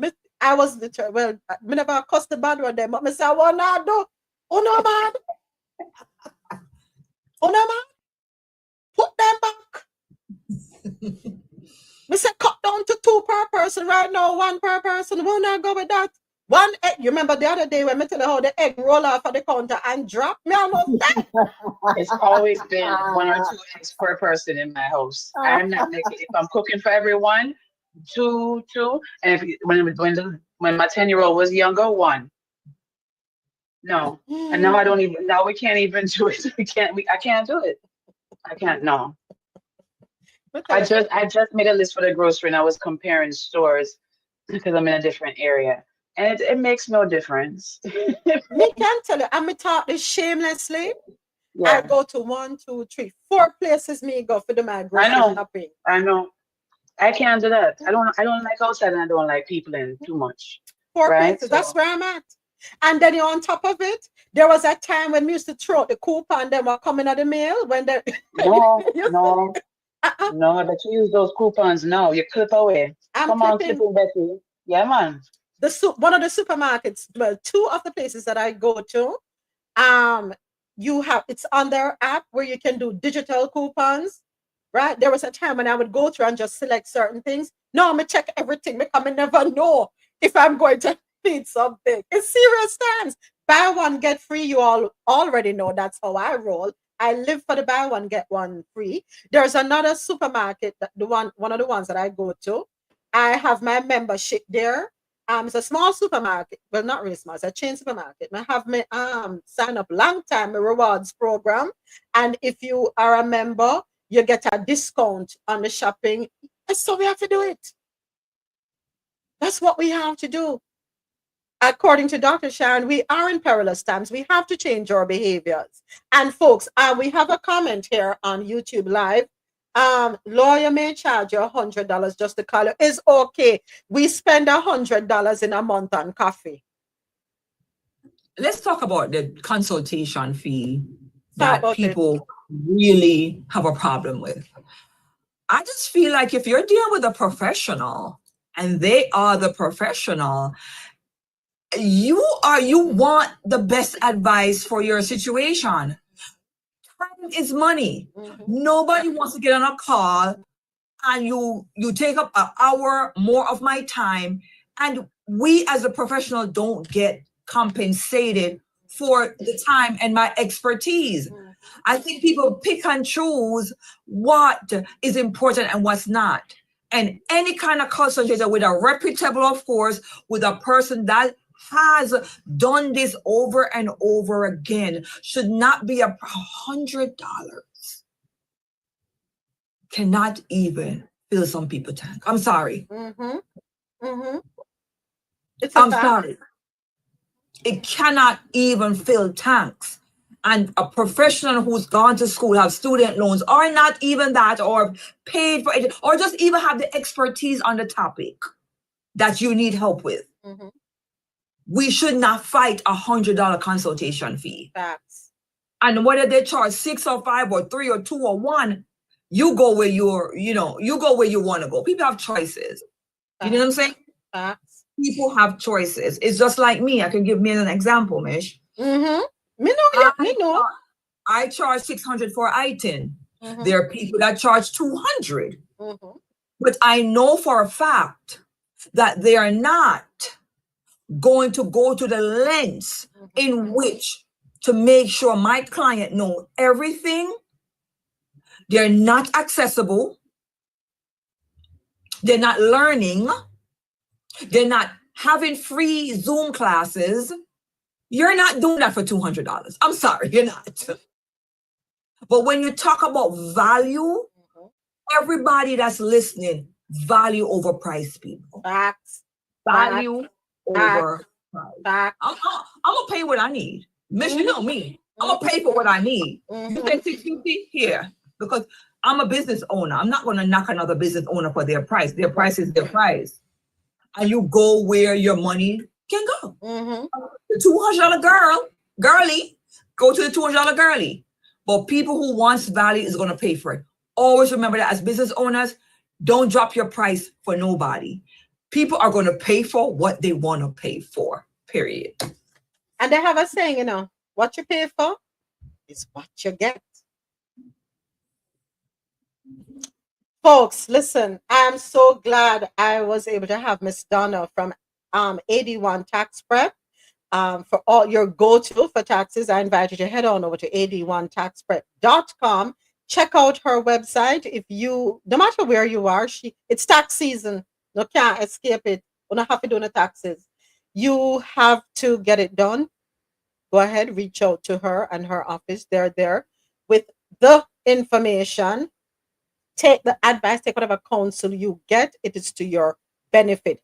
I can say she goes above and beyond. Above and beyond. All right. Don't talk. All right. I want to say thank you to everyone with us on YouTube Live. Thank you so much for sharing the live. Thank you for our new subscribers. All right. We just need 4 more new subscribers for today. By the way, those of you here with me on TikTok, don't forget to click the link in the bio and subscribe to the YouTube channel for Coffee and Toe, where you can catch up on past episodes of Coffee and Toe World News on the Go. All right. Josh says, you need to check the reviews of their work. You know, as you're saying that, here is something. I want to make this last point, and then we move on. A lot of times people are not telling you the truth about their situation. Everybody's circumstance is unique when it comes to taxes and when it comes to immigration. Do not go to a professional and say to them, well, Sister Mary down there so say. No, because Sister Mary down there so did not tell you the intricacies of her circumstances. And then when you're faced with a differing outcome, you are alarmed and you want to know, you know what that Sister Mary down there so did tell me. I understand, and I'm not necessarily saying choose what the person did for another person over me, but I know that unfortunately there's a lot of us that will steal our money and don't give us the services. I just had a friend who unfortunately their sister-in-law passed and she was paying insurance out. And now that she's gone, the money is gone too, because the person she was paying the insurance to, or the supposed company that she was paying the insurance to, was not legit. So you still have to do your research when you're looking for someone to help you with certain situations, because there's a lot of people out here that just want to take money and don't give you the services. Thank you. Thank you for that, Jai. You're not lying. You're not lying at all. Reputation is key. Reputation is key. You need to work with someone who is reputable, right? I agree wholeheartedly. Well, let's talk about the ones that want to give you a bad review because they don't like you either, even though your work precedes itself.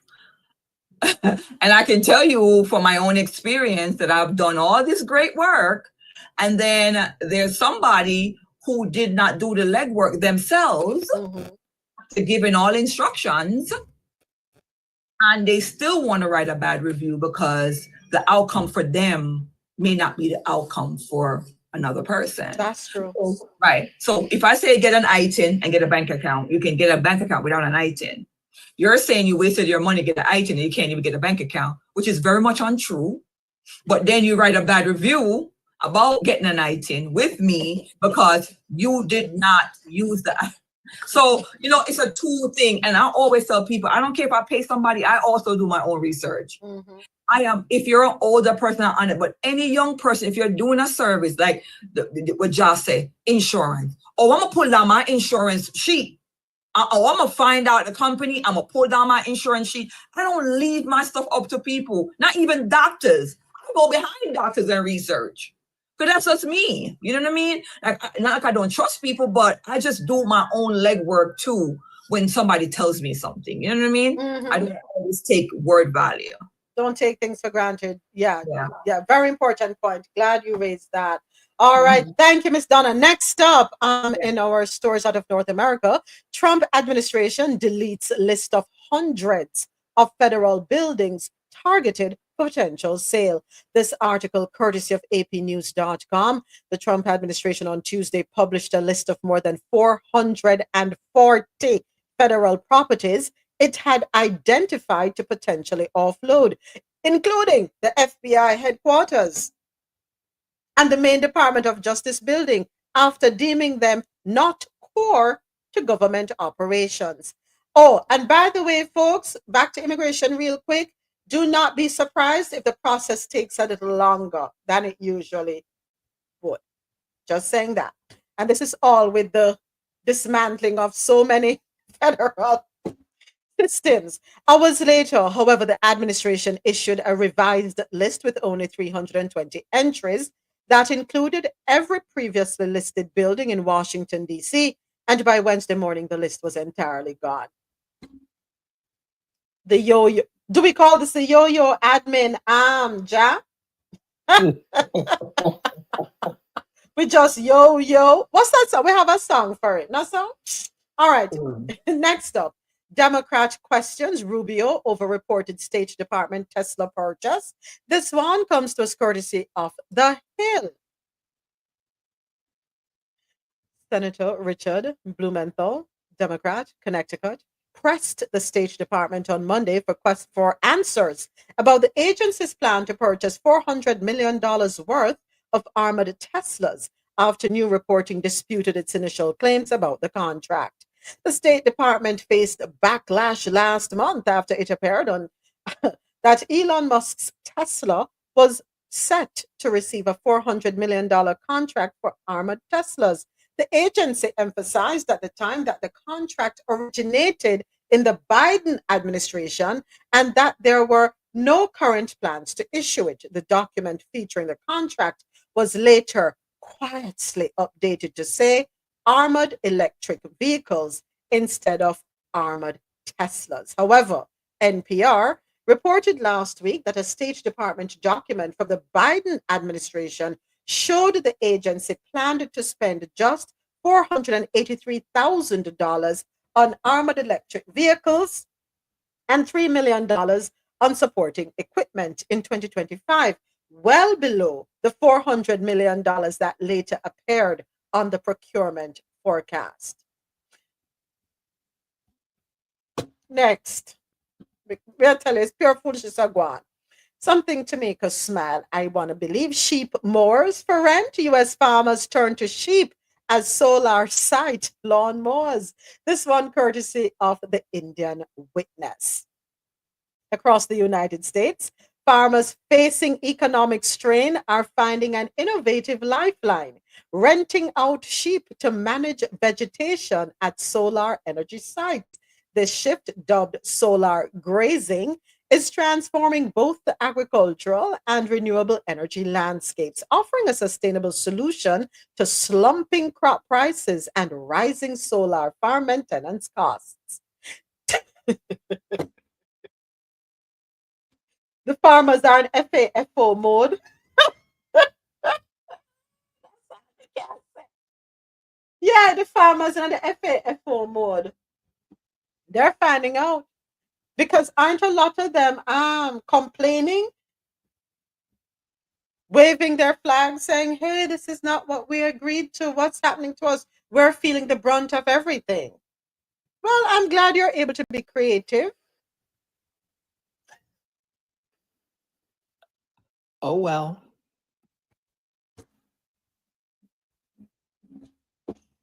That's it. Oh well. No sympathy, no empathy, none of that. Nothing ending with a Y. Why should I have empathy or sympathy? Not a tough sound, a tough bad. All right. This is what they voted for.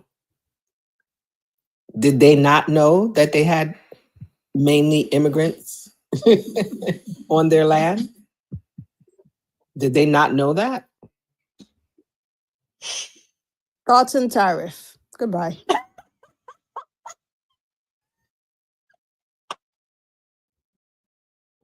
It's time for TikTok talk.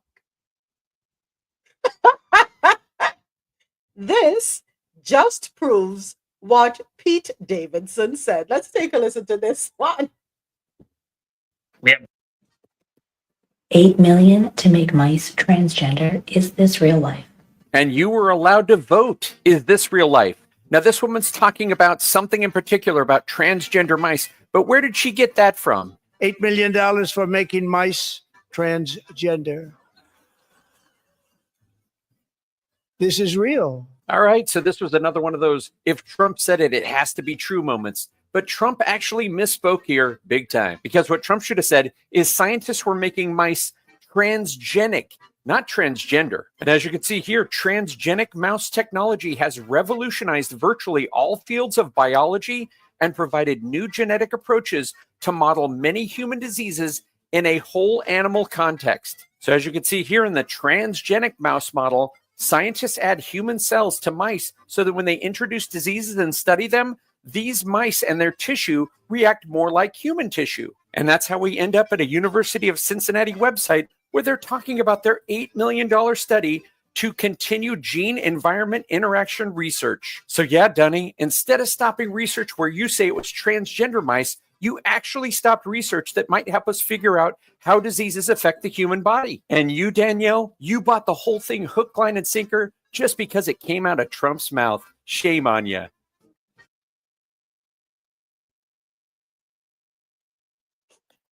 I said earlier, he opens his mouth and says things before he thinks. But Ja, I'm sure you want to say everybody that hangs on to his every word, none of them not intelligent enough to do some research and recognize that what he's saying no make no sense. Transgender versus transgenic. Hey, boxer mom, transgender. Thank you for the roses. Thank you, that pearl. Yes, that pearl. Sorry. You want them to say nobody did a little reading for themselves? We just listen and hang on to that. There's a difference between transgender and transgenic. The world is lazy. Some people in the world they're lazy. Technology is making us lazy. So some of us. So you know what they just did, Ja? It affects research that will benefit us as human beings. Transgenic, folks, let me just read it. Transgenic refers to an organism, or cell whose genome has been altered by the introduction of one or more foreign DNA sequences from another species by artificial means. Transgenic organisms are generated in the lab for research purposes. What they were doing with these rats is introducing diseases.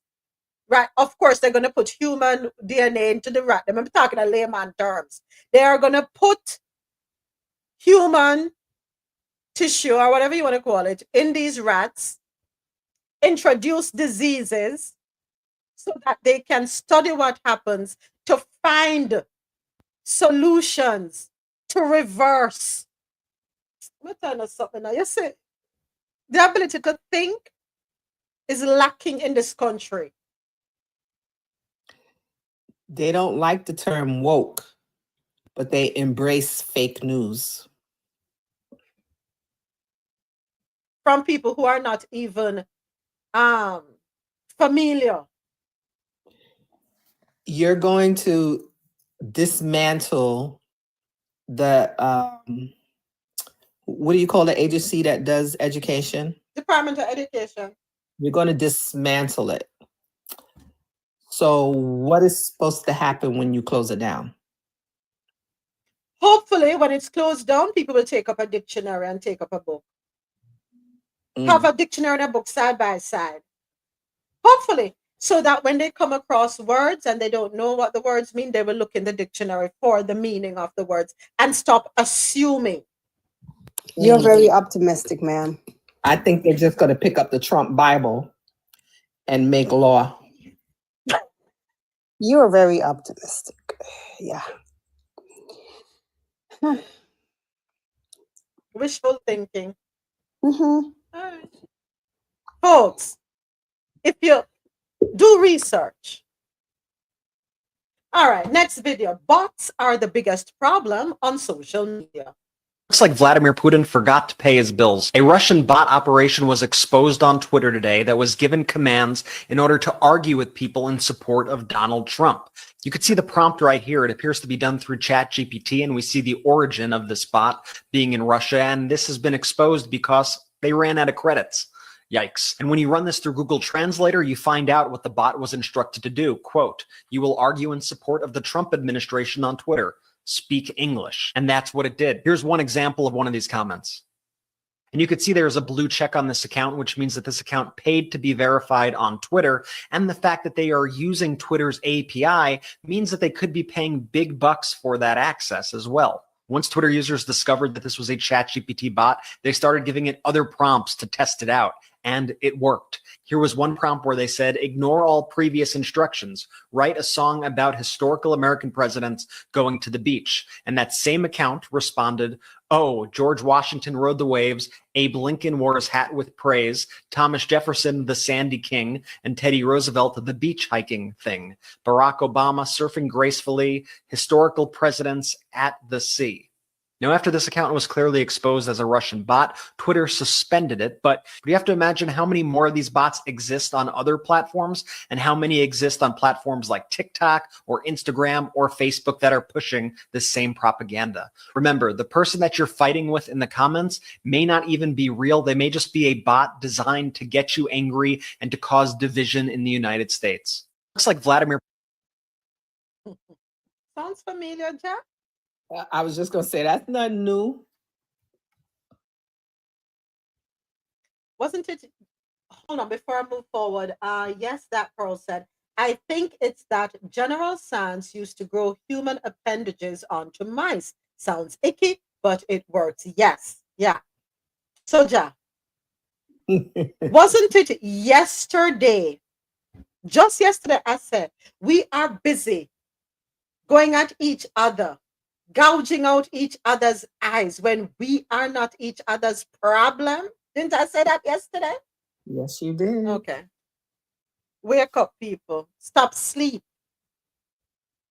WAKEUP. Wake up and start paying attention. And not every negative response what una sip on social media, una have to engage in. You don't have to. Learn to ignore, block, and go through. We get sucked in very easily, and then we end up in culture wars. Folks, we're not each other's problem. Now more than ever. Thank you for the follow. Yes, that Pearl. Thank you so much. We're not each other's problem because guess what? We are all in a tugboat while everybody else is in a yacht. On a yacht. Remember that? How many feet is that yacht we spoke about last year, Ja? The one that is the length of the football field where they had to dismantle the bridge in the Netherlands because it was built over there. Who did that yacht belong to again? The one who has delivery trucks all over competing. Okay. The one whose website we sit on and fill up its cart. I don't even remember. Was it a couple of hundred, a couple of thousand? I don't even remember. It was a couple 100 feet long, the length of a football field. And it has another yacht that the crew sleeps on, and another yacht that is used for the pantry. Come on now. But we're going at each other's throats when all of us are struggling to find 2 shillings, 2 pennies to rub together. Oh, and by the way, do not be surprised if we don't see pennies around anymore, because a couple of weeks ago it was brought to the forefront in the news that our darling number 47 wants to do away with pennies. Come on, people. This is when we have to pull together. If we not learn now, when are we going to learn? We're all in the tugboat, fighting for space, crammed like sardines. That's how we are. When you have blinders on, like what they do when the horses race, you can't see what's going on around you. You can only see straight ahead. Tunnel vision. A lot of people have blinders on. Very much so. And I don't understand. Let me not say I don't understand. You understand. I understand. You understand. You do. What bothers me is I didn't watch the State of the Union, but I already know how they always go. You have the side that's in that get the claps and the sides that out get the boos, right? But you're standing and you're clapping and you know that this is not going right. I can't believe that all those people there are ignorant to the fact that this man is messing things up. Our own stock market is showing it the past couple of days. And no one is doing anything. That's the sad part of these past how many days? Has it even been 30 days yet? I don't even know. I stopped counting. That's the sad part of it. It's like, you know, a boat has, you know, the ship hit something. Like you know what? We're all in the Titanic. What is it? Titanic. The Titanic. We're all in the Titanic right now. They hit that first glacier and it's like, oh, this boat is not going to sink. This boat is not going to sink. We're able to just cut some things off and be able to just keep going. It's not going to work that way. Did you see what the lawmakers did on the floor of their parliament in Serbia? that don't play. No, did they throw shoes? Because I know overseas they be throwing things. Listen, what you call it? The smoking, I don't know what they're called. Smoke grenades to protest the government. What? Inside, yeah. These are politicians. Wow. Elected officials. So we are, and how dare Marjorie Taylor Greene come and talk about shame on the Democrats for their behavior, their disrespect. But guess what? Somebody pulled up the tapes of her bad behavior when there was a State of the Union, when Joe Biden was in, to remind her to stop her hypocrisy. Well, they kicked out the Texas representative, Al Green.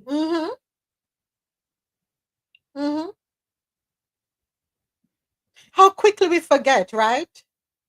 But remember the saying, one finger pointing, three more coming back at us. And everything that they're dismantling, they're going to need as they age.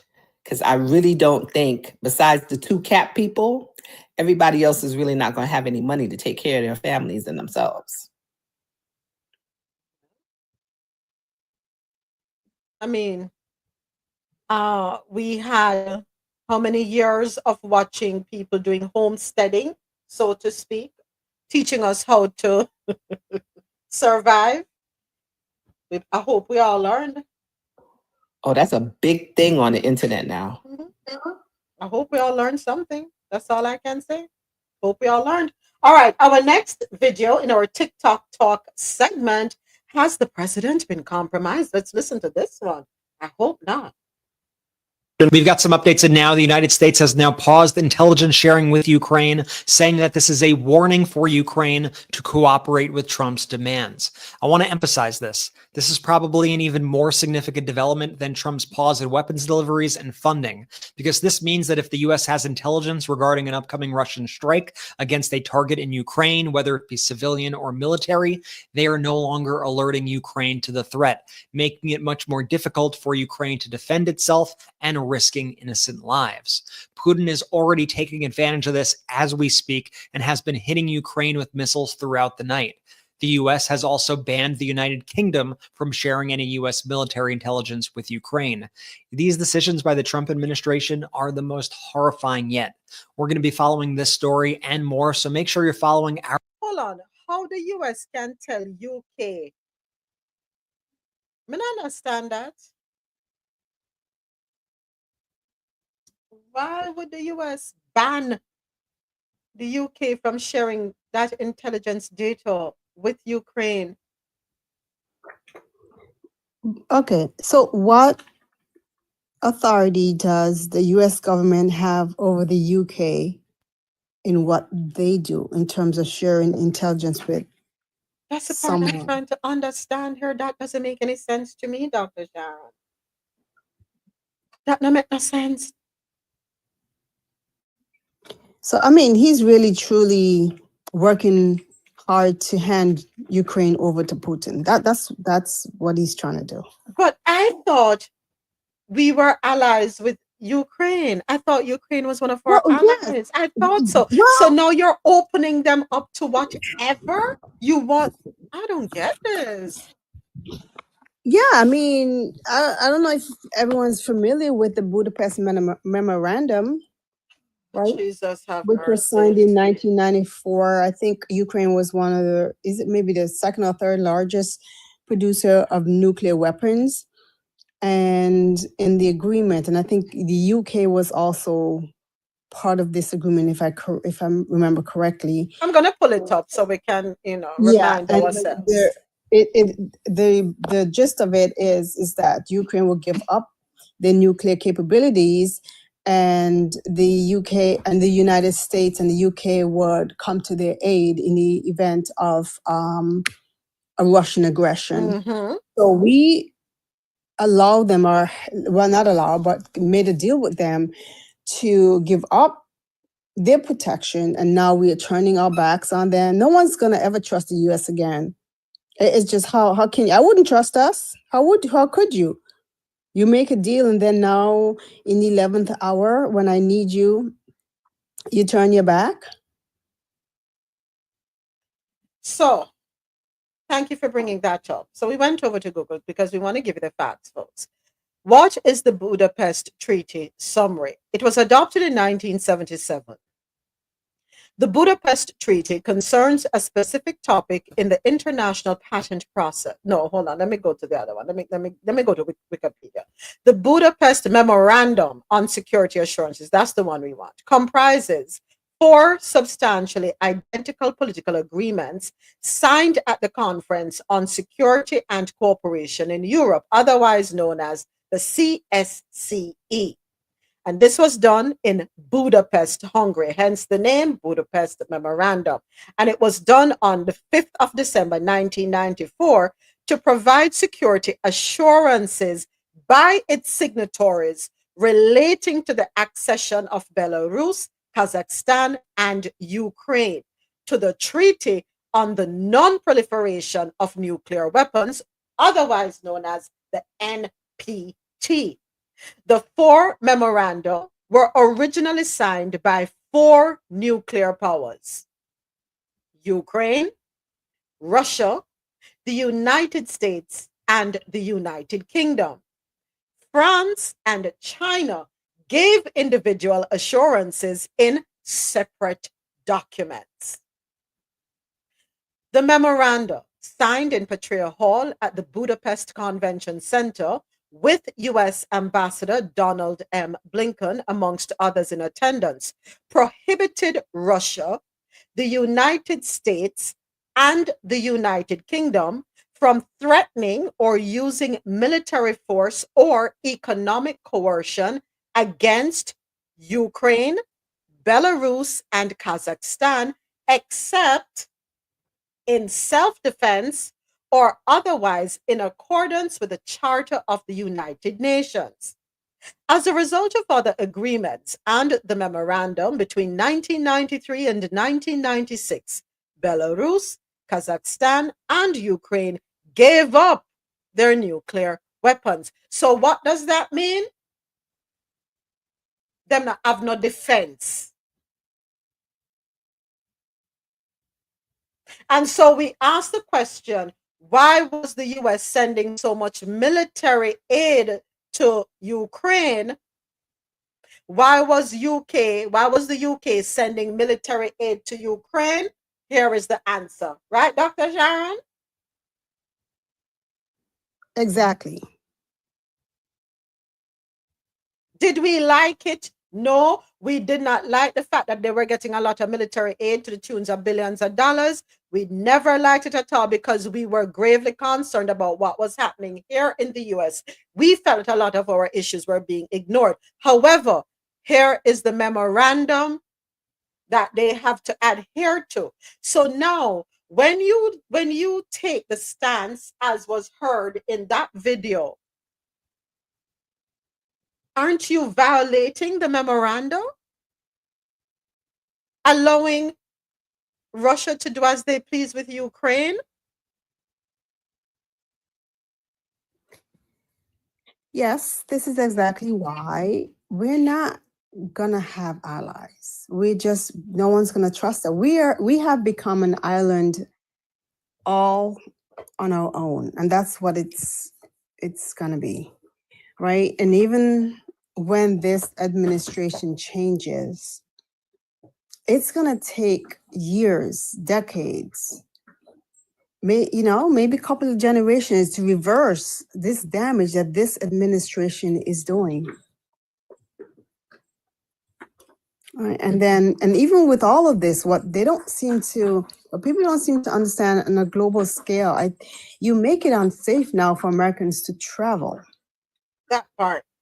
Especially even dismantling what with USAID, right? In regions where they're dependent upon us to help, to stabilize regions. I mean, Russia and China over there salivating because these powers just move in, and give these vulnerable people in these nations what they need. And now they're not our allies anymore.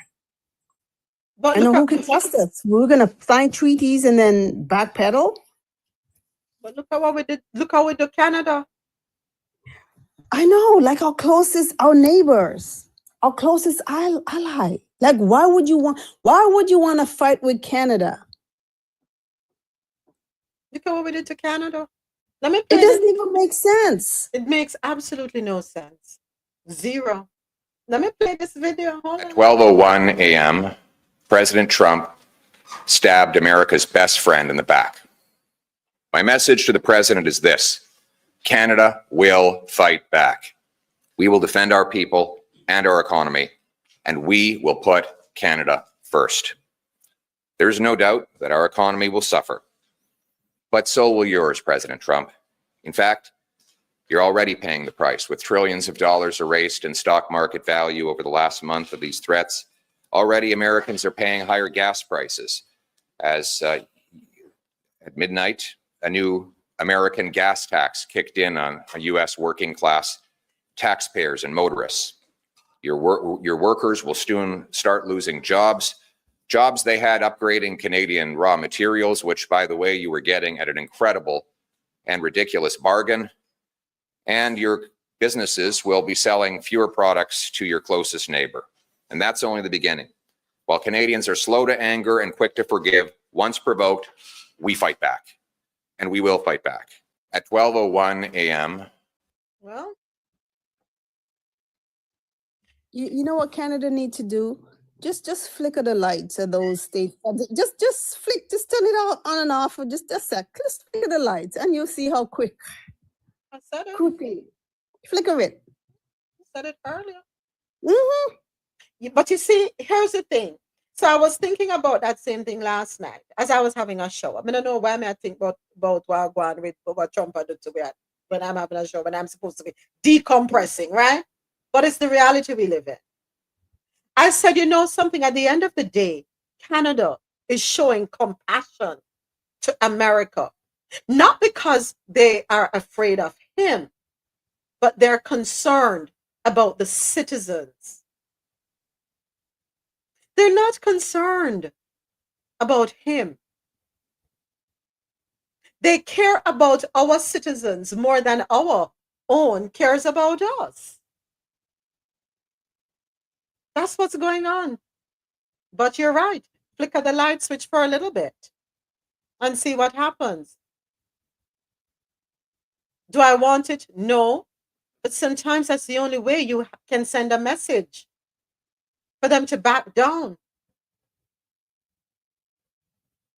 Canada is not our problem. Why are we doing this? Oh, Father, help us. I don't know, sir. That's how you get the bully to stop. You smack them upside their head. Time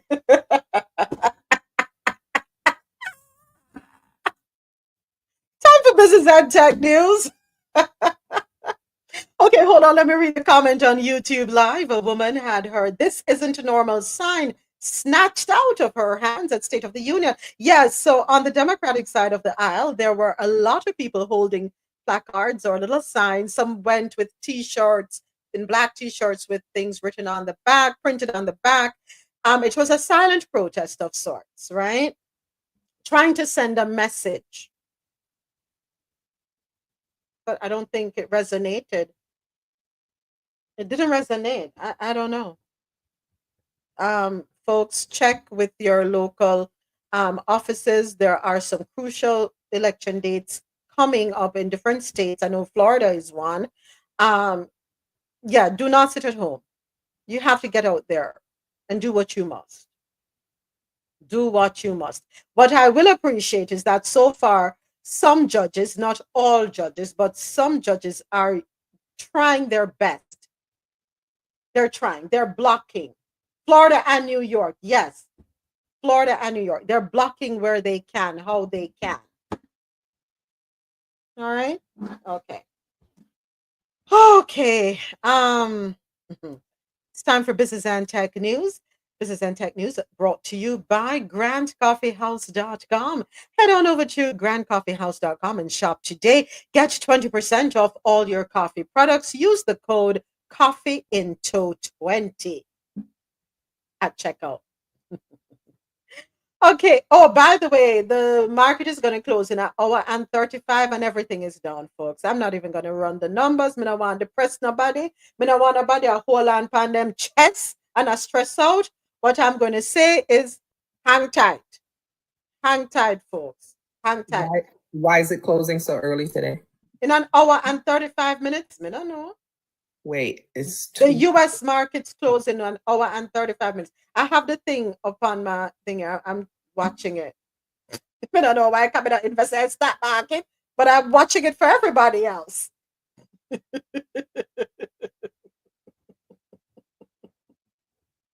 I'm a sucker for pain, Aja. I'm a sucker for stress. I thought that was just kind of early, but it's 2:30 in New York.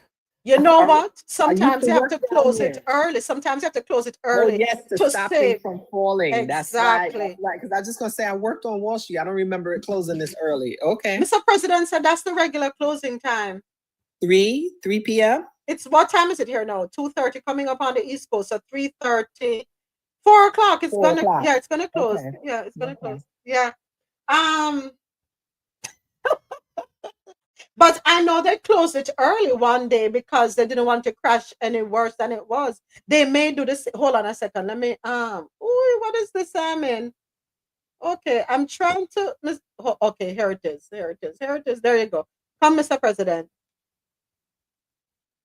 What did I do? Lord of mercy. I must have touched the wrong thing, but did I touch the wrong thing, Mr. President? Okay. I don't see him. Okay, I think I touched the wrong thing. He's coming up now. He's there now. Yeah, he's there now. Mr. Prezi. It's a regular time, regular closing time, an hour and a half. Okay, all right. But it's not looking too cute. Not looking cute at all. But folks, hang tight.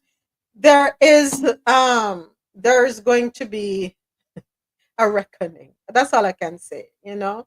It's going to turn around. It has to turn around. There's nowhere to go but up. Right? So hold the faith, hang on tight. I know a lot of people are not feeling too happy when they're checking their portfolios, but folks, do not give up. Do not throw in the towel. Me, I beg you, do. Please don't. Okay? All right, next up, GE Vernova signs deal to support Amazon's data center expansion. This article comes to us courtesy of Reuters via finance.yahoo.com. Renewable energy company GE, which is General Electric, Vernova, said on Tuesday it has signed an agreement with Amazon's cloud services business to support the e-commerce giant's data center expansion plans. GE Vernova said the agreement with Amazon Web Services would address rising global energy demand, enhance grid security and reliability, and reduce carbon emissions from electric power systems. Big tech has invested billions of dollars in developing AI technology and the required infrastructure, while also actively seeking cleaner energy sources to power these systems and reduce their carbon emissions. The company plans to supply AWS with a wide range of solutions designed to electrify and reduce carbon emissions in data centers across North America, Europe, and Asia. Okay. ByteDance is to buy back US employee shares at $312 billion. Whoa. That's interesting. All right, let's go ahead and read this one. Let me pin the headline on YouTube. Just a second, folks. All right, here we go. This article, courtesy of techinasia.com. ByteDance, the parent company of TikTok, is launching an employee stock buyback program valued at approximately US $312 billion. The offer price for US staff is set at $189.90 US per share, an increase from US $181 in a previous buyback plan, which was initiated 6 months ago. This reflects growing investor confidence in ByteDance and Chinese tech stocks.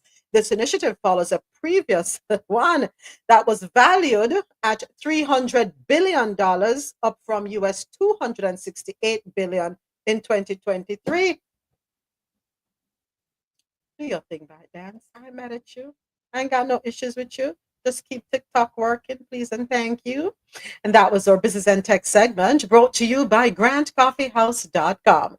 Log on to Grand Coffee House and take advantage of the 20% discount available on all coffee products. Just use the code COFFEEINTO20 at checkout. And now it's time for our Health and Science News, brought to you by Lormel Skin Food.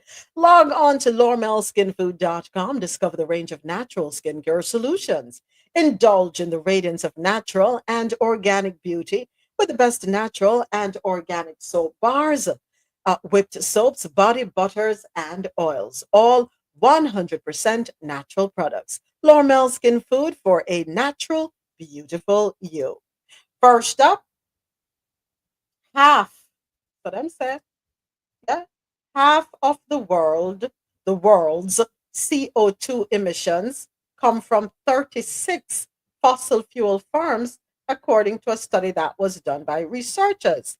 So this article can be found on theguardian.com. Half of the world's climate heating carbon emissions come from the fossil fuels produced by just 36 companies, an analysis has revealed. The researchers said the 2023 data strengthened the case for holding fossil fuel companies to account for their contribution to global heating. Previous versions of the annual report have been used in legal cases against companies and investors. The report found that the 36 major fossil fuel companies, including Saudi Aramco, Coal India, ExxonMobil, Shell, and numerous Chinese companies, produced coal, oil, and gas responsible for more than 20 billion tons of CO2 emissions in 2023. If Saudi Aramco was a country, it would be the fourth biggest polluter in the world after China, the US, and India. While ExxonMobil is responsible for about the same emissions as Germany, the world's ninth biggest polluter, according to the data. Stay tuned. You want to know what the top 5 are? First up, Saudi Arabia, followed by India, China, Iran, the US, and then you have UK and France coming in the back end. I hope what's her name has this information, so when next she meets with global leaders, she can present these figures, and you know who I'm talking about, our wonderful Mia Mottley, yes, of Barbados, because you know she don't play.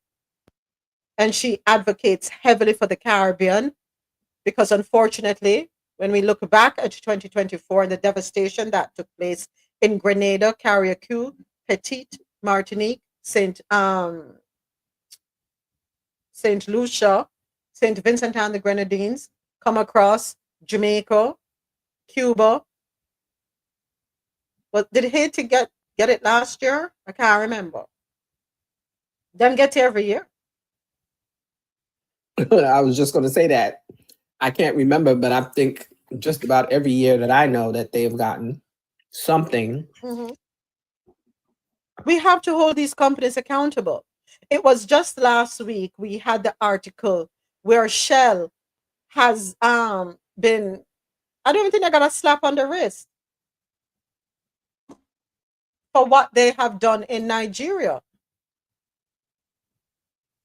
The pollution, the damaging of the ecosystem. We have to hold companies responsible. They're either going to change their behaviors or then pay up the money. All right. Yeah. Get it together. NYU Langone Hospital. That's the correct pronunciation, Jeff, for the hospital up there in New York? L-A-N Langone. Okay. I would say Langone. Langone. Okay. Thank you, Jeff. NYU Langone Hospital, Suffolk, officially joins the top-ranked health system for quality and safety. Okay.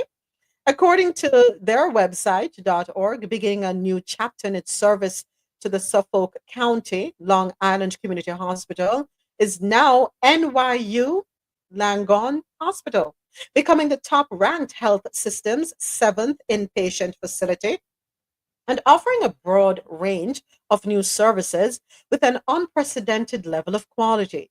Since its affiliation with NYU Langone Health began in March 2022, the hospital has undergone a remarkable transformation. It has added robotic surgery and gynecologic oncology, enhanced vascular, surgical, gastroenterological, geez, I'm too long. That's up my tongue in the day, gastroenterological and orthopedic services, and improved key outcomes such as length of stay and infection rate. So, is that a good move, you'd say, Jack? Hey, James. Let's see if James can get on. Go ahead, Jack. I have to say, so everyone knows my daughter has sickle cell. Mm-hmm. When she was born, the prick that they gave her in her foot showed that something was wrong, but I could never find a doctor to tell me specifically what level she was, because there's different levels of it. So I actually did my research, and I was able to go online and speak to a doctor from NYU that knew nothing about me, but he was online answering questions. And I took her there, and that hospital was, I mean, when I was there, that was the best hospitals for me and to help me with my daughter. And I went straight there. And I was in Brooklyn Hospital as well. They were okay, but I got the real answers from the NYU doctors. And I'm just thankful for them to this day. I'm thankful. So I applaud them. Awesome. Getting that designation. Okay. So I'll take your word for it. That's a good move. It's a good look. The patient experience and quality of care have significantly improved since the hospital's affiliation. Notably, surgical cases and other operating room procedures have increased by more than 50%. The length of stay has decreased. Hospital-acquired conditions have decreased by 25%, and the time to see a provider in the emergency department has declined by nearly 70%. The hospital also introduced infusion services for cancer patients and people with neurological diseases, resulting in 4,000 new visits since implementation in May 2023, with plans to expand the service in the future. Okay. We want improved healthcare facilities, services, so on and so forth. By the way, I want to brush on this real quick since I'm reading this article and you mentioned that you're able to be on the phone with a healthcare provider. I know there are concerns regarding Medicaid and the elderly specifically when we talk about telehealth, isn't telehealth covered by Medicaid for them? Because many of them have mobility concerns. Yes, it was. Was. They're trying to get rid of it with the new changes in Medicaid. So I don't know if it's going to be available. And isn't that going to significantly impact our elderly, especially? Yes, ma'am. Yes, ma'am. So we don't care about the elderly no more. We just want, what are we trying to do? Hurry up and get rid of them? Is that's I don't know. What's the end game? I don't know. If I knew, if I had the answer, I would give it to you. But I don't know. Telemedicine is quite valuable. And I don't know what it is that they're trying to do for this, their quote unquote America First agenda. This is not America First. This is truly America Last. Yes, it's not America First. It's America First for certain people that look like them. Everyone else, they don't care about. And they don't care about their elderly either. And why I'm saying that is most of our people that take care of their mothers and fathers when they get older. Right? You are correct about that. Right? Okay. You are correct about that. So they don't care about their elderly either. I yield. Yeah, you're correct about that. Did y'all see the post that I put up on Instagram? Millions of lobsters are leaving U.S. waters and moving north for colder waters. They packing their bags and leaving too.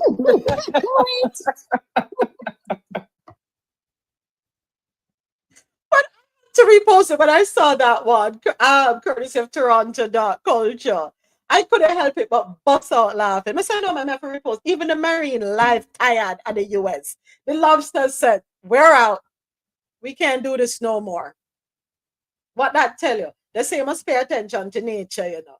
When nature make a move. That is the truth, though. Make a move. That is the truth.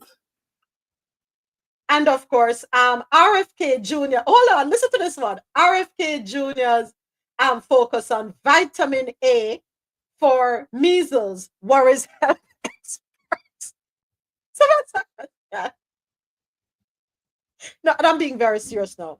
Vitamin A is the cure for measles.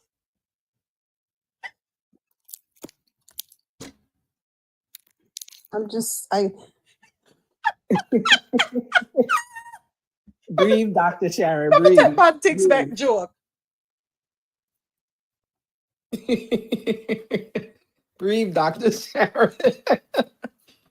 But from what Dr. I can't remember her name. Oh, Dr. Keisha's in the audience. Oh, hold on. What Dr. Keisha put in the chat. Go ahead, Ja. Sorry. What Dr. Keisha said the other day about the measles, when I went to the doctor today, I asked her about it because remember I told you I don't really remember if I got shots when I came to this country. Yeah. So she took the test that Dr. Keisha recommended. Antibody. Right.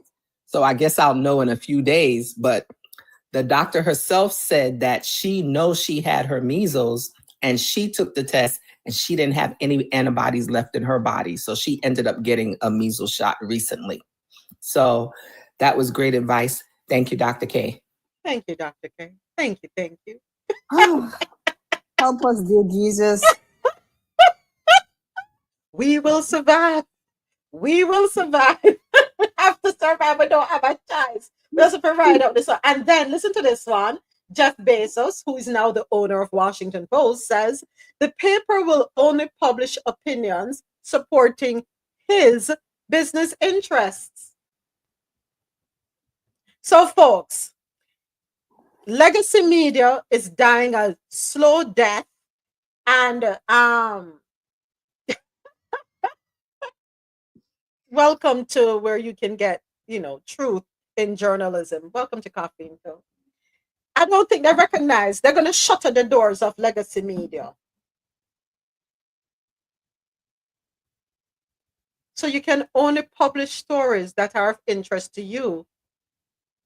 So it would be like me saying, Ja, nobody to send me any articles at all. Me only want to talk about what me find for myself because I'm only interested. I'm not interested in what you have to say. I'm not interested in any articles that Mr. President sends across. I'm not interested in any articles that any follower or subscriber or supporter of Coffee and Toast sends over. You only go and talk about what me want to talk about. What kind of world is this we're living in? Let's not be surprised. It has always been this way. It's now just to another level. It's to the next level now, but it has always been this way.